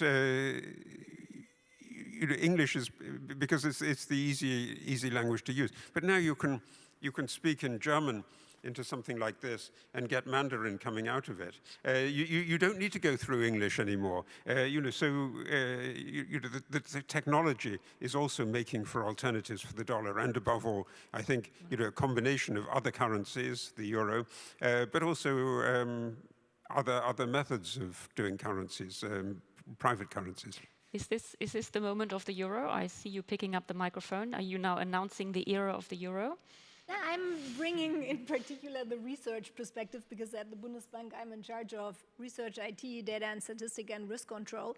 And from a research perspective, I think what's interesting is there's this paper by Viralachaya who shows that the safe asset characteristic of US Treasury bills has been varying over time, and that in recent crises it has not functioned as in crisis before. Now, during the French snap election and during the UK LDI crisis. And I think this is something that needs to be taken into account, that things may be changing. And then I was at a research conference 3 weeks ago where one of my co-panelists brought up the possibility that what we may be seeing is something like Kindleberger's gap, who looked into, and you alluded to that period, Harold, in your presentation, when the when the UK in the 30s withdrew from its role as providing an anchor of stability.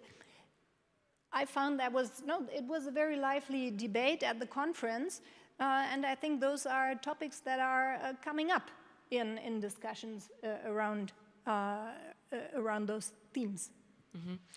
Coming to this topic also, I would say that it's not yet the end of the dollar period in defining the world currency system, but we are at an interesting point of time, because if we go ahead in Europe with the broadening and deepening of our capital markets union and banking union, then one very important precondition will be fulfilled. The second is we need power in practical terms, in military terms, and all the other things. We should have the will that our central bank system will provide liquidity to the whole world. It's what the dollar is in the background, because the dollar is used for transaction, for all these functions we use money on the international level, due to the long-standing experience since the Bretton Woods system was introduced in 1944. So coming from that, you will just know in the financial accounts and in the banks and the private investors, the dollar is in, and the dollar is the numeraire, and makes it very efficient to organize all these transactions. So it's a long way to go. But if you look, the one perspective is on the euro, as I said, and we have to go ahead with our internal reforms. The other perspective is on China. But in China, we do not have a reliable capital market system. It's open to intervention from the political system. So from that, I would say it's a long way to go, but maybe it's a starting point that we will have a different and changing world currency system, maybe 3 leading currencies in the areas. It will be less efficient than we have one, but that's also at risk, looking to what the United States is just doing. But might I just say on that, I mean, it's absolutely right. That's exactly the point that Dr. Keller-Gelb was making, that the world needs a safe asset. And one of the things that you get in periods of stress is that there's a flood of funds into safe assets. But what exactly the administration has done over the last 3 months is to devalue the idea of the US dollar as a safe asset, and particularly in this notorious Miran paper, the proposal that you might compulsorily convert treasury bills into 100-year bonds is just outrageous. You know, the moment that you do that, you've really said goodbye to that. So that's an idea that's absolutely fatal, but it does actually put the onus on Europe and the onus on other countries to get an alternative to that safe asset, because that doesn't really exist except in a very, very preliminary form. So, you know, the Next Generation EU project did create a European bond, but you need a much bigger market in European bonds in order to do this. And, you know, my colleague Markus Brunnermeier worked on this both in the European context of getting so-called European safe assets, kind of structured financial product where you could guarantee a European low-risk, zero-risk financial asset, but also a global asset. And this was exactly, by the way, what John Maynard Keynes was trying to develop in the Second World War, a global synthetic asset. And it may be that the moment has come for exactly that. Only one sentence, the Mar-a-Lago Accord with something like declaration of default for the dollar. Yeah. Let's switch it and talk a bit about the digital sector. I mean, you already mentioned that Europe has a surplus when it comes to trade with the United States in terms of goods, but it's definitely a taker and has a negative trading relationship when it comes to services, especially digital services. Now, America innovates, Europe regulates. What does it take to change this dynamic? Maybe from a policy advice from the Bundesbank, what would you say to the new German government and the EU in this moment? You know, deregulate, finally hear the starting gun and try to kickstart a European technical digital sector? Yeah, maybe a perspective from being in charge of IT at the Bundesbank, and I think what's very relevant is also to become aware of our dependencies. When we look at digital infrastructure and technologies, Europe imports 80% of that from non-European companies. That certainly is something to look very closely at. And when it comes to cloud, for example, just to give another number, you have basically just Google, Apple, and Microsoft that dominates around 70% of cloud businesses, services in Europe, and the largest European supplier has a market share of 2%. When it now comes, for example, to Bundesbank, we have a two-pronged approach. We are among the first public institutions that have moved, that are migrating applications to a public cloud. We also, in parallel, have a private cloud for relevant information. But we do need to go ahead with that because we actually need the experience and build up further of that knowledge within the institutions, and at the same time are seeing what are opportunities within Europe and how can we, as a consumer of digital services, also use that in a more conscious way. So I think this being aware of what the dependencies are and then to basically take conscious decisions is key in that context. I think that's very interesting, actually. Europe is so dependent, and as a strong public sector institution, you have the resources to build your own alternatives, but many companies probably don't. Emily, when you look into the future, do you see a situation where the EU and the US still circulate around the same technology frameworks, or do you think some sort of bifurcation is inevitable? I hope it's not inevitable. I mean, I do think that there are specific policy decisions that will be made in the coming weeks and months that will largely determine that. So interesting, listening to your comments, if I put my old USTR hat on, they would say, well, that sounds like a digital trade barrier, and so maybe we should think about a 301. So I do think we have to be kind of careful in terms of how we manage this, because while I think I can certainly understand the impulse, particularly from a government perspective, to have your own national assets, from a US, the way they would receive that is likely that that's just an additional barrier and it's just additional evidence of the rules not benefiting US interests. And that won't work, right? Like, we can't think about how to advance in critical technologies like AI, where we're still setting the rules of the road, in this sort of kind of very competitive way. And I think we just need an entirely different framework, both in our own domestic systems, but then internationally, for how to think about what governance over these technologies look like. And I think too often we've done it in a very segmented way. We talk about export controls on chips in one room, and then there's a separate conversation around digital trade rules in a different room, and then you've got data localization in a different conference building entirely, right? But all of these are going to be fundamental to how AI data center infrastructure is built out and deployed. We're going to have all sorts of new conversations around how AI is commercialized. We're at this really exciting time right now where we've got all this frontier AI happening, largely in the United States, but eventually that's going to go global and they're going to want to make money off of it. So how do they make money off of it? And how do we think about putting some guardrails and boundaries around the commercialization and broad-scale deployment of AI moving forward? And how do we do that together? In the US system, we're having some really hard conversations right now about, well, how do the Gulf states play into this, right? And they want to be an AI kind of hotspot. How many chips do we let them have? How do we think about the use of AI in a human rights context, right? Like, there's all these really, really complicated questions that we need to sort through, and too often we just do it thinking about the tools that we have and how do we whack those tools as hard as we possibly can, as opposed to just kind of saying, okay, let's start from scratch. Let's think about if we really, as the US and the EU, want to come together, we want to be pooling our capabilities, so we can have joint innovation and regulation together. That would be the ideal scenario, but it is going to take some very deliberate policy choices right now, and probably some rebuilding of trust as well, to get to the point where we can actually say we want that commercial integration from a market perspective, but we also want to have this shared governance. And I do think, particularly in the US, we often kind of quickly go to the, and if we don't do that, therefore China wins. But I do think there's something to that when you think about the technologies of the future and how we're kind of creating these economic and governance structures to set ourselves up for leadership.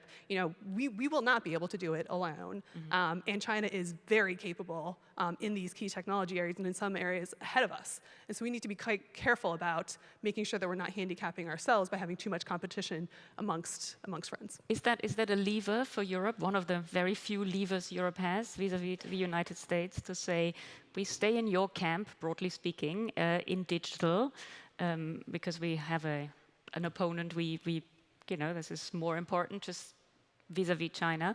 Is that something Europe should play? I think it's important to understand that we are discussing on very different levels. We just hear about infrastructure, cloud services, data center, and doing that. And here I think Europe has to step ahead and ask for their own solutions. As far as I know, the discussion of the companies is a way that can we still bring our data to a cloud service offering by AWS or whatever. So we really need here for data security, data sovereignty, European solutions. If the political scene will, as it is, and will go in this way, and more confrontations and cooperation. The second is to understand the effect of past dependencies. In the B2C, C2C world, the Silicon Valley digitization is ahead because it's about scaling. And it's not very simple to attack these models. The third is, if you look on the German B2B world, the Industry 4.0, that's a totally opposite way of digital transformation. It's not about scaling, it's about differentiation on the cost base, and we use the automatization advantage we had from the 1970s. So we have different levels of digital transformation that may be addressed, and I think if we go ahead, for example, with domain industry language models in our system of different manufacturing service-oriented activities or joint production ideas, then it could stabilize the German world. And I would, as an advice to politicians, would say address this, stabilize the clusters we have here, use the new techniques and offer the infrastructure. And the second is, as I said, about cloud services, we should use our regulation to make it stronger and more stable here. Okay. In the interest of time, you in the audience will soon get the chance to ask questions, but I'd like to do a final round with the panelists and give you each 2 questions. This is complicated, so stay tuned. A, what would your advice be to the new German government, or you can also pick to give advice to the still fairly new American government? And B, where do you see some silver lining, sort of some scope or opportunities for alignment between the US and Europe? I know this is a lot to ask for. You can also answer the first one first, and then we go to B later. But maybe anyone here volunteering some advice for either the new German or the new US government. I see Harold heroically picking up his microphone, so you go first.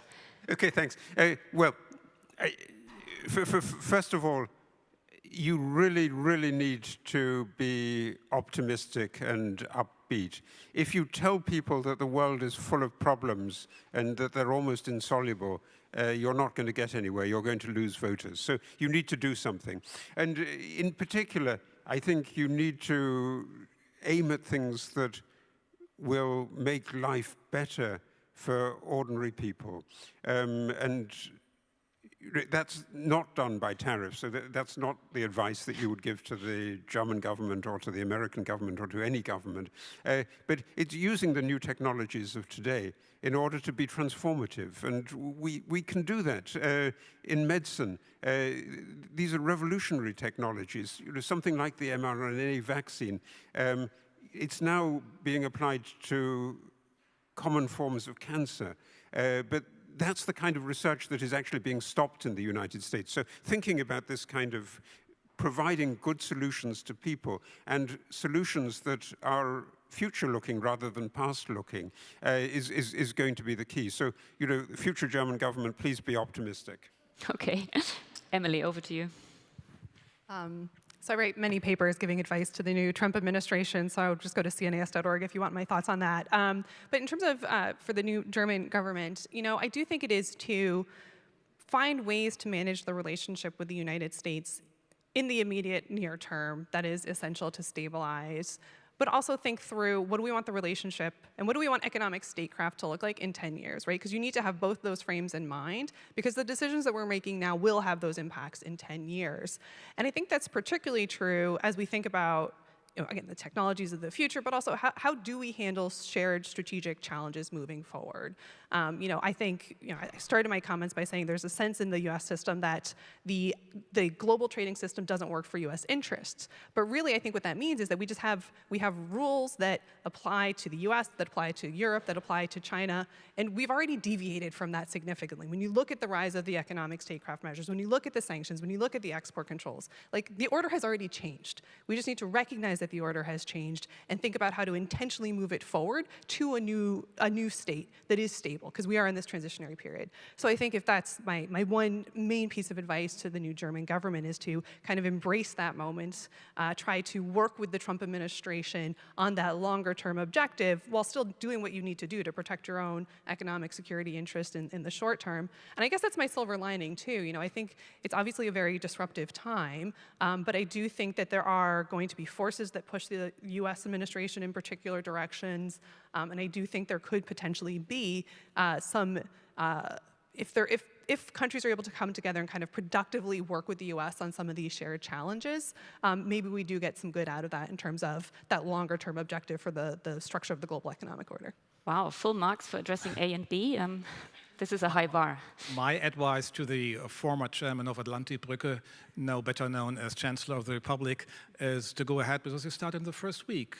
Cooperate in Europe, strengthen the European power, the European cooperation, and this is a way we will be more important in the world, on the world scene, and it will also be recognized in Washington. And if we do it this way as we started, it will also helpful to organize, to manage, better to say, the conflict in the East. What about a new attempt at a European-American trade agreement? Is that something you would advise him to do? This is only workable if you will reach an agreement that is backed on the situation, based on the assessment from the American side that Europe is, they stick together, that we are not divided, that we work on our common interest, and that may be the best message we can send, also in this case, to Washington. Okay, thank you very much. Over to you. Yeah, to complement this, I think what is really useful is to reap the benefits of our common currency still, because there is so much that we can still achieve there, no? Because if we look at both quantity and quality-based indicators of financial integration, there is still way to go. No? So I think this is one area where there is great benefit, and that makes sense no matter what. At the same time, I want to say the mandate of the central bank is price stability, and on economic policy, the central bank has an advisory mandate.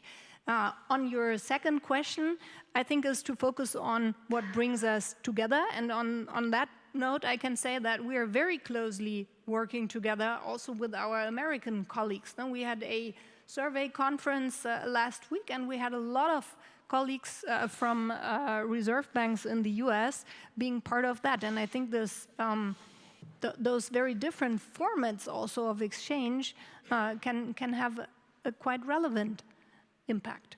Okay, thank you very much. We have a few minutes for questions. There is a microphone roving around. I think, Rudy, you were the first one to put up your hand, and then the lady here in the middle. Yeah, thanks. Rudy Bachmann, University of Notre Dame. This is a question for both Harold and Emily. So you have given a lot of reasons how to interpret the Trump administration, and I try to do the same when I'm being interviewed, but partly this, I think, is a bit of a professional inclination to rationalize everything. But what if maybe and I think this hasn't been, in my view, really communicated enough in Europe and in Germany, that part of the interpretation is one of idiocracy, okay? Zany internet personalities, talk show hosts, calling the shots in the United States, that you can't rationalize and that you just need to take, as a force of, in some sense, irrational randomness.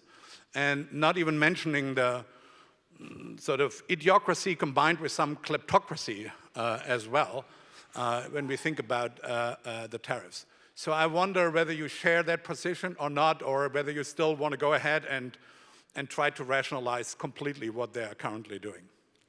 Absolutely agree. You're completely right on that. And there is much too much of thinking that must be some kind of big rational strategy behind what the United States is doing.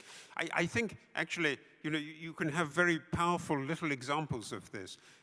Why Donald Trump doesn't like the EU. Is it to do with a rational scheme for building up the United States or for wrecking the EU? No, it's completely personal. Let me tell you the story of that. In the 1990s, he wanted to expand his golf course in Doonbeg in Ireland. And the local council, everybody was opposed to that because they don't want this golf course expanding all over the place. So they say, but they're sensible people. So they say, of course, Mr. Trump, we would love to have your bigger, better golf course. But unfortunately, there are these crazy rules from the EU that stop us doing that. And so, if it wasn't for the EU, we could do this, and you could get your will. This is the origin of it, and we mustn't. I mean, I think that is really the big mistake, is to try to say that this is a sane strategy, that he's like Richard Nixon, or he's like James Baker in the 1980s. He's not.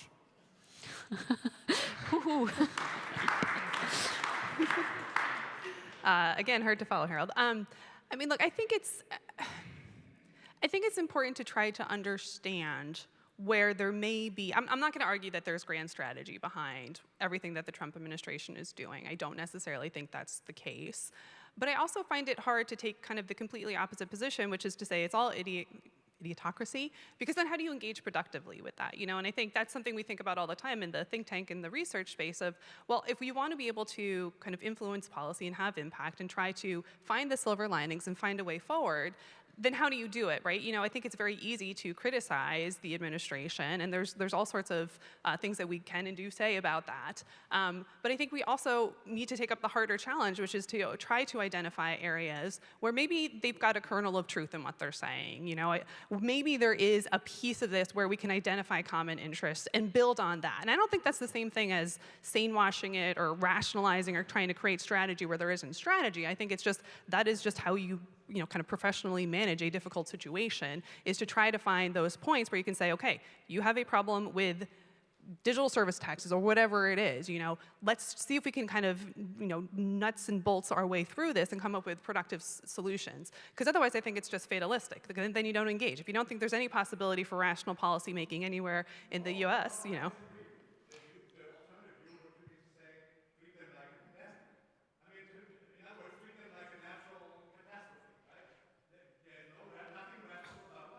And so, there's ways to engage rationally with an irrational actor like nature.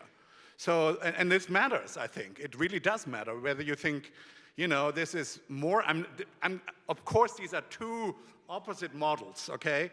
But the question is, are we placing too much probability on sort of the rational part of this, or shouldn't we view them, for the sake of the argument, more like, a pandemic or a tsunami? Basically something that is just not rational, but that doesn't mean that you can't have rational policies against, natural catastrophes. So I would disagree with that. You have to believe that the right policy making, counter policy making, needs to start from the realistic assessment of what this is. Is this ultimately rational and just in the delivery somewhat crazy regime? Or are we basically closer to a natural catastrophe here?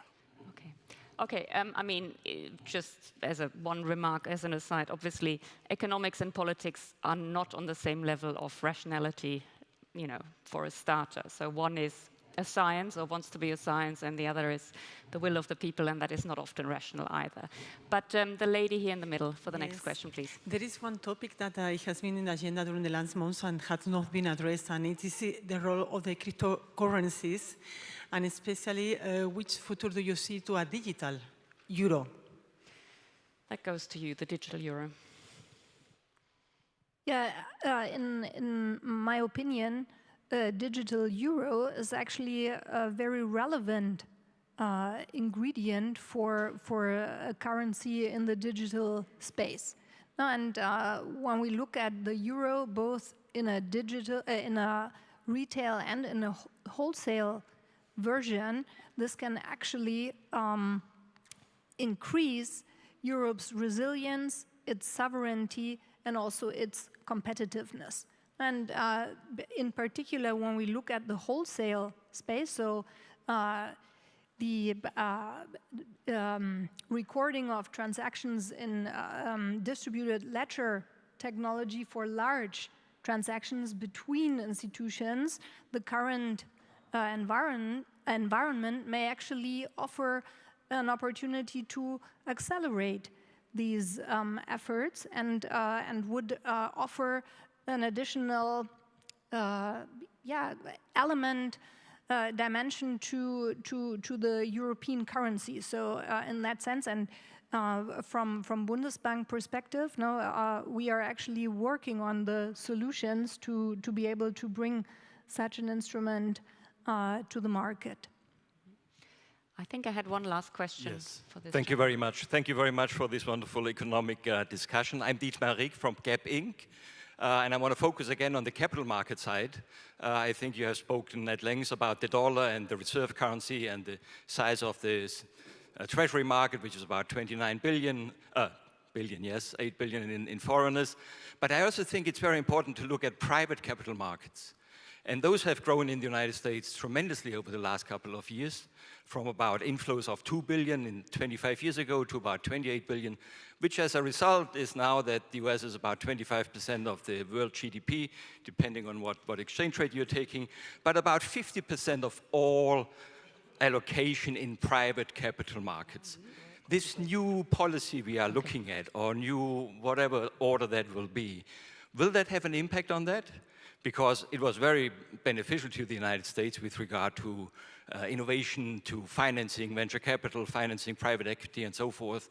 And what could be a solution, or what could be a reaction of the European Union to that? Thank you. May I start on this question? I think it has something to do with what Harold James introduced, the supply side conditions. has changed dramatically. And this is the most important aspect for private investors, in which location you want to stay in for a longer time.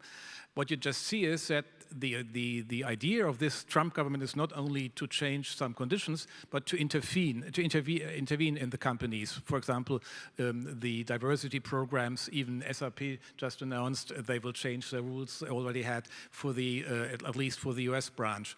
So coming from that, I would say, as a private investor, I would not very lucky to just now going on to the United States. The question is, how can we improve the investment conditions here in European Union? And the first answer is, as I already said, the Capital Markets Union. The second is what Draghi in his report addressed with all this productivity stuff. We have a disadvantage of 30% in productivity. So coming from that, you would say, what is Trump discussing about? It's really, as Mr. Bachmann said, it's more like a pandemic shock from the outside.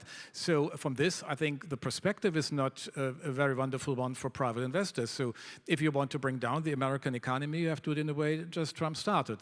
We didn't know how long it will stay. Maybe our last hope are capital markets, because as we saw in April, early April, after 2 days after Liberation Day, then the effect on fixed income was very clear, and the address to the politicians in Washington.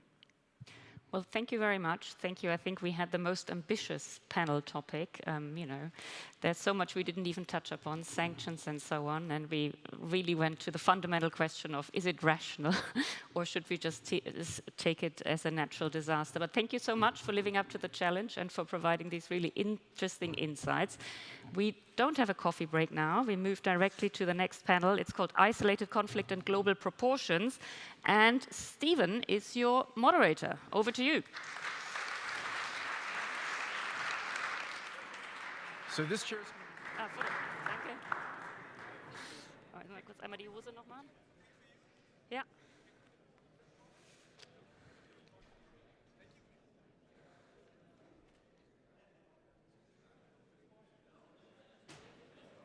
Thank you.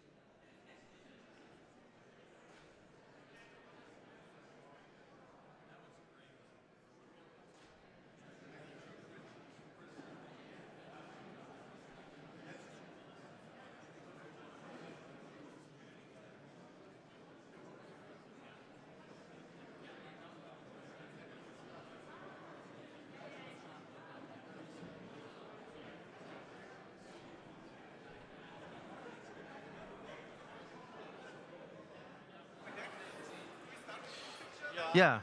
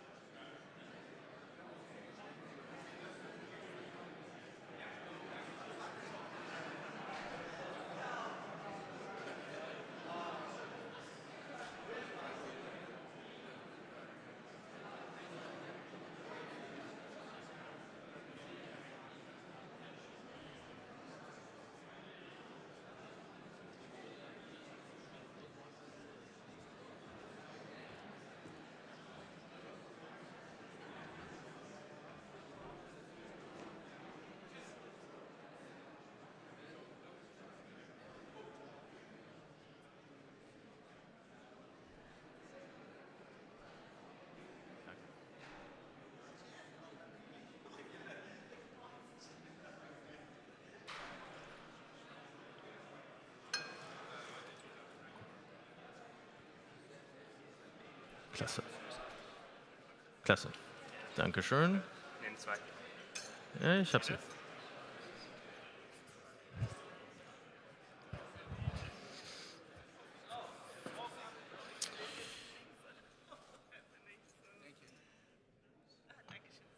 Bitte? Da nicht für.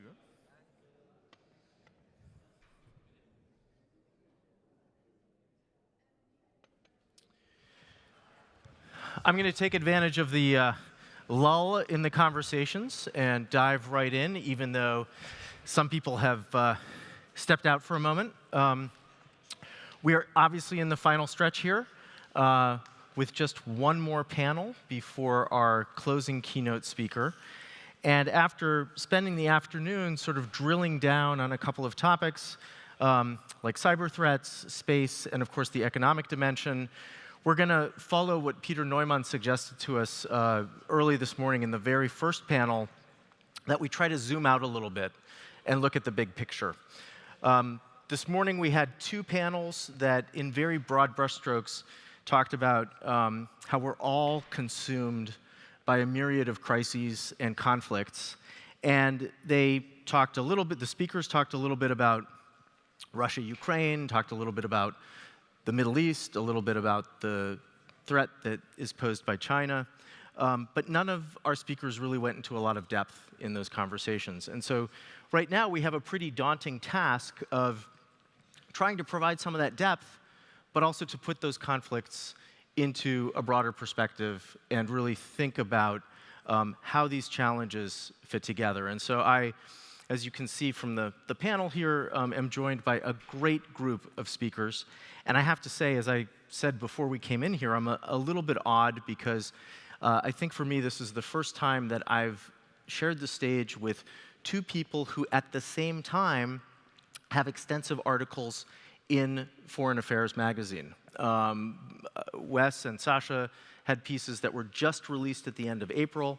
And of course, Liana is a prolific writer and somebody whose work I'm constantly seeing both in English and in German. And so it really is a delight to be here with the three of you. In one of the panels this morning, Norbert Röttgen was talking a little bit about how Europe feels caught between Putin and Trump, and that Europe obviously needs to be more self-reliant, and that's where I thought we could start our conversation now. Liana, you were recently in a television interview and a television piece about this issue. It was a German broadcast, and it really tried to unpack how Europe is caught between these two figures and these two countries. And given that you're based in Washington, D.C., but you're in Germany frequently and have your finger on the pulse of what's going on here, I thought you could maybe start by sharing with us how you see where Europe fits, and specifically where Germany fits, against these two competing powers. Thanks so much. Thanks so much for the invitation. It's wonderful to... Not my job. Okay, this should be better. Thanks so much, Steve. Thanks so much for the invitation. It's good to be back in Berlin. Let me perhaps start this question with the observation, Steve, that certainly Europeans were expecting ceasefire talks in Ukraine. They were expecting a US outreach. But what they were not expecting is that the priority in these discussions and in these negotiations from a Washington perspective is the part about US-Russia normalization, right? So Ukraine is put into a framework of a broader US-Russia normalization strategy. And the extent of this strategy of US-Russia normalization is something, once it dawned upon the Europeans, has implications not only for the outcome of Ukraine, but it also raises questions for the security of Europeans themselves, right? So if Russia is considered as a partner, counterpart in deal-making, in negotiations, what does that mean for NATO and for collective security, where the EU-Atlantic alliance has really moved toward accepting Russia as a joint threat? So that's one of the reasons why at the NATO summit at the end of June, we will not see a Russia strategy by allies, although that has been announced and decided that should come, because the divergences on how Russia is viewed between Washington, especially the White House, and between Europe are just very wide at the moment, and that sort of leads to this fundamental uncertainty by Europeans. Where does Washington stand on Russia? And what does it mean not only for Ukraine, but for our own security?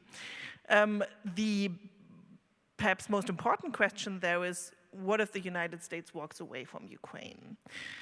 In the worst case scenario, it would mean that Ukraine would not only fall into the lap of Europeans in terms of financial and military support. In the worst case scenario, that would also mean that it sends a broader signal of US withdrawal from Europe that can tempt Moscow to think about how it can make Europe a patchwork of relationships, how it can coerce Europe, how it can force Europe into appeasement and accommodation. And I've written with my colleague Michael Kimmich about that in Foreign Affairs.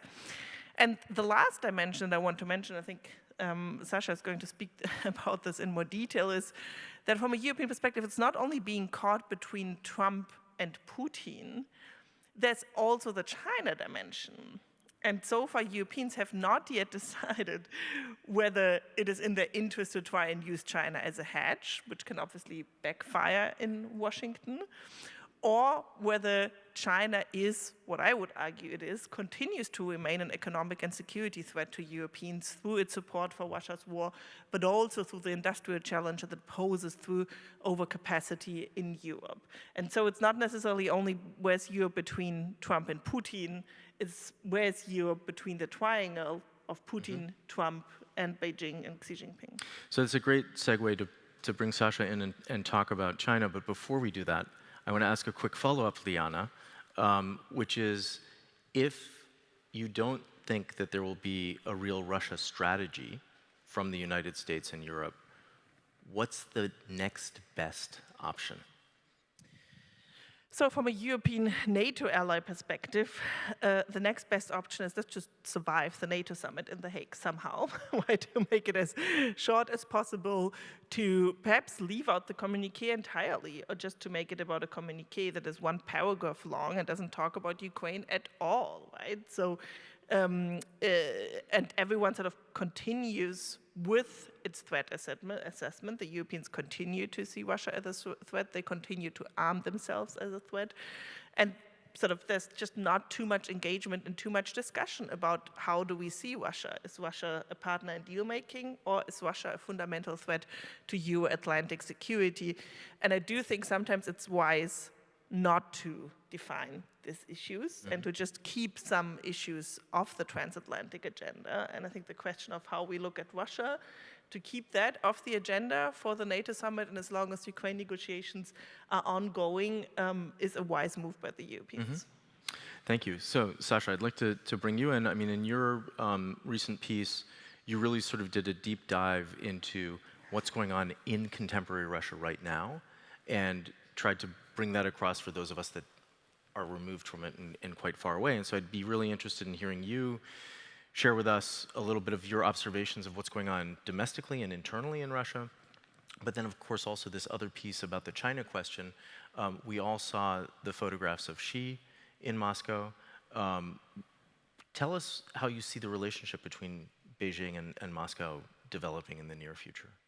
Sure. Thanks for inviting me. Great to be with you.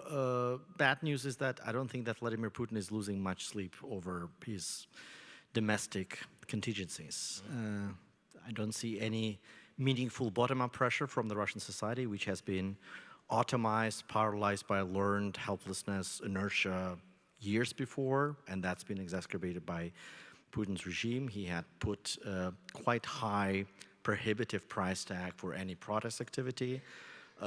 Don't expect the Russian elites, oligarchs, and so on to rally around the flag of stopping this horrible war and going back to business as usual with Europe. Also, because a lot of these people have been sanctioned and put back into Russia. A lot of them are profiting from the war. And then the war has also created a lot of incentives for people in law enforcement, military, intelligence, counterintelligence to be the major beneficiaries of this war. So the political part is pretty stable. The economy part, it's contingent. We don't know what's going to happen with the US-China trade war. You see that there is a pause and some form of maybe a process towards resolution. The oil price went up again and started to go up again as of last week. Bad news is that Russia has phased out a lot of old and expensive oil wells. So right now, Russia starts to earn money with the oil price of about $27 a barrel. Everything above that goes into the budget. And Russia has, unfortunately, a lot of fat on its expenditure side of the budget to cut. Russia is still building a lot of metro stations in Moscow. Russia last year has imported $20 billion worth of Chinese cars. People cannot buy a new car for another 3-5 years. People in Moscow cannot live without can live without a new metro line for another couple of years and so on. So unfortunately, Putin for now has resources to finance his war. It's a pretty adaptable beast, run by the most competent people in his team. Like, everybody's fortunate that his generals are so incompetent, but unfortunately his governor of the central bank, his minister of finance really are competent. So with that, there might be a cascading chain of effects, of events that sends the oil price down to the level of 30, and it stays there for another year, and then definitely his economy runs into the wall. But for now, all of the issues with double-digit inflation and everything are manageable for the next 12, 18 months period. That's important for the battlefield. And then on the battlefield, things are not doing great for him, but they are definitely not terrible, and they're going in a better direction than things for Ukraine. So he believes that Ukraine might be World War I Germany around 1918. Around 1918, things seemed fine. Like, Germany controlled more territory than at the start of the war, and generals were telling that, you know, everything is fine. And then it started to collapse, and collapse came rapidly, right? It's gradual, and then suddenly that's how you lose wars of attrition. He might be dead wrong, and there are ways to keep Ukraine on the current trajectory that they're losing ground, but they are treating so many Russians and a lot of equipment and personnel that over time it becomes unsustainable for the Russians to be in this war. But it's a lot of homework to be done for Ukrainians, for Europeans, and hopefully for Americans, and that's a big question mark. On China, I think that if you remember Xi Jinping's visit to Moscow 2 years ago, in March 23, remember the mood in this city and in many European capitals. Rah, rah, rah, Russia soon will be defeated and humiliated. Putin may be out of office, rah, rah, rah. Ukrainians are preparing their counteroffensive, so we won't have this problem anytime soon. And then Xi Jinping comes to Moscow, not that many documents signed, but after that we look into customs data, and that's where all of the uptick of dual-use goods, machine tools appears, where China had embarked on strategic decision to prop up the Russian military defense industrial base, to put a lot of resources into giving Russia access to RMB, Chinese yuan liquidity, to providing more space in the Chinese market. So that was a risky bet, but that was a bet that paid off. Vladimir Putin now is not defeated. China feels in a very comfortable position. The downside has been a relationship with Europe, obviously.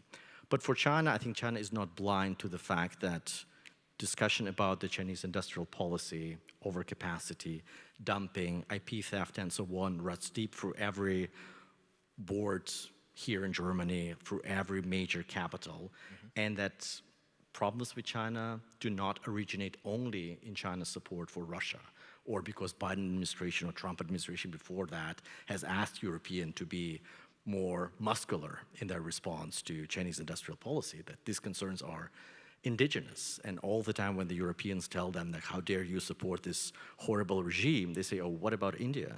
India has went from less than 2% of their oil imports to more than 40%, and you seem to have less problems with them. So I think that Xi Jinping is quite comfortable with his support for Vladimir Putin. Last week's summit didn't produce any spectacular results, but for people who expected reverse Kissinger to work, if there were any, I don't think there were people in this room, but there have been some people, good luck with that. They don't feel uncomfortable to even put sharp criticism of this Golden Dome project, the missile air defense system that Elon Musk and others will build, maybe, for the US, to put that in the joint statement on strategic stability. So that's interesting. And then finally, there are a lot of nothing burger agreements signed there. It's unimportant, But then if you watch carefully who is in the room, it's the Russian Minister of Defense, it's the head of the arms export agency, it's the head of the largest arms manufacturing, and Deputy Prime Minister in charge of defense industrial base. So these 4 people with their Chinese counterparts can discuss only exports of Russian weapons and weapons design, hot from the battlefield, and imports of Chinese machine tools and so on. So that's the underwater part of the iceberg that's not visible to us mortals. Hopefully, the intelligence community is doing their job to look into what's happening there under this surface. And it's something that makes me very, very uncomfortable. It's great that you brought up Henry Kissinger toward the end of your remarks just now, because Wes Mitchell is working on a book, or completed a book, about great power diplomacy from Attila the Hun to Henry Kissinger, if I got it right. And so this is obviously something that you've been following very, very closely, and as you've thought about what's going on in terms of great power dynamics around the world. And so, from your vantage point in Washington, as somebody who also served in the first Trump administration, how do you see the world? How do you see some of these trends? Is this already on? It should be. Well, great question. Thanks for plugging the book. But you have to hold it a little closer. And it's great to be here, and it's great to see you again, and a lot of friends in the audience. So I guess the first thing I would say, listening to my 2 colleagues on the stage, is I think their view of the situation is very different from mine, and perhaps understandably, they're looking at the map from a European or a German perspective. And if I were to kind of group their thoughts into a pattern, it would be, we have a problem, it's called Russia, and specifically Vladimir Putin. And then we've got this other problem that's shown up in the United States called Donald Trump, and it's kind of a free radical, and we're not sure what to do about these 2 things. And I would venture that the US perspective is different, first because it's more global. So in the United States, when we look at the strategic map, we do see the war in Ukraine, and we see also the situation with Iran and Israel. But of course, China looms much larger for us for reasons of economy and strategy and geography than I think it does for Europe. And maybe that's understandable. But I think the Trump administration is pursuing a coherent strategy. My view of kind of the premise or the starting point of that strategy is exactly what I've just said, that there isn't one big threat in the world, there are multiple threats. There's a peer competitor.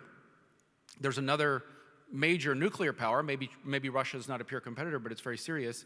And then there's Iran. And then you could throw in a host of smaller, there's North Korea and there's the Houthis.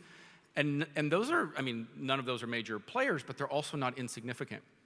So I think the starting point for the United States and how I view the Trump administration's moves is to see that the reality is the United States right now is not in a position militarily to deal with all of those threats simultaneously, full stop. The last 2 national defense strategies made it very clear that the US military is not postured, is not equipped to fight more than one major peer. So if that's your starting point, I think you look at the world understanding that the foreseeable uses of American power outstrip the resources at our disposal. And that's a pretty big problem. The title of this panel, I think that's the issue of our time, really, is regional crises that could become a global crisis. And it's not hard to see how that could happen. The situation in Ukraine, if you imagine that continuing and not being brought to a resolution, Xi has said he intends to reincorporate Taiwan into China by hook or by crook by 2027. That's in 2 years. One bright spot, I think, is that the Israelis so debased the Iranian military deterrent broadly and their air defenses and many of their proxies that maybe tomorrow, if there were a major conflagration, it might be a big 2-front war instead of a 3-front war. But nevertheless, we have a big problem.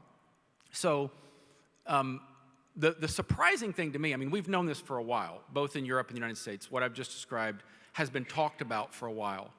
What surprises me is how little progress we've made in addressing this in the period since the start of the Ukraine war. Huge wake-up call, the Ukraine war.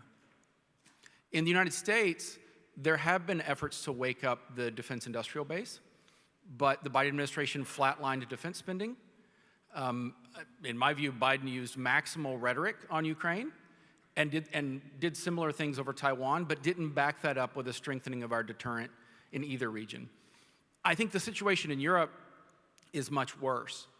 From what I can tell, and there's people in the audience who can tell me if I'm wrong, but the Zeitenwende really did not materialize in the way that it was billed or that it was hoped. So I read recently that German military readiness has actually declined since the start of the Ukraine war. I don't know if that's true or not, but the statistics I saw were shocking, frankly. Half of German brigades are not deployable, and I think that's down from like 2/3 in 2022. So, rather than carping about Trump or speculating about whether Europe is between the United States and Russia, I think Europe needs to focus on itself. And it needs to ask itself not what is Trump going to do or what's Putin doing, but what is it doing to consequentially change its own circumstances in its own neighborhood. Because I think the new bargain that we have to move towards with allies, and particularly in Europe, has got to be reciprocity in trade and some sort of division of labor in defense. I think that's what the Trump administration is trying to do. And frankly, I think it's in Europe's interest that they succeed. So that's probably the biggest points of difference with the other two colleagues. Well, I was going to ask a follow-up, but Liana just gave me a two-finger, and so I know that she wants to weigh in on this, so go ahead, Liana. No, I just wanted to follow up what you just said with, and I do think if that would actually be the position that Europeans encounter in Washington, they would probably be really happy about it. Because from my perspective, this is what Europeans have prepared for ahead of the November elections, right? They had all their plans there. We will strengthen our defense. We will offer the United States more support in the Indo-Pacific. But after we will discuss burden sharing, right? I mean, we've done a lot of work on burden sharing between Americans and Europeans. But I think after January 20, the confusion which sort of is now there is that this hasn't really materialized. So it seems the administration, or that's what I hear from Europeans coming to Washington to town, the administration is less interested in actually working with Europeans in the Indo-Pacific. The Pentagon certainly is, but not all parts of town.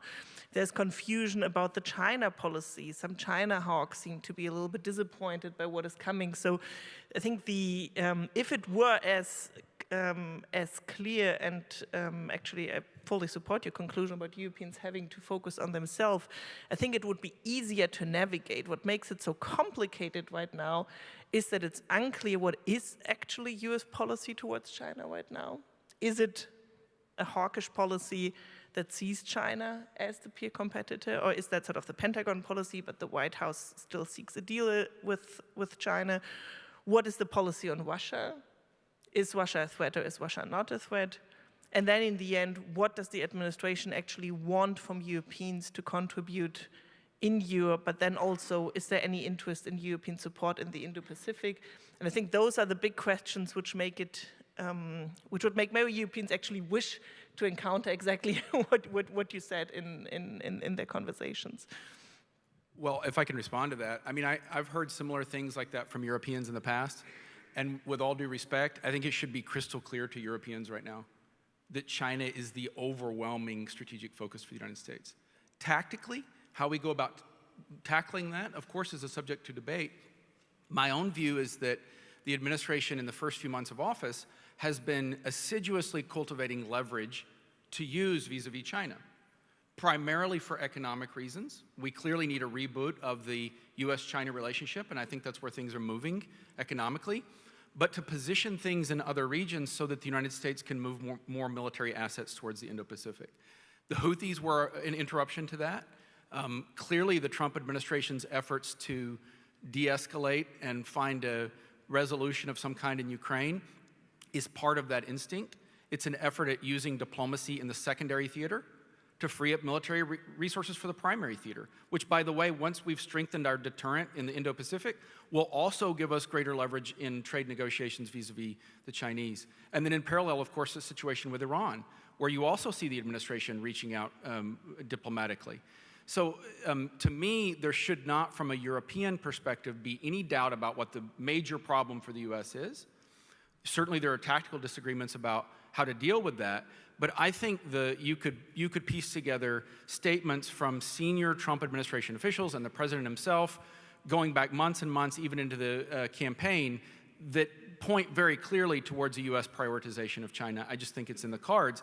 And frankly, even if I were a European policymaker, or if I were looking at this from European public's perspectives, even if I had some doubts about, well, is the Trump administration going to be, is it trying to kind of deal with the Chinese, or is it trying to be more aggressive militarily? All of what I said a minute ago still applies for Europe. It's still in your interest to get your own affairs in order. And I think it's not just security. I think the old debate about, are you spending 2% on GDP? And I think it's gone. I think we need something orders of magnitude greater than that. And I think it's now part of the economic piece is also part of the grand bargain that the United States will probably be looking to renegotiate with the Europeans. So the era where we provided security and Europeans recycled their trade surpluses into American bond and equity markets, I think that's got to give way to something like reciprocity in trade to support US reindustrialization. If we can't reindustrialize, I think US and European security are going to be in a bad situation in coming decades. And then, as I said a minute ago, more of a division of labor and security. So whatever you make of the debates, I think the takeaway for Europe is still the same. So I'd like to build on that and ask Sasha a question, and each of you can take a stab at it too, is, given the great power competition between the US and China, and I think one would have to throw Russia into the mix as well, how does that shape the escalation or the resolution of some of the conflicts that you've been talking about, whether it's the Houthis, whether it's the situation in the Middle East, whether it's Iran, whether it's Taiwan, whether it's even the situation in Ukraine itself, right? How does that competition between the big players influence moving forward in a positive or in a negative way? I think that I will not pretend to have a crystal ball to read either Xi Jinping's or Vladimir Putin's mind. But if I try to put myself in their shoes, they look at the world, they see the United States as a very powerful country, and they know that the US is a much more powerful country because it has very resourceful allies that trust the US, that share interests, and can work together and get really deeply integrated. That's where the US gets scale. So when I'm seeing that a sitting US president is creating an impression that the leaders of his closest allies countries really don't understand what his polity is on the issue that's closest to their heart, which is Ukraine, and by the next logical step, what if war in Ukraine is resolved in a way that just only emboldens Vladimir Putin, and that he believes that Americans are maybe focused on China, but they're definitely not focused on Europe. Europe is left to its own business, and then NATO is not so much a priority for the United States. So if I go a couple of years down the road on an armed excursion into city of Narva in Estonia, I will meet no American resistance, and without any American involvement, the next French president will be on a plane already, on her or his plane, to Moscow to talk about new security architecture. So this fracturing of the alliances, I think, is very palpable. Am I losing my sleep over this as Vladimir Putin or Xi Jinping? I feel quite happy about it, right? And the fact that in this very town, people are discussing whether revival of the comprehensive agreement on investment with China, which is probably not happening, is a good or bad thing. Like a lot of stuff where European policy on China, on the most crucial parts, tech, industrial policy, trade, was in sync with the United States, is again not in sync. Leaders of the European Commission and the European Union going to China to explore openings with Beijing. How does that benefit the United States? I may be excused being a Russian and just illiterate about the world. But so are Vladimir Putin and Xi. I think they're quite happy about the dynamics they're seeing. Liana. I think to some extent the question boils down to whether you see interlinkages between the theater and between sort of the power projection of the US in one theater and in the other theater, right? So what I mean by that, I mean, if the United States walks away from ceasefire discussions, and one can say, well, that was just a threat to get Europeans and Ukrainians to sign up to agreements, but it's still possible. I mean, we already had a couple of days, if not a week, where intelligence support for Ukraine was stopped, deliveries were stopped, and so on. The one argument that you can make is, well, this would have a repercussion globally. This would have an impact in the Indo-Pacific. This would have an impact on Taiwan. And I do think there's some evidence that you can see for that. I mean, the Taiwanese are actually very interested in seeing what's going on in Ukraine. Although they are concerned about their own armament needs, they certainly don't want the US to abandon Ukraine because they're concerned about the global power projection implications that this would have for Taiwan, especially if there's confusion about how committed, especially the White House is to the case of Taiwan. So if you think these linkages exist, then it is obviously a big question, not only for the European theater, if the US walks away from Europe and how far the US withdraws from Europe. So is it just going to be a joint constructive burden shifting, or is it going to be something disruptive, some unexpected surprise that we might see ahead of the NATO summit? Hopefully not, but it can happen, a sudden troop withdrawal in Europe that goes beyond the 20K troops that have been placed after 2022, but suddenly announces 50K troops, right? I mean, that is theoretically possible, including budgetary reductions from the US side. And if that is not part of a joint and constructive framework of burden sharing, but rather a unilateral disruptive move, that does send a message beyond Europe. And I think for Europeans, the great problem is that in this interlinkage of theaters, they actually only really have an actorness in the European theater, right? I mean, the actorness of Europeans in Gaza, the actorness of Europeans between India and Pakistan, the actorness of Europeans even in the Indo-Pacific is just so small that it is literally the European theater that they primarily focus on and where they have actorness, whereas the US obviously looks much broader and a much more global perspective, as Wes said.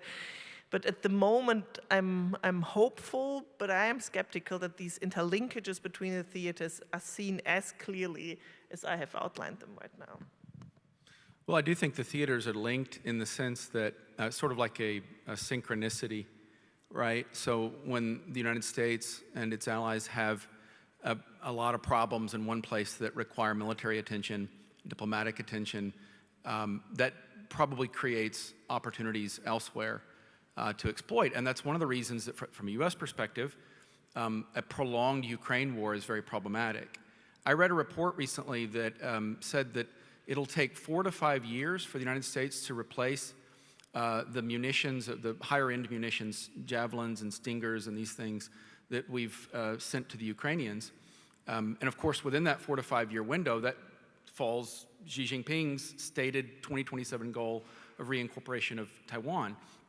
So I guess maybe where I differ a little is that, I think both of my colleagues here make good points, but where I differ would be, I don't think political cohesion or the appearance of political cohesion is the only or most important metric for deterring the Russians and Chinese. There was a very high degree of optical alignment between Biden and the Europeans, but Putin invaded Ukraine. So I think alliance cohesion matters, but I think something that matters much, much more that we haven't given enough attention to is whether we have the material wherewithal to enforce deterrence, the implied threat of deterrence in these regions. The only way for the United States to get that would be to have more forces in the Indo-Pacific. And I think the obvious division of labor would be for Europe to do substantially more for conventional defense in its own neighborhood. But I don't think that the US commitment to NATO under Trump is in question. I heard that in Trump 1, I hear it again now. And I don't see that as being in question. In fact, I think it may actually be good for the Europeans to worry about whether it's in question or not, because it leads to, as it did in the first Trump administration, and it's doing now, it leads to more serious attempts at defense spending than any other thing that I've seen any other president do. So I don't think the US commitment to NATO is in doubt, but maybe it's not a bad thing for the Europeans to wonder if it is. So you were talking about material wherewithal, right? And a little bit earlier, Wes, you were talking about how the Zeitenwende maybe didn't achieve as much as many people hoped.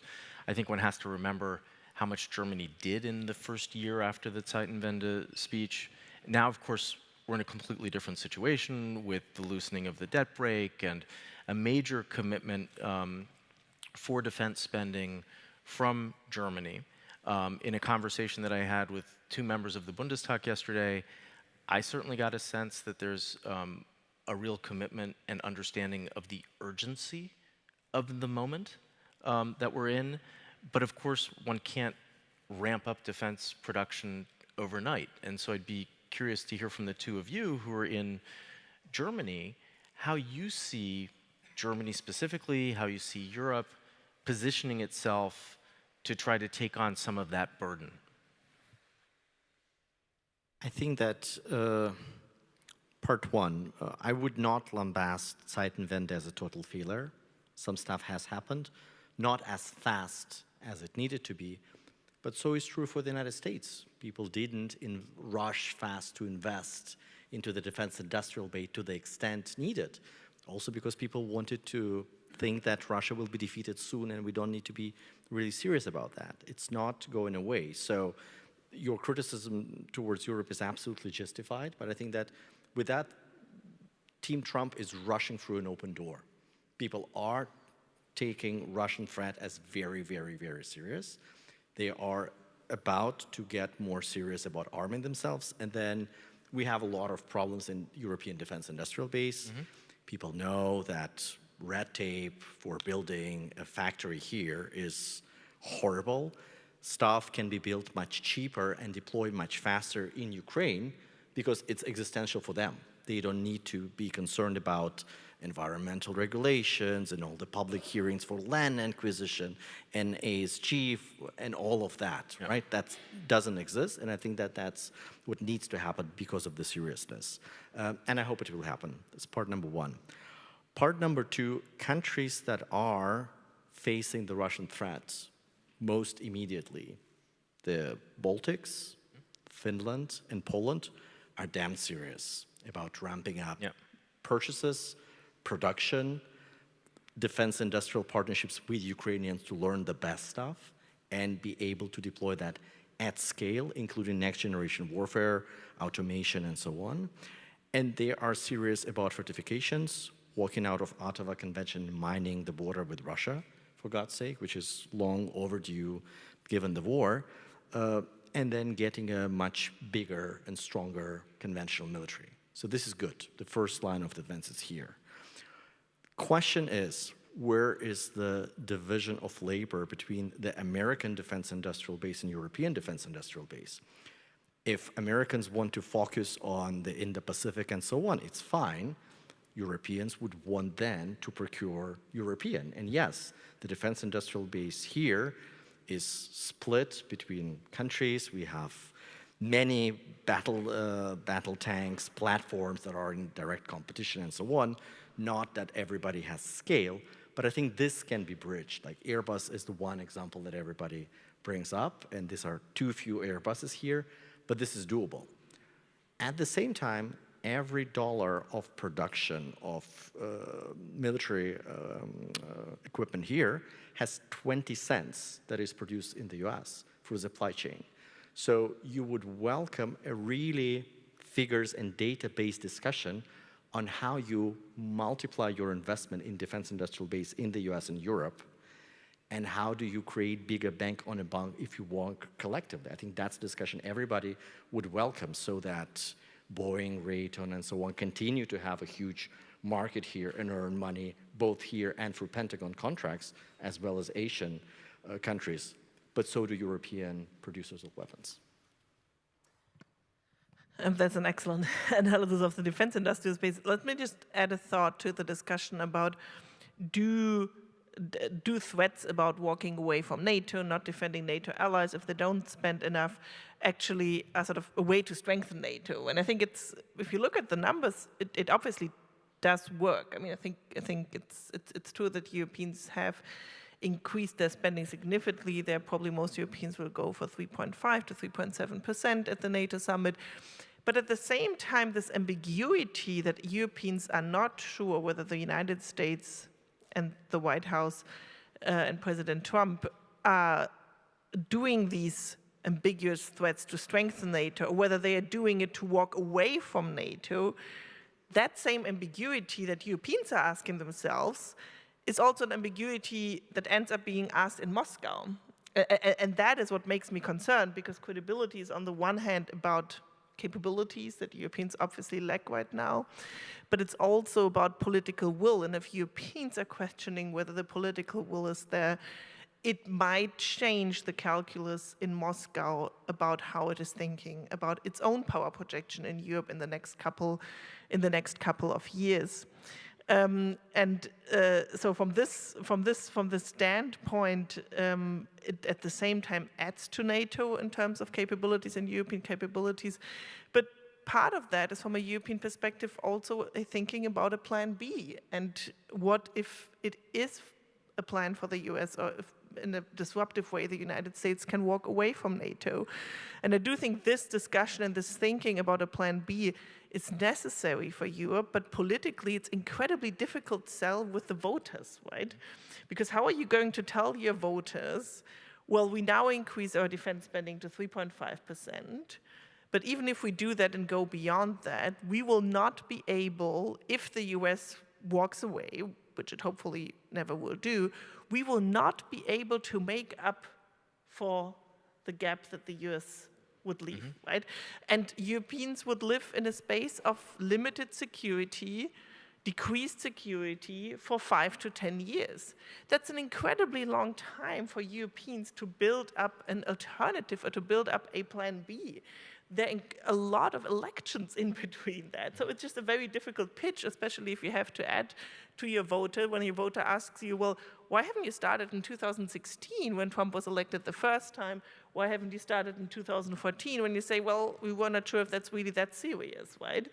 And so it's a very difficult situation for Europeans, because again, on the one hand, they need to invest. On the other hand, seeing the results and the fruits of that investment is too far away to really tell your voters, don't be afraid, because they should be afraid. If the US walks away, it is dangerous for Europe. Wes, I'd like to give you a chance to respond to this, but maybe couch it in terms of, how do you react to the argument that you must be hearing that people are seeing an erosion of global US influence on the world stage? And what's the sort of counter argument that you have to that? And then we'll open it up and take some questions from all of you.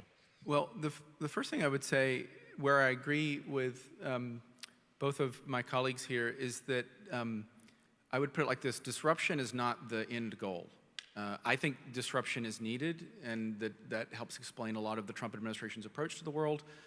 But the goal should be to channel that disruption into constructive outlets that result in the West as a strategic and political force being stronger for dealing with this multi-front challenge that we started talking about at the top of the panel. And I'm very optimistic on that. What scares me is this window of sort of what I see as sort of a window of maximum vulnerability that we're in now. So we're in the process of waking up. I think Trump 1 was a wake-up for Europe. I think the Ukraine war was a wake-up for Europe and for the United States. And now Trump 2 is another wake-up for Europe. So we're all on notice. And you're absolutely right that there's plenty of blame to go around in the Western world over the last 30 years for complacency, naivete, helping our rivals, overtly helping our rivals get richer and stronger at our expense. So I think everybody now gets it, that there's a different sort of mold or leitmotif that's needed.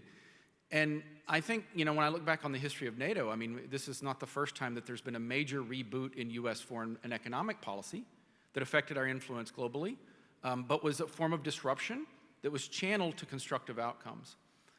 I think, when Bretton Woods ended with the Nixon administration, People forget how turbulent these economic conversations were between the Treasury Secretary Connolly and European allies when we moved away from the gold standard. The Plaza Accords, when the Reagan administration basically came to the Japanese and Germans and said, we have to revalue currency, the current trade situation is not going to work for the United States. So I think it is possible to reboot a basic kind of bargain within an alliance. I think that's what we're seeing now, and the challenge of statecraft is to channel that towards constructive outcomes. But the thing it's important to me to say is that what's not okay or possible is the old status quo, which was a kind of bon ami. I hear Europeans who talk mainly to Western and Eastern coastal elites in the United States, and this view that sort of like as long as there's a superficial political cohesion in NATO, then things are going well overall, and we're sort of, slowly chipping away at our Wales 2% goals. I think it really is a reboot of the overall relationship economically and in security terms that's needed. And I think we're in the early phase of seeing how a very unorthodox administration goes about doing that, but I don't think it's completely unprecedented. And I think it will ultimately land in a better place than if we had just continued to drift on down the stream. Thank you. So we've got about 8 minutes. There's a question in the way back and then a question in the front. I'm not seeing a microphone, so let me come with this mic. Can you introduce yourself? And if your question's directed to somebody in specific, let us know. Sure. We'll take 3 questions, and then we'll give the 3 speakers a chance to respond all together. Hello, my name is Matisse Nurit. I'm a student at NYU Shanghai.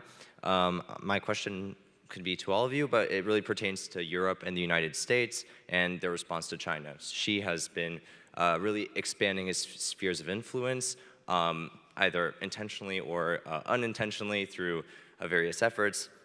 And so my question is really, what role does the Global South begin to play in responding to this expansion by China?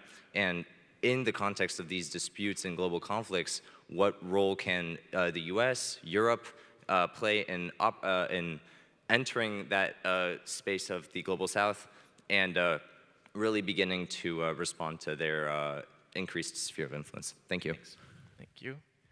And then in the second row. Sorry, Michael. Hello, I'm Dale Ponickvar. I'm an ACG board member. I have a question directly for you, Dr. Mitchell. I think you correctly point out that a lot of weapons were being destroyed in Ukraine that have not been replaced. What I haven't heard, and I know you're from the first administration, but I haven't heard or seen anywhere in the press or from the White House is how are the United States going to build up its capacity to replace all those weapons. I haven't seen any concrete steps being taken, and as everybody's pointing out, even with money and ideas, it takes time, and I haven't seen anything rolling out. And is there one more question in the perfect?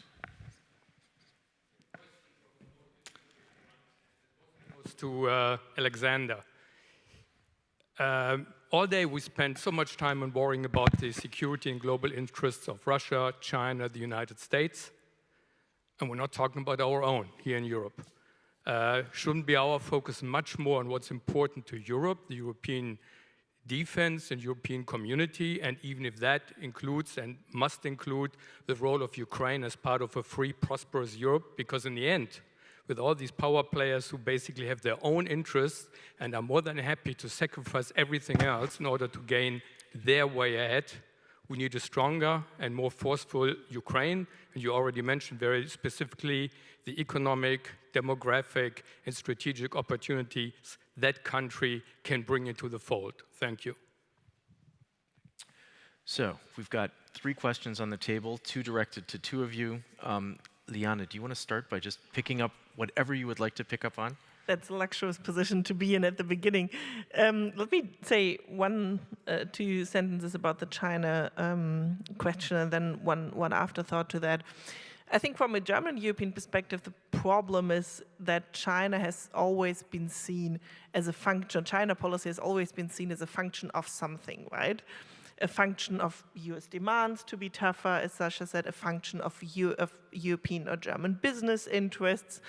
I do think for Europeans it really is time to take China seriously, not as a function of other policies, but as a strategic challenge for Europe itself, that it has to make up its mind both in the industrial economic sphere, but also in the strategic and security sphere. I'm actually repeatedly shocked if I hear positive reactions here in town, but also in other European capitals, about the idea to have Chinese peacekeepers somewhere on the front line to prevent that Russia attacks those peacekeepers, not only because it's completely unrealistic, but also because we really as Europeans should think about whether we want a Chinese security presence in Europe and in our neighborhood. Is that how we see the future of European security, to open the door and give China a foot into on-the-ground presence in European security? I think we haven't even conceptually thought this through, what that would mean, and if we really would want to see this other than just seeing it as a convenient way of deterring Russia, which might not work with a European force. And just as a sort of concluding thought, referring to what Wes just said about disruption and challenging disruption, because I think it's a very useful way of thinking about this administration, the transatlantic relationship.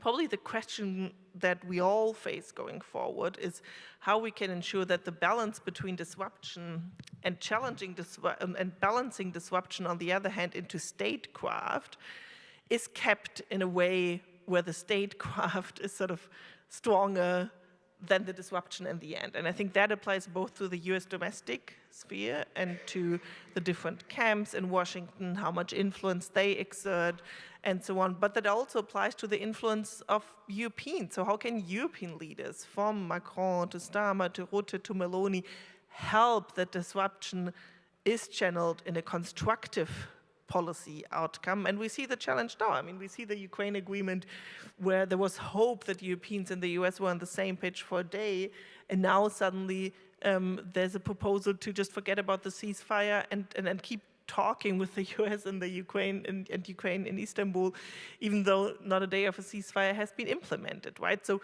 we need to think about how we can constructively work with Washington and channel the disruption into productive outcomes. And it's as much a task for the United States domestically as it is for Europeans. Sasha, do you want to go next?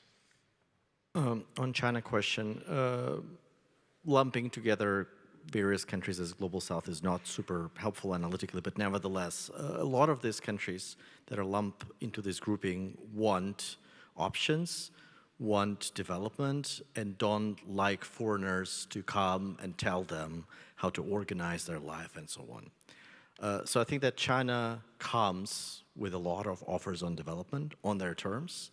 They come without lecturing. They come with a lot of corruption. So Team Trump trying to undo some of the practices, like best practices that prevent corruption, in a way is addressing this challenge. I think that it's a wrong way that undermines the integrity of the West and just undermines the values that the West is standing for, but nevertheless, that's a pragmatic thing. It's very difficult to counter that, and you need to come up with stuff that these countries need, calibrate how much you want to tie that up to your very high standards, and how do you compete with China on that. I can give you one particular example, and that's the Birkenstock summit on Ukraine. A lot of people went to all of these countries trying to tell them how important war in Ukraine is for them and try to rally them up behind the Zelensky 10-point plan. We ended up in a situation where this country's input was absolutely ignored because they said, like, yeah, okay, as an aspirational starting point, Zelensky 10-point plan is justified. You get Putin in The Hague, you get back Crimea and so on, and then Russia disarms itself. Like, it's all good as a moral high ground starter, but like what's pragmatic and what's achievable. And since everybody started to beat the same drum, like, oh no, we need to be backing Zelensky 10-point plan, it evaporated and it gave China such an easy win, with Brazil going with their peace plan and a lot of countries in the global south snubbing Bruggenstock and supporting China's so-called peace plan. It's an easy win for China, and I think that we need some introspection on how to avoid diplomatic disasters like this one. On Ukraine, you're putting me in a very tough position. I think that we all agree in this room that independent, secure, sovereign, prosperous Ukraine is in Europe's interest. It's morally justified, it's strategically right. Technical discussions about NATO membership and so on are not that technical, because can we do show of hands? Does Europe need to go to war over 1991 borders of Ukraine? Now, show of hands? It's self-evident. You don't win any elections on that prospect that Europeans should fight for 1991 border. It's heartbreaking, but unfortunately, Ukraine is outside of Article 5 protection. And trying to bring it in now on maximalist aspirational goals is not making the Article 5 territory safe. But Europeans and Americans have a lot of options because Ukrainians are hell of fighters. It's an existential war for them. They have shown tremendous courage, ingenuity, and they can show what they can do with a lot of help. So options are there. You're sitting on Russian reserves that can be made better use of to fund Ukraine. There is a lot of investment that can be done in defense industrial base to help Ukrainians and bring this war to a resolution that finally Vladimir Putin realizes that it's not worth the fight and that Ukraine under his thumb is absolutely unachievable. This is doable. And then whoever comes after Putin finally understands that they've created tremendous security challenge for Mother Russia for years to come, and their job is to try to find out a way from the hole that Putin dug for themselves. Thank you. Wes, last word to you. Sure, I'll be quick. Brief word. Thank you. I know we're against the clock. So the gentleman in the front asked about the Trump administration's defense industrial-based policies. I can't speak for the administration. It's very early. But what you can say is that industrial policy is at the heart of the second Trump administration's domestic and foreign policy platform. You can't have a defense industrial base if you don't have an industrial base. And I think that's the starting point of a lot of how I read the administration approaching the question of defense industry. If you take a look at Scott Bessent's article in Wall Street Journal a few days ago, at heart, that was a national security argument as much as it was a reshoring of jobs for American workers argument. So it's early. We'll see what the National Defense Industrial Strategy document says, presumably in a few months. But I read industrial policy as being integral to the administration's approach. And it looks like a potentially significant increase in defense spending. So TBD, but that's what it looks like to me. Many thanks to all three of you. This has been fantastic, a good way of closing this part of the day. And after a round of applause, it's over to Julia to introduce the last session. Thank you.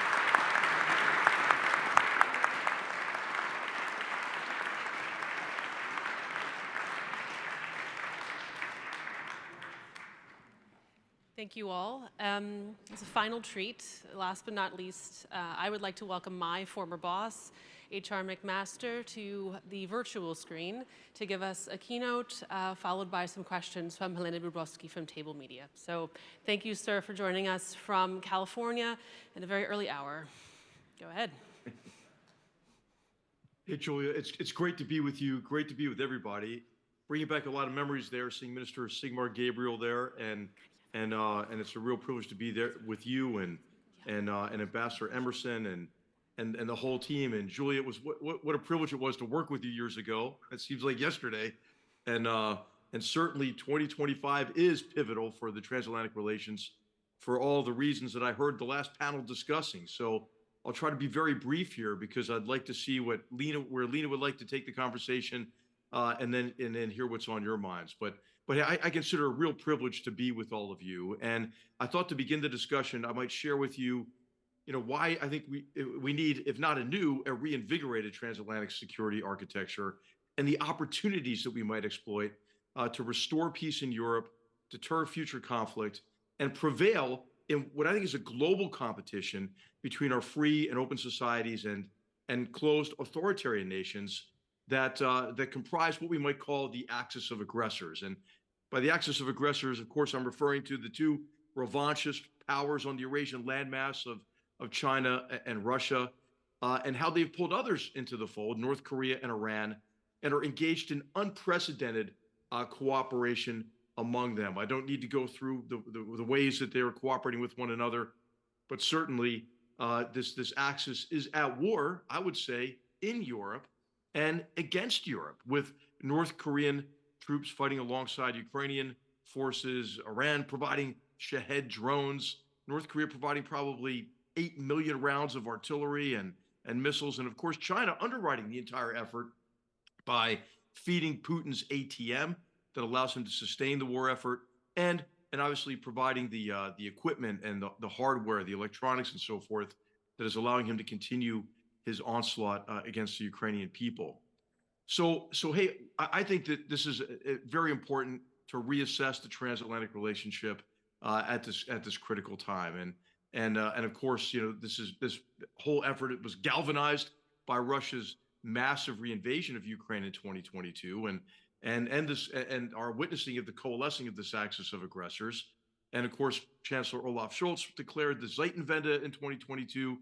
But I would say, despite the assistance that we've provided to Ukraine from Europe and the United States, and despite NATO enlargement bringing in, I think, two really strategically important, vital countries of Finland and Sweden, and of course increased defense spending and resources, what we've been talking about in this conference, there have not been enough tangible results in the area of bolstering defensive capabilities in many European nations. I mean, I think we could argue that the real Zeitenwende should have been in 2008 with the invasion of Georgia, and we just took too long, I think, to act, and I think we're dealing with sort of the consequences of not acting faster on what was clearly a severe and persistent threat from Vladimir Putin. So now here we are 16 years later after the invasion of Europe, and we've seen statements and actions that have catalyzed, I think, real efforts at reform within defense institutions across Europe. And so this is a critical moment for reassessment. And many of us, on this side of the Atlantic, who are committed to the transatlantic relationship and the NATO alliance, we're certainly disappointed, but what I would describe as President Trump's futile efforts to conciliate Vladimir Putin. But we should acknowledge that he's not the first leader to engage in that folly. And of course, I'm thinking of Chancellor Merkel's valiant but misplaced efforts over many years to conciliate Putin, to bring Moscow into the cold.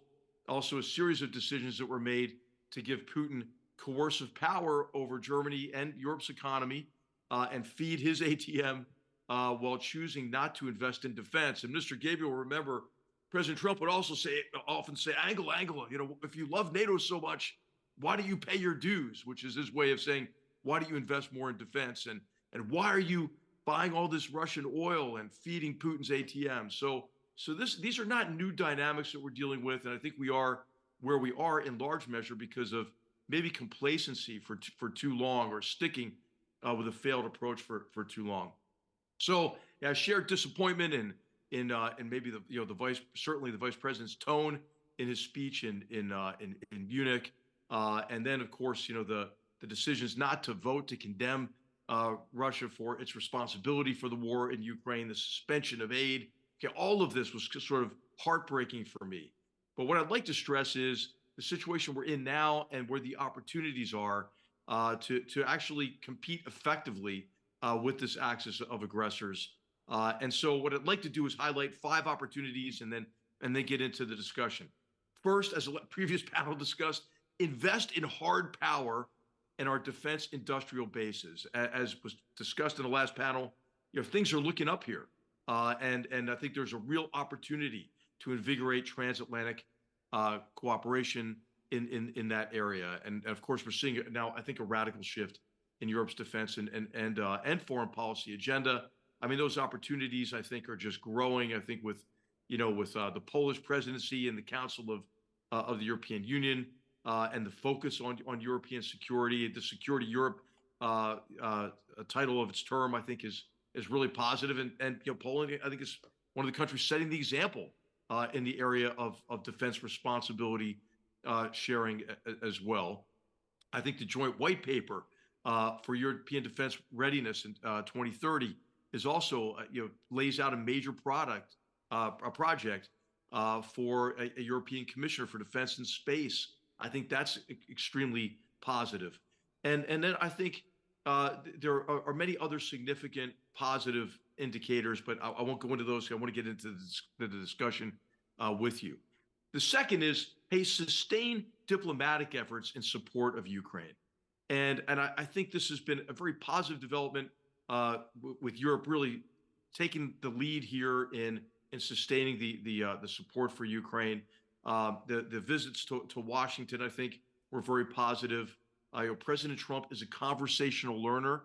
I would much have him, in conversation with European leaders than with on the phone with Vladimir Putin. And I think you could see President Trump's assessment evolving, with those conversations. And I think the Prime Minister of Italy, Giorgia Meloni, her visit was also very positive. I'm talking about the February meetings, obviously, and then followed by the Giorgia Meloni's visit in April. And I think that, of course, there's still this concern, that Europe is being left out, especially now with this proposal for a meeting in Istanbul, which probably won't happen. But if it does happen, I think what we all have to do is urge Ukraine to do what it is doing. Put the onus on Putin where it belongs. I think what Vladimir Putin wants more than anything is he wants the U.S. to back a deal that is unacceptable to Ukrainians and to put the pressure on Ukrainians. So I think we have to keep that diplomatic pressure on Putin. In terms of European diplomacy, I mean, I think again, this is an area where we have some positive indicators. Obviously, the Vice President's most recent conversation with the German ambassador in Washington, I think, was very positive. And again, I think it's really important for Europeans to understand where the Trump administration is coming and why they have this deep skepticism about the sustained commitment to the continent's security. And I think it's again pretty transparent on their part. And what they communicate is obviously this belief that that Europe's been free riding on the largesse of American taxpayers. And I think it's important to have kind of a dose of strategic empathy here, understand that emotion. And when they look at, for example, Europe accounting for about 17% of the world's GDP and about and about 50% of the world's social spending, a lot of Americans who have received these sort of body blows in the 2000s of the financial crisis and an opioid epidemic and many other shocks and disappointments, unanticipated length and difficulty of the wars in Iraq and Afghanistan, a pandemic. They're thinking, hey, why are we underwriting, Europe's indirectly underwriting Europe's social programs and have a deep skepticism about the commitment to the continent's security. So that's what we're up against in terms of really what should be a sustained diplomatic effort to highlight our common agenda in the areas that have been discussed in this conference. I think the third really key initiative should be to shine the light on the wider war or the shadow war against Europe and the West that Russia's taking the lead on, but that Russia is supported by China in doing. And of course, I'm talking about the broader context of a shadow war that I again could say has been going on for more than a decade. But the breadth and frequency of Russia's aggression has, of course, spiked, and the Russian attacks nearly tripled against Europe between 2023 and 2024. And of course, we're talking about the targets that they've included of transportation, government, critical infrastructure, industry. And I think that this gets lost a lot in the discussion about Ukraine. The outcome of the war in Ukraine has profound implications, as all of you know, for the security of Europe. And what highlights that, maybe more than anything, is this broader shadow war. And I've got lots of stats here I could cover, but I know you're aware of these on the attacks on pipelines and fiber optic cables and heck, assassination plots, right?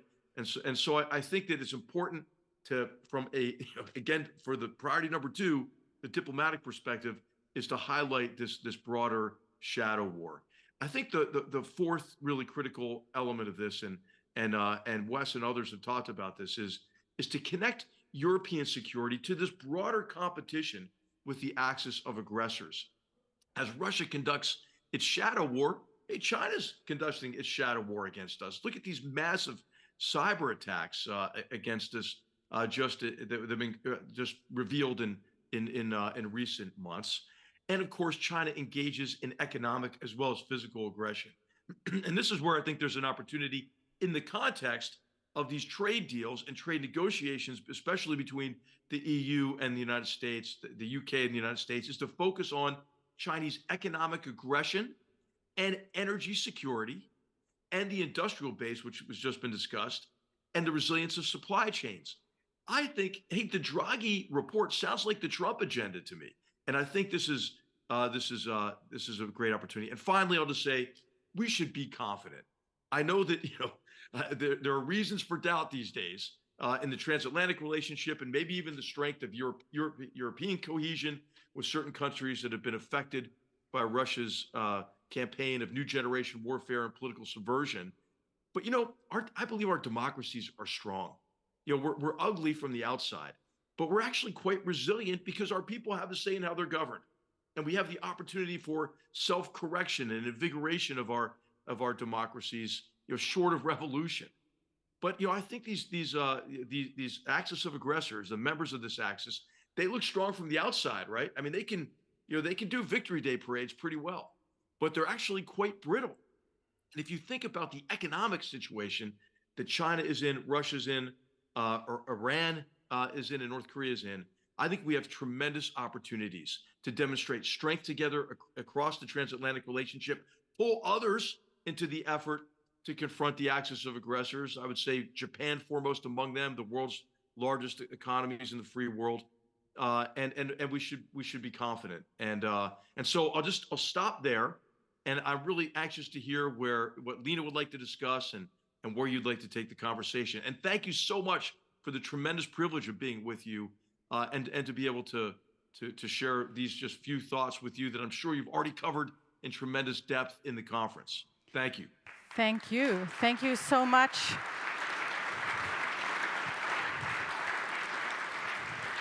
Thank you so much, H.R. McMaster, for your thoughts. I very much liked your last point, your message of confidence. I think this is what we need. It's a lot, it's much food for thought, food for discussion. So let's do this now. I'm Helene Bobrowski. I'm the Deputy Editor-in-Chief of Table Media. We are media partners of this conference, and we're a publishing house for briefings here in Berlin. H.R. McMaster, let me start with one first question. I think from all these people here in the room, you're the last talking to Donald Trump in person. He called you on the phone a couple of days ago. So how was he like? What is your impression? Well, he used to call me because he said he missed me, but this was not the topic of this conversation. He got me on the phone by mistake, and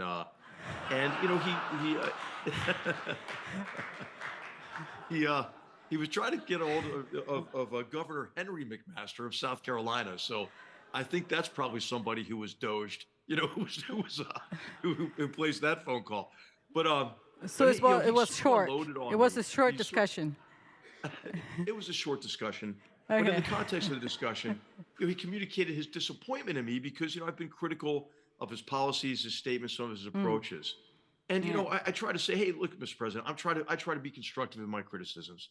Because, I really do think that if you separate what Trump wants to achieve from how he goes about it, I mean, it's kind of hard to argue with some of the things he wants to achieve, right? Yeah. He wants to deregulate and invigorate the U.S. economy. He wants energy security. He wants border security. It turns out that's kind of important, right?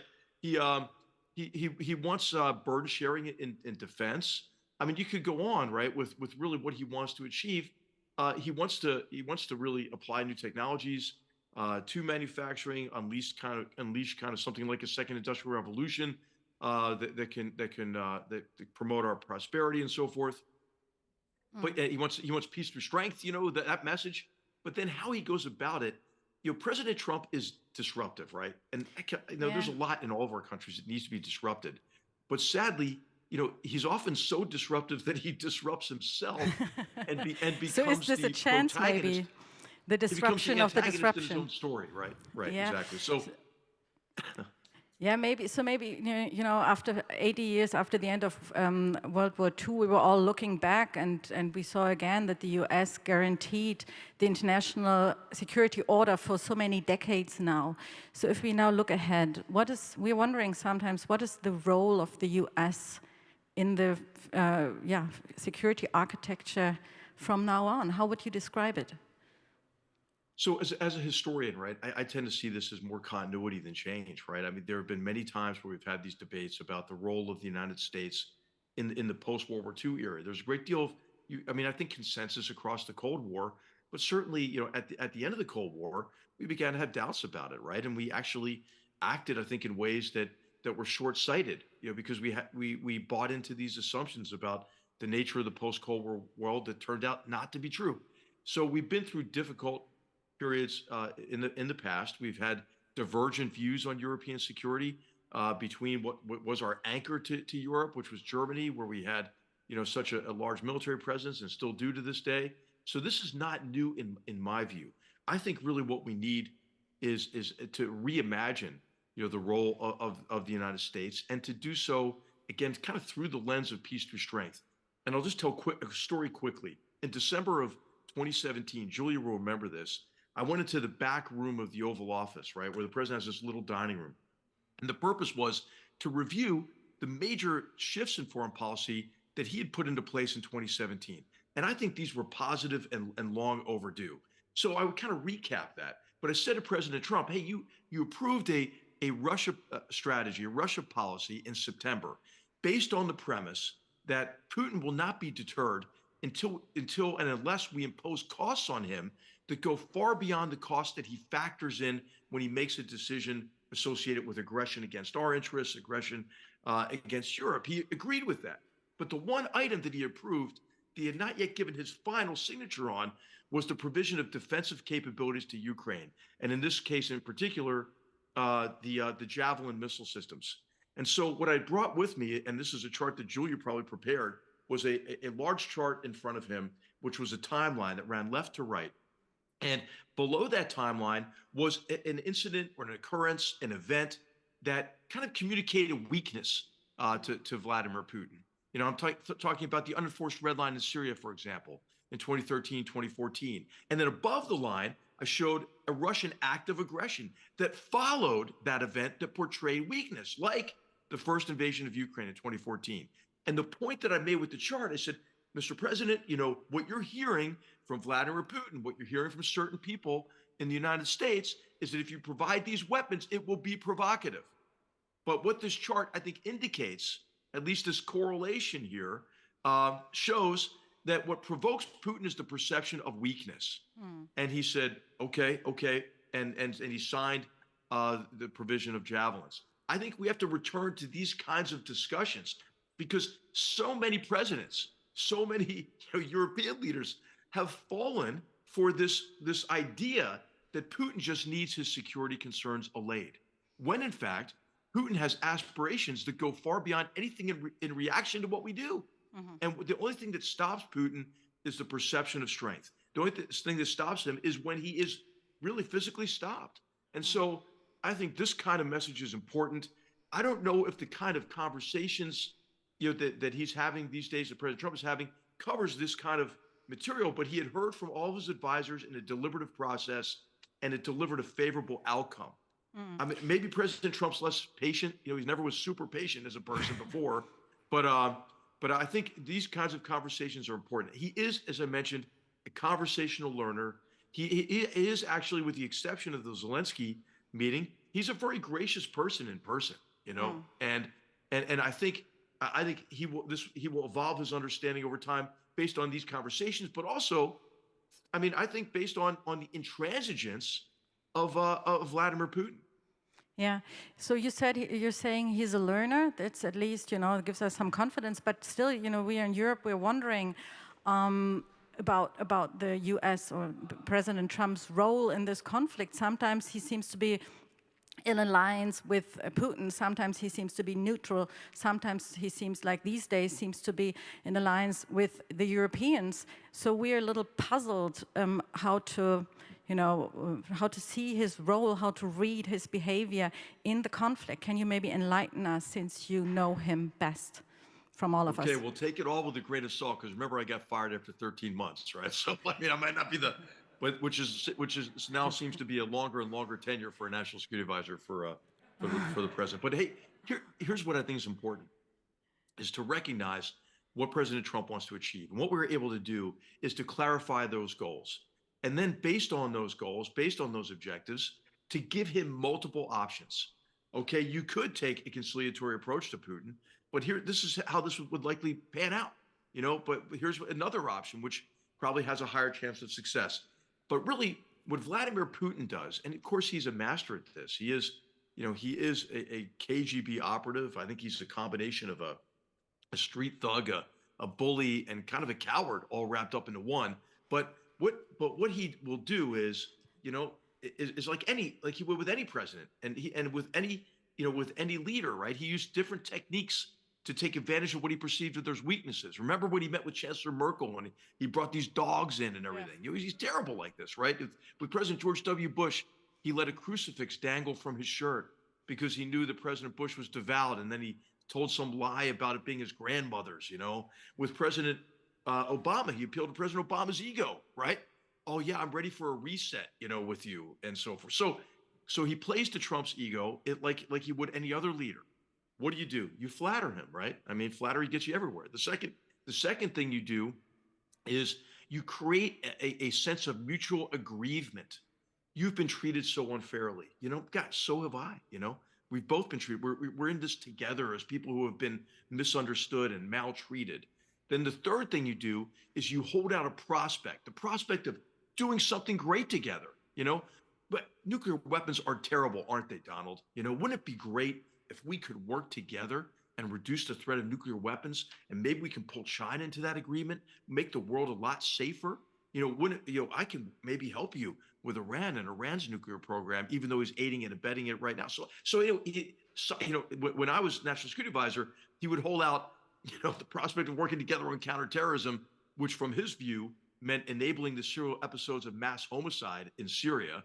But then also he would say laughable things like, well, we should work together on cybersecurity. Okay, really? So, but hold out the prospect of doing something great that President Trump can get credit for and be the great deal maker and peacemaker. And then finally, hold out any other sort of person or describe any other person or nation or option as weak, right? And so you see this play out in Ukraine, right? The flattery, the prospect of a great peace deal. Ukraine's weak and Russia's strong, right? No, we know from the Supreme Allied Commander Europe's testimony recently. I mean, Russia is in a position of profound weakness. I mean, the numbers of casualties they've taken, that's not sustainable, right? I mean, the numbers are crazy high, like almost 800,000. But also, you know, they've lost, you know, the equivalent of 10 divisions worth of lieutenants. You don't build that back overnight. Russia's sitting on piles of cash it can't convert. It has very high inflation rates. It can't generate really any economic growth. It's got a labor shortage, right? It goes on and on. But you hear this narrative that Russia is like so strong and Ukraine's in a weak position. So you see all this playing out. That's how people try to play President Trump. This is how, you know, people would try to play it. They try to play any leader, right? So this is not a criticism of President Trump. I'm just saying we should be aware of Putin's tactics and recognize how to counter them. Yeah, so let's talk about the challenges for the new German government. You know, our new chancellor was elected last week. The former chancellor, Olaf Scholz, was not very known in the US, so I start with the question, do Americans know who Friedrich Merz is, and do they have any expectations, and if yes, which are they? No, they don't know who he is. No, so there's a lot of work to be done, I think. And so, I would just recommend it, of course, this is, the chancellor can do whatever he wants, obviously. But I would say, maybe visit a couple places in the United States other than Washington, D.C., and I think that would be useful in terms of understanding opportunities for investment in critical communities, areas where especially, German companies are investing and creating U.S. jobs, right? And, President Trump, used to say to me, my favorite word, General, reciprocal. And I think demonstrating that, the reciprocity in the relationship and the mutual benefit of the relationship.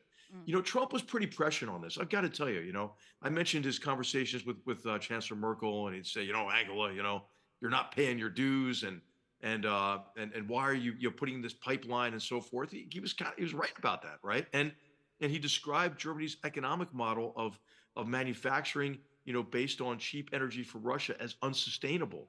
Look what's happening in China, to Volkswagen and so many other companies, right? Volkswagen is not the first company that China has, taken advantage of. So we have a common agenda, between the United States and Germany.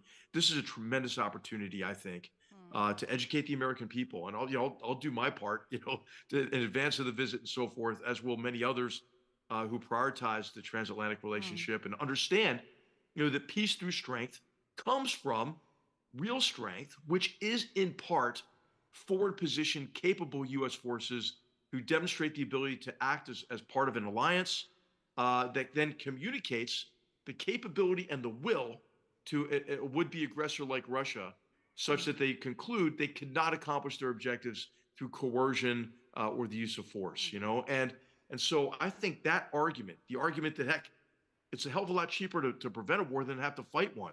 Just those basic arguments, because, all of us are transatlanticists, I would imagine, or you would have come to this conference, right? So, true. But we have to realize there are large numbers of Americans and Europeans who don't really understand the importance and the value of the relationship.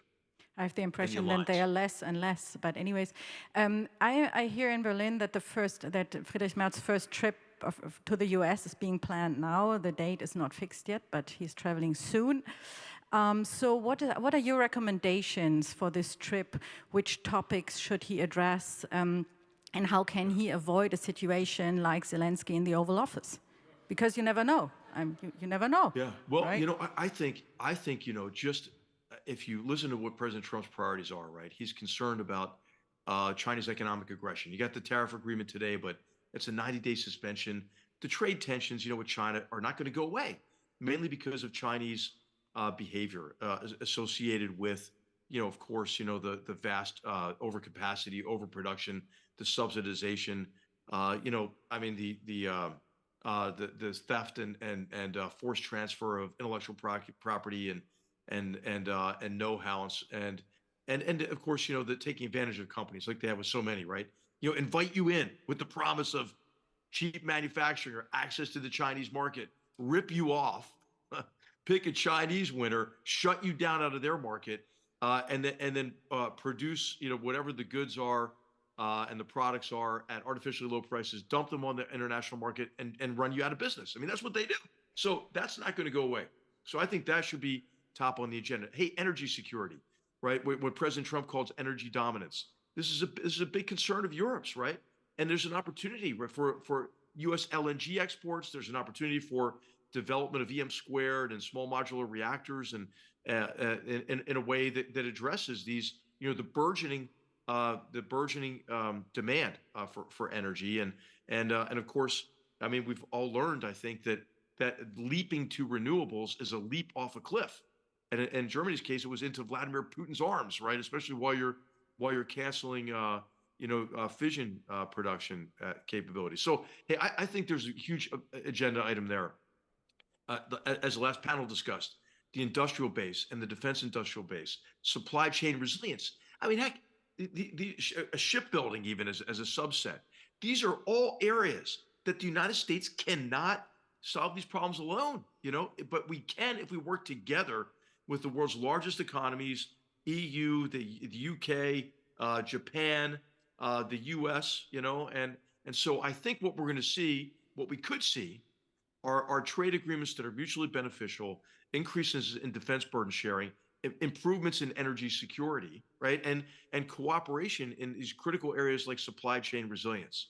I mean, I think what I would like to see is, hey, enough of the negativity, right? We have the makings of a very positive transatlantic agenda. So let's take whatever the negative issue is, turn that into a positive and an area for cooperation. I think there's tremendous opportunity to do that. Thank you so much. HR McMaster, if you don't mind, one last question. In Europe, we're discussing a lot about Germany's leadership role, to what extent Germany should take a leadership, whether and why not Germany hasn't done it in the past, and so on and so forth. What are the expectations of the US towards Germany, and especially? Do you care at all whether Germany takes a leadership role in Europe or not? Or do you just say, I don't understand this European Union and, deal with your stuff yourself? What is your view? Hey, Germany has to take a leadership role in Europe. I mean, because it is a de facto leader. I mean, just based on, the size of the economy, the vibrant society. I mean, hey, I lived in Germany for 6.5 years. I mean, I love Germany. I mean, our cavalry regiment was on the border with East Germany. We were operating out of Camp Harrison-Kohlberg the day that East Germany lifted travel restrictions to the West. And I remember watching, tens and then hundreds and then thousands and tens of thousands of East Germans come across the border with bottles of wine and bouquets of flowers. There were hugs and tears of joy. And I just saw the whole vast potential of Germany, reinvigorated.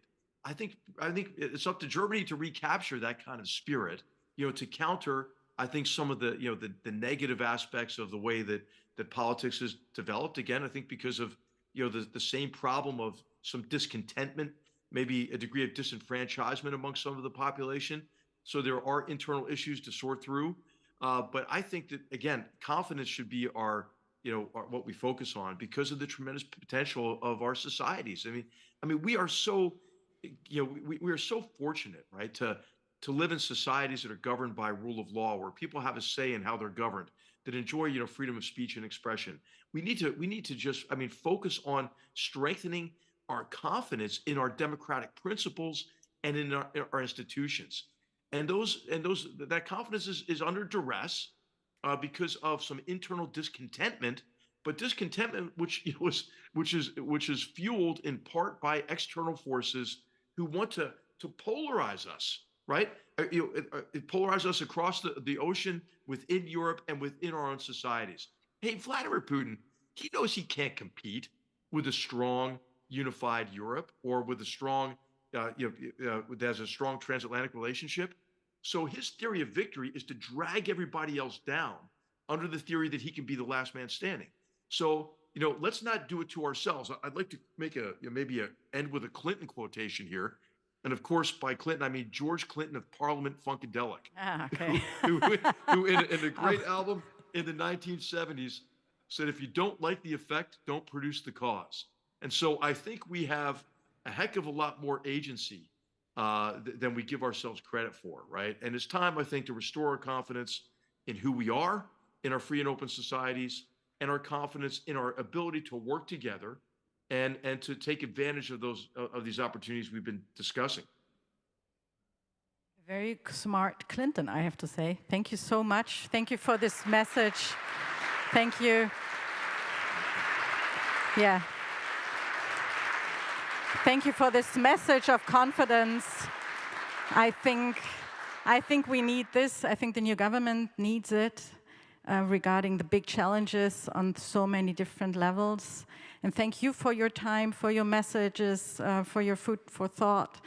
And yeah, I think it's so true that we have to value what we have and not only look at only at the deficits. So thank you for being with us today, enriching this conversation. And I think I can hand over now to the organizers.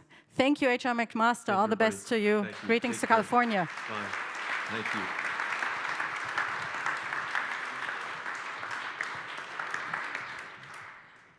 We can't exactly compete with that, but just from my side, thank you so much for spending the day with us. It was what we would say is harter Kost, but apparently we're ending on an up note. I always appreciated his optimism, even when things looked a little wonky. Again, thank you so much for our partnership with the ACG, specifically to our colleagues Jakob Fleming and Robin Camerotta, who did all the work putting this together. As you can imagine, you don't have a day like this without about half a year of preparation.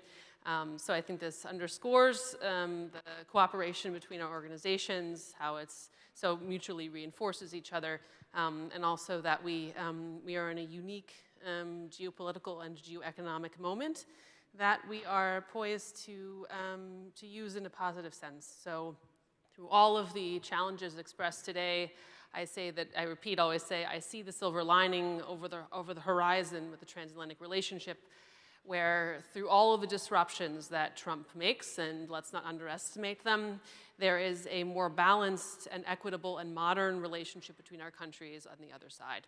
So thank you again. There's wine behind me, which I recommend partaking of. Thank you. So I'm just going to keep you from the wine for another 30 seconds or so to also say thank you. Julia talked about the harter Kost.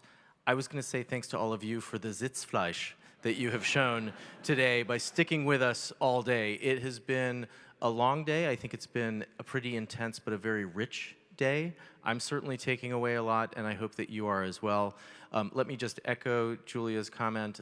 It takes a village to put something like this together, so a big thanks to our teams. And we also value the partnership with Atlantik-Brücke and certainly look forward to collaborating again with you in the not too distant future. So, danke.